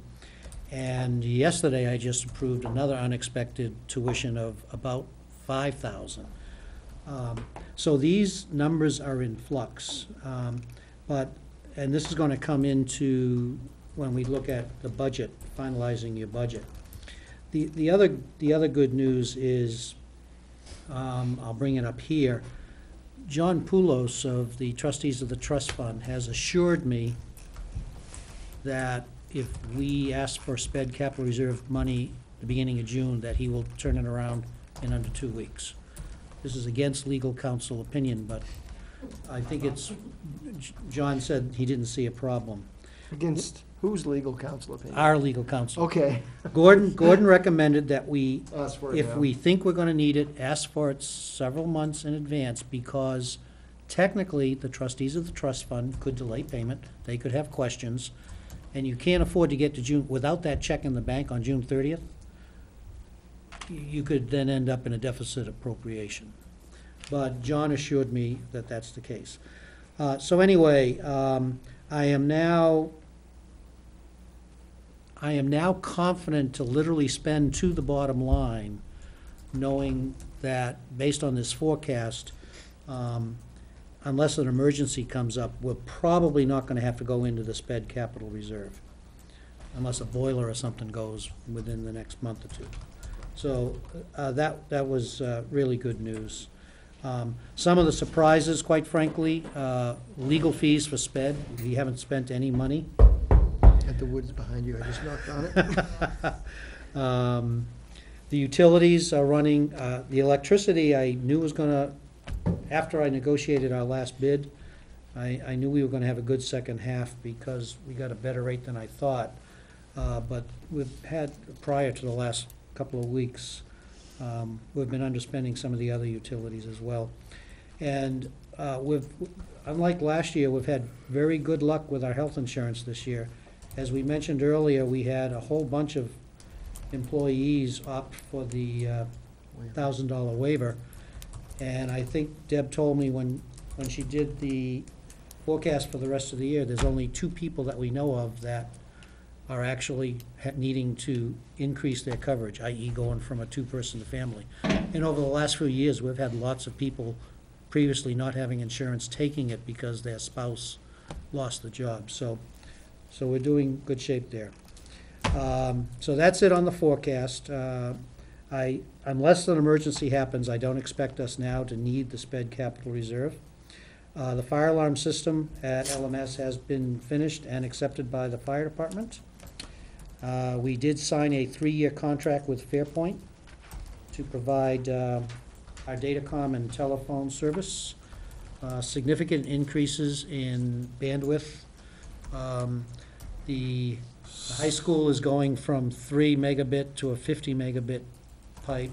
The middle school's going from a 4.5 to a 50 megabit pipe, and I think the high school is doing a 10 to a 100 megabit pipe. Yeah, you're looking at tenfold increases to internet Immediately bandwidth. half full, just like disk Oh, I storage. know. Oh, if you It build just it, they'll grows. come. Whenever you increase disk storage or bandwidth, it's immediately half full. And I do want to point out, it's less costly than our current contract, so. So that went well. Other than that, unless someone has any questions, I do have a couple of minor issues I need you to cover, but that's it with the report. I did want to give you an update on the basketball hoops. One of our board members sent us, Matt Bennett and I, an email basically saying, please, please, please, we have to get those basketball hoops back up. After the forecast, I told Matt Bennett, I said, asked him if he could recontact the PTO, who had earlier offered to donate $1,500 to replace and put 4 of them up. And I told Matt, if they can come up with the $1,500, I'll find the rest of it. So the GMS PTO is planning to vote on that next month, if I remember correctly. So I do want to point out that we have no intentions of putting two of them in the middle of the parking lot, like someone had suggested. That's what happened to the ones in the middle before. Cars were bumping into it and snowplows and everything. The other thing I need the board to do is, I think it's more of a housekeeping item. I was reminded that when Principal Thompson from Griffin was here, he mentioned that he got a quote for $13 a pack for some cards. And Mr. York suggested that he could do it for significantly less, which actually is $3.0625 less. $10 less. 3.0625 I'm sorry, cents, is yeah. significantly less than $13. The problem is because of our conflict of interest policy, he's technically not allowed to do business with the district. But the board can certainly vote to allow that transaction to occur, which I would request you approve. It's really for the auditors, because we do have to disclose any transaction where there's a relationship. And they'll be looking to see if the board was aware of it and approved the transaction, so. Have a motion? I'll make a motion to approve the transaction with Allegra for the cards for GMS. Second. Any more discussion? All those in favor? Aye. Opposed? Abstained? Do you want to have Darren? The motion sign? passes 4-0. I think you could have driven them down an extra The minutes .625 will reflect Okay. it. That's all the auditors will look for, is the Okay, minutes. I didn't know if they looked for a physical hard No. copy. Normally, they are round numbers. You were trying to squeeze every last cent Normally down. I round everything to a 5 or a 0. I'm gonna remember that. If I ever order something from John, I want it rounded to the 0, not to the 5. Well, that's fine. 51 to 60 is fine by me. Nice. I think you're still up, Steve. I think the next one is election results. You're all right? done? Oh, I thought it was Any, the. I guess any questions on the administrator's report or anything? No? When do you think you'll have final numbers to us? Final numbers for. Well, numbers where if the board was going to look at encumbering or doing anything from next year to this year, when do you think you will have numbers to the board so that they can have that discussion? At deliberative, I estimated a fund balance of $100,000, and I still think that is a good estimate. This $135,000, I already know some of that has been spent in unplanned expenditures, but history also tells me at the end of the year, there'll be some money freed up. In fact, Dr. Cochran is already planning to ask you to consider one expense, which I think he's going to bring up after the middle school program presentation. We will do another forecast in April using the March year-end data. That tends to be much more reliable. We're through heating season. Quite frankly, once you're into beginning of April, the teachers should have, other than SHOP and FACS, they've typically bought all of their supplies. So usually in the April forecast is a pretty accurate number. But I am still confident that we're looking at about at least $100,000 fund balance. I would like to make a suggestion that any funds that we're going to look to encumber, that should be a discussion the board has in May and then votes in June. That way we're not doing it at the end of June, but we've at least had a couple of discussions, and I imagine we'll have some community feedback in May and June about that, and then we can finally make whatever decision we need to make at one of our final meetings or middle meetings or first meetings in June. But I don't believe it should ever be brought and voted on at the last time, because it just creates too much craziness. So we need to, you need to have a general idea of how that needs to occur. Actually, one of them needs to be approved in whenever it early needs, April. whatever it is. I mean, if we're encumbering, so we're taking money from this year to pay for stuff that's next year. But if you guys are making a decision to spend money on something that you need to do, that's the bottom line, whether you want to vote of the board or not. That I don't know if you need that, but if you do need that and you want that, then that's fine. But if we're encumbering money, i.e. you're leaving, so if we decide to encumber your severance package out of next year's budget into this year's budget, then that's a decision that's a decision we need to make, so. Yeah, actually, by law, that's a liability this year anyway, and as of now, I expect that there'll be funds available to pay it out of this year's budget. It was originally in this year's budget, and the budget committee said, no, he's not going, and cut it. Yeah. But inevitably, I mean, you Yeah, know, I don't expect that we're gonna be, I mean, in the prior, one of the other tools I use is I have a spreadsheet that month by month gives me the percentage of available budget. So what I'm able to do is by month to month, I can compare across the years of how much available budget we have this year versus the 4 or 5 prior years. And I can go down to what those year-end fund balances. And right now, we are running the smallest percentage of budget available since I've been doing it. So that, it is really tight. I don't think we're in a situation like we've been before, where we've had $300,000, $400,000, $500,000, and the superintendent has been able to say, you know, gee, we'd like to do X, Y, and Z. I don't think that's the case. But well, maybe as simple as, you know, the board may decide they want to take a look at going and fixing GMS parking lot or something like that. Okay. I mean, so I mean, there are legitimate things, and you know, we're finding that you know, those big ticket items are not getting through the budget process. So you know, maybe something that we need to take a look at to see if it's going to get done, because it needs to get done. We have enough time for the Yeah. community to Yeah, be we just, yes. notified and, you know, air their grievances. Don't want to do it over- on June 28th.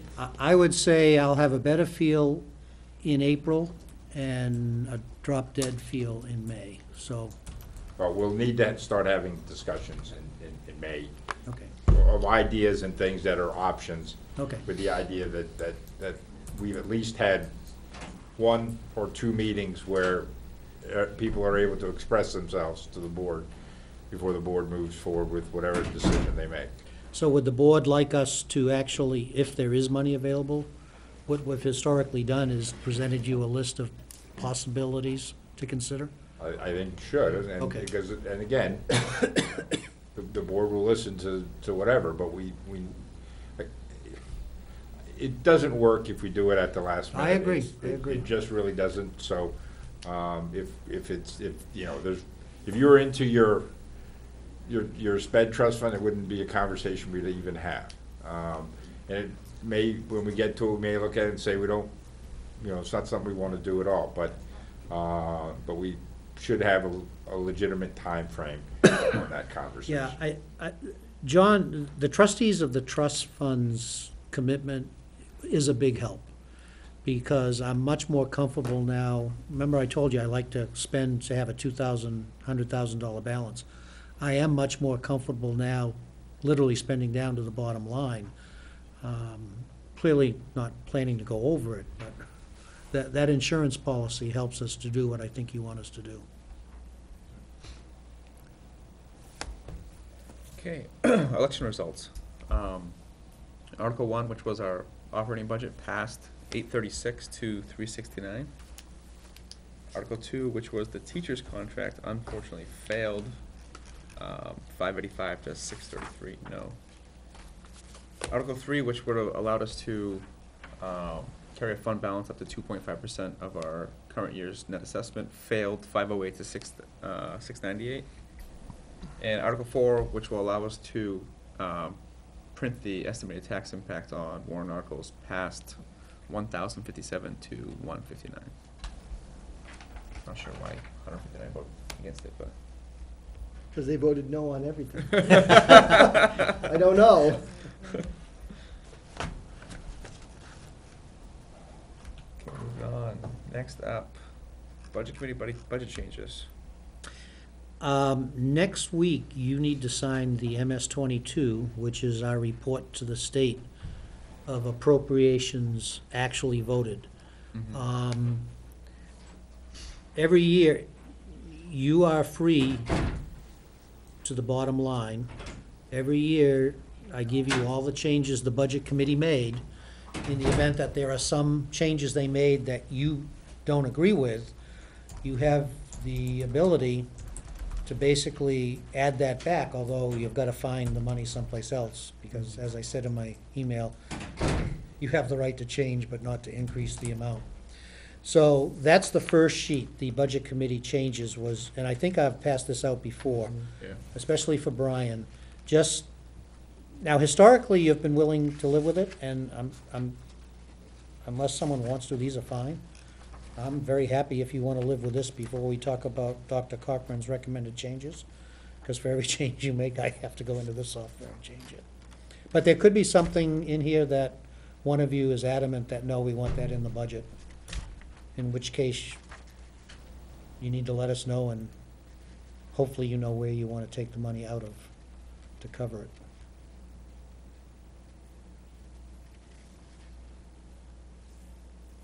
Any comments on this? Okay, we'll move over to, Okay, Dr. Cochran is requesting, actually, there's 3 changes now, one of which isn't documented.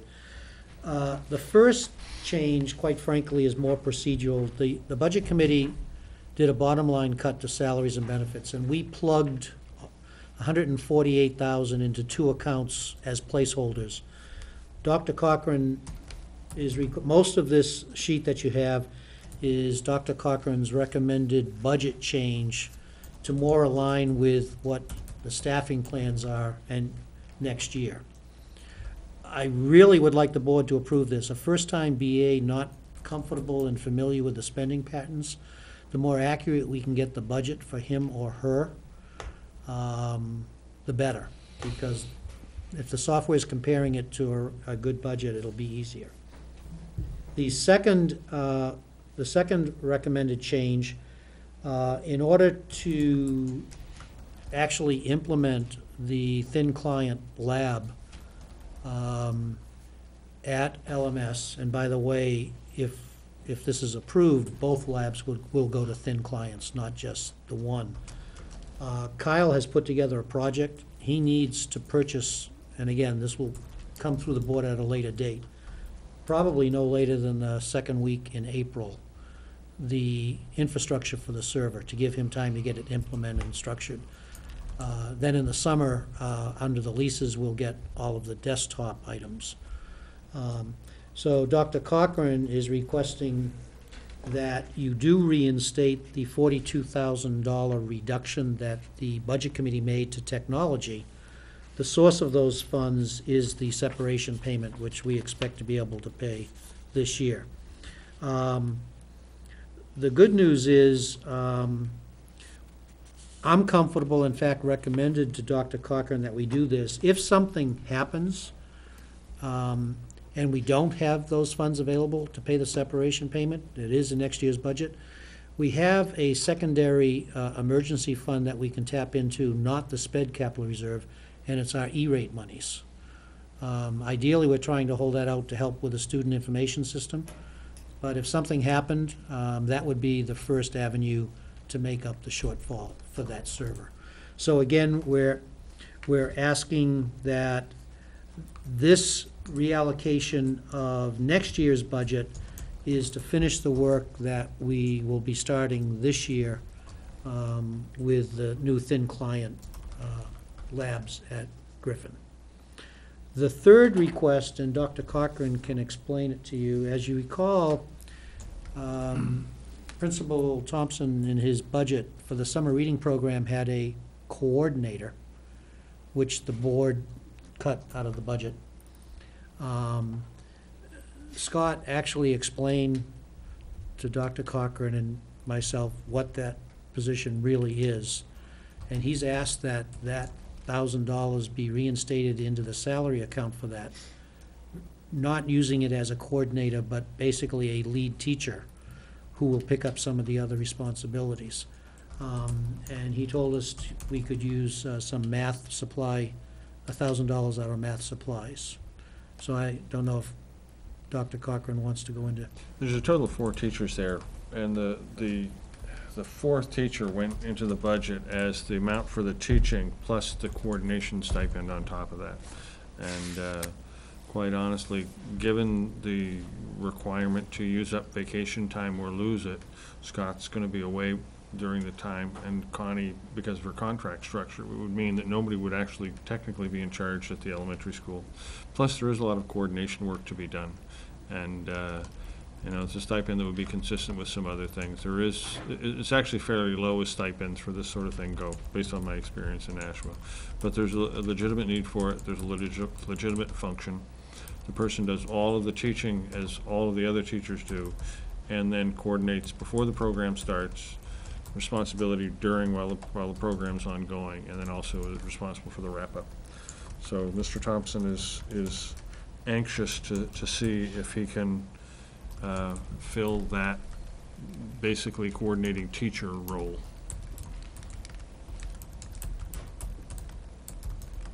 And those are the only requested changes that Brian, Dr. Cochran, has. Would appreciate the board letting him do it so that, again, next year's budget is as accurate as possible. One, to meet his programmatic needs, but also to help the new BA. Make a recommendation to accept the changes to the budget from the superintendent. Second. What's the grade 8 reorg for 6 periods? You started talking about it earlier, I think, but. Yeah, currently we have a large class at grade 7. We have 6 homerooms, essentially, if we can use somewhat dated language. And we have 5 at 8, and 5 at 6, and 5 at 4, and so on. And teachers are required to teach by contract 5 periods out of the 7 at the middle school. And what we've been doing with the large group has been having a split, having 2 teams. Everybody teaches 4 classes of what they're certified in, and then they teach a content reading. So you've got a social studies teacher teaching social studies content reading, and a science teacher teaching science. And it's so much cleaner and more effective to be able to say to somebody, you're teaching grade 7 X, and you're teaching 5 periods of it. So the move to a 5-person model would be a model that we could follow for a significant period of time because of the class sizes that run from grade 7 down through. The course that we're talking about is one I mentioned earlier that would be a focus on content reading, writing, research, and technology skills, and it would require a lab, and we need to commit to that lab very quickly. There's been significant conversations with the middle school folks. Tom and I discussed today setting up a meeting. They believe it's a good idea. The problem becomes, right now there's 6 classes. If we drop them to 5 classes, that would push the average class size to, I believe, 27.4. So to get it in a 5-person team model, we floated the idea of taking the RIFT position and essentially spending most of it back as 6-block classes to keep the class sizes in line with every other class size, every other grade level in the district. So instead of teaching 5 classes of 27, I would teach 6 classes a day of 21, 22. We would pay each teacher the 6 block, and that would basically eat up the savings. But we would be moving into that model a year earlier. Teachers seem very supportive. There are also some very good scheduling things that happen with Unified Arts because of this. When you've got, you know, a grade 7 team and a grade 8 team and a 7-8 team, then it means the Unified Arts end up being forced out of sync in order to get common planning time for teachers. Well, common planning time is important and you don't want to give it up. So this is in essence cost neutral because the RIF of the one position is, as to say, within $2,000 canceled out by the 6 periods. But it does mean that we get to implement this, we get to push the academic piece. The cost of the lab the server is about $40-some thousand. And here are the benefits. First, that one server can run thin clients not only in the new lab, but also for a very cheap amount of money, the thin clients basically, add the second lab, which means the existing lab that Robin Corbeil uses, those machines can be cascaded and used in, I believe it's LMS for teacher labs, desktops that need to be replaced. Instead of getting 30 refurnished BAE machines for GMS, we actually were able to get 60. So we're taking machines that are basically paperweights out of GMS and replacing them with stuff that'll have about we think at least a 2-year serviceable lifetime. After that, anything would be a bonus. So what was taken out of the budget was the virtualization at GMS. In fact, virtualization from GMS probably isn't the best use of it, because you'll only ever have 3 computers in a classroom, and so there's a limited amount that you can do there. Server-based computing is cost-effective, and it can go to multiple labs. It decreases ongoing costs, but we need to commit to this now and get the server in place, and then in next year's budget over the summer, we'd have to purchase some furniture. Staff are going to start working on the curriculum if this is approved, and the whole schedule resolves around this lab existing. Right. The next year out would be looking to double up in math on grade 7. There would be, other than possibly some resources, no real cost to that implementation, but it would be a change of 1 teacher's load. So there would be a staffing change impact. So that's where that is coming from. So it balances out. What am I missing here, Steve? That's the rationale? Yeah, the costs, the virtualization, even though the server is being purchased this year, you'll see some of the budget money is being transferred into the furniture account, because you would need furniture for the new lab. There's a lot of other ancillary costs and some equipment costs that we just transferred into one line into Kyle's budget. There will clearly be incremental costs for buildings, most definitely electrical work that's going to have to be done, definitely some data communications line. One does not run virtual servers over a wireless connection. I'm sorry, thin clients over a wireless connection. So that's basically, we plug those accounts into the furniture and then the new equipment line. Although the expectation is some of that will be infrastructure costs in getting the lab put together.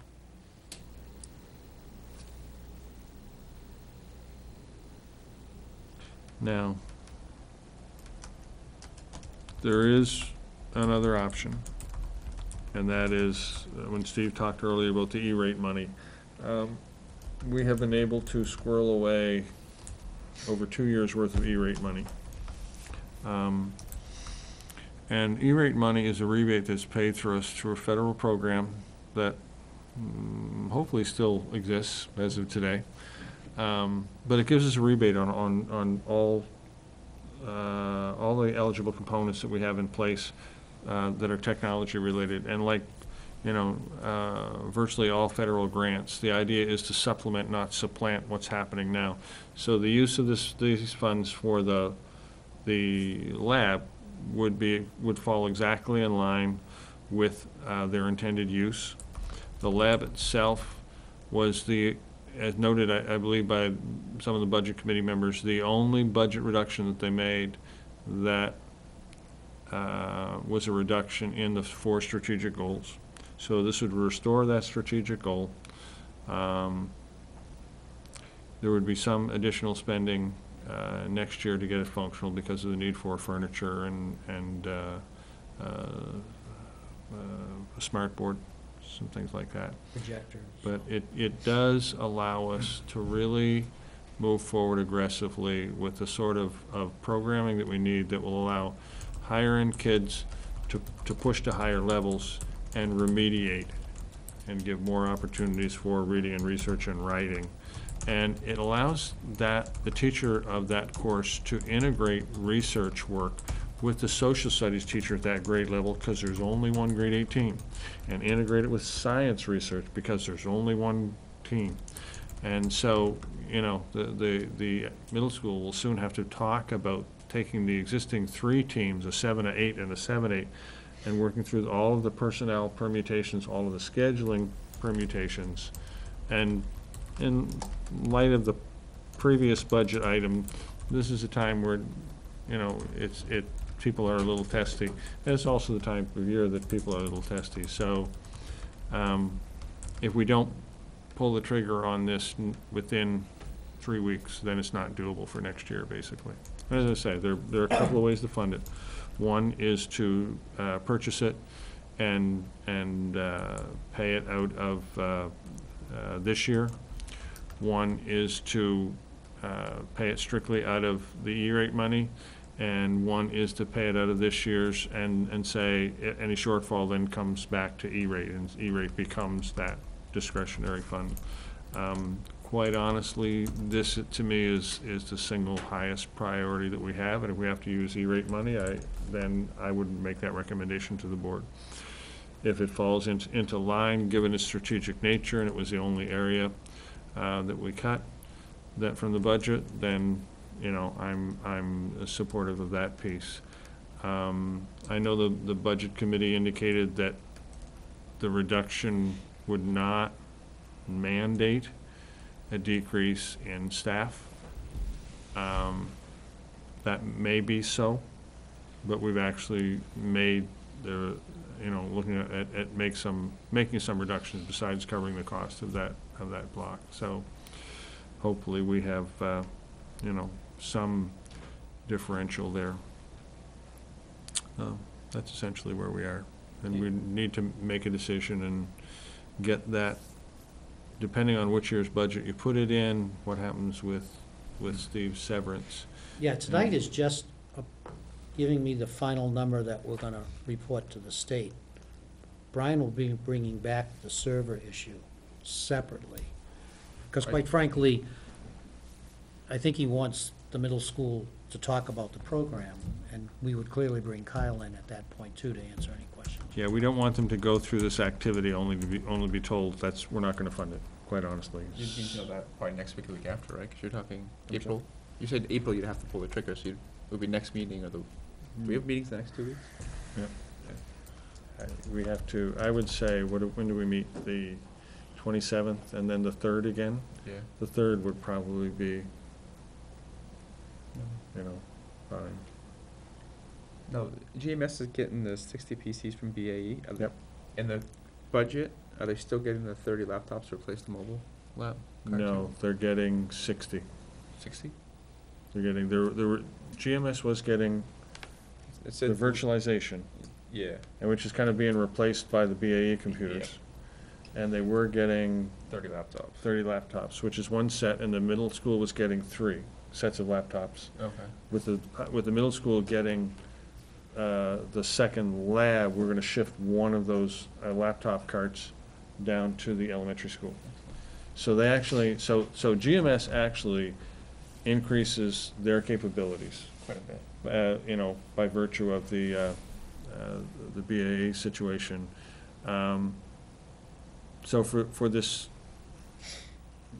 and a middle school actually gains as well, because we get to Cascade Robbins Lab.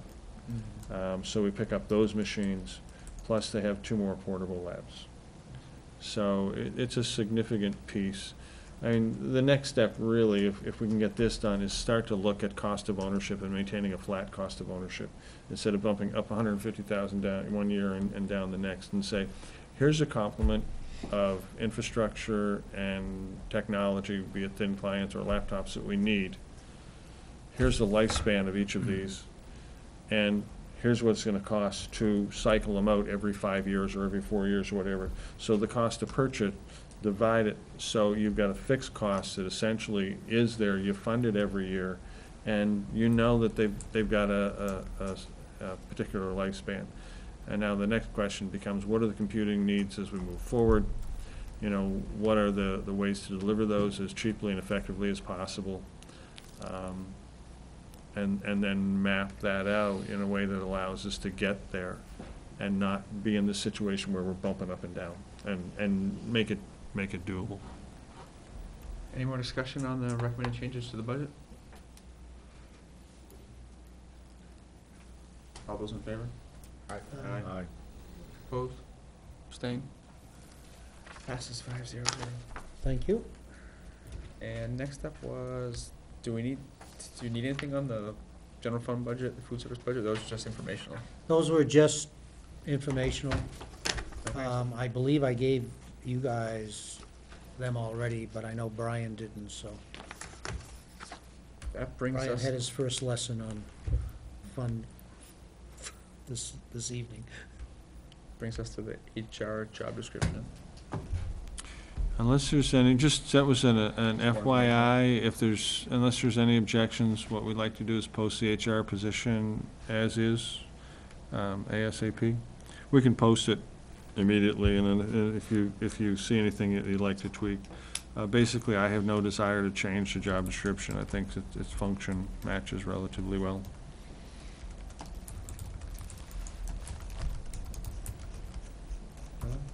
Any questions on the manifest? Yeah, that just, if there's no changes, then we're good to go. All right, public input? Thank you. Brings us to non-public. The dismissal, promotion, or compensation of any public employee, or the disciplining of such employee, or the investigation of any charges against him, unless the employee affected, 1, has a right to a meeting, and 2, requests that meeting be open, in which case the request shall be granted. B, the hiring of any person as a public employee. C, matters which, if discussed in public, would likely affect adversely the reputation of any person other than a member of the body or agency itself, unless such person requests an open meeting. I need a motion. Motion. I have a motion to enter. Motion to go to non-public, yeah. Second. Yes. Yes. Yes. Yes. Need a verbal. Yes. We're not public. Down there? Derek, you good? Yeah, we're good.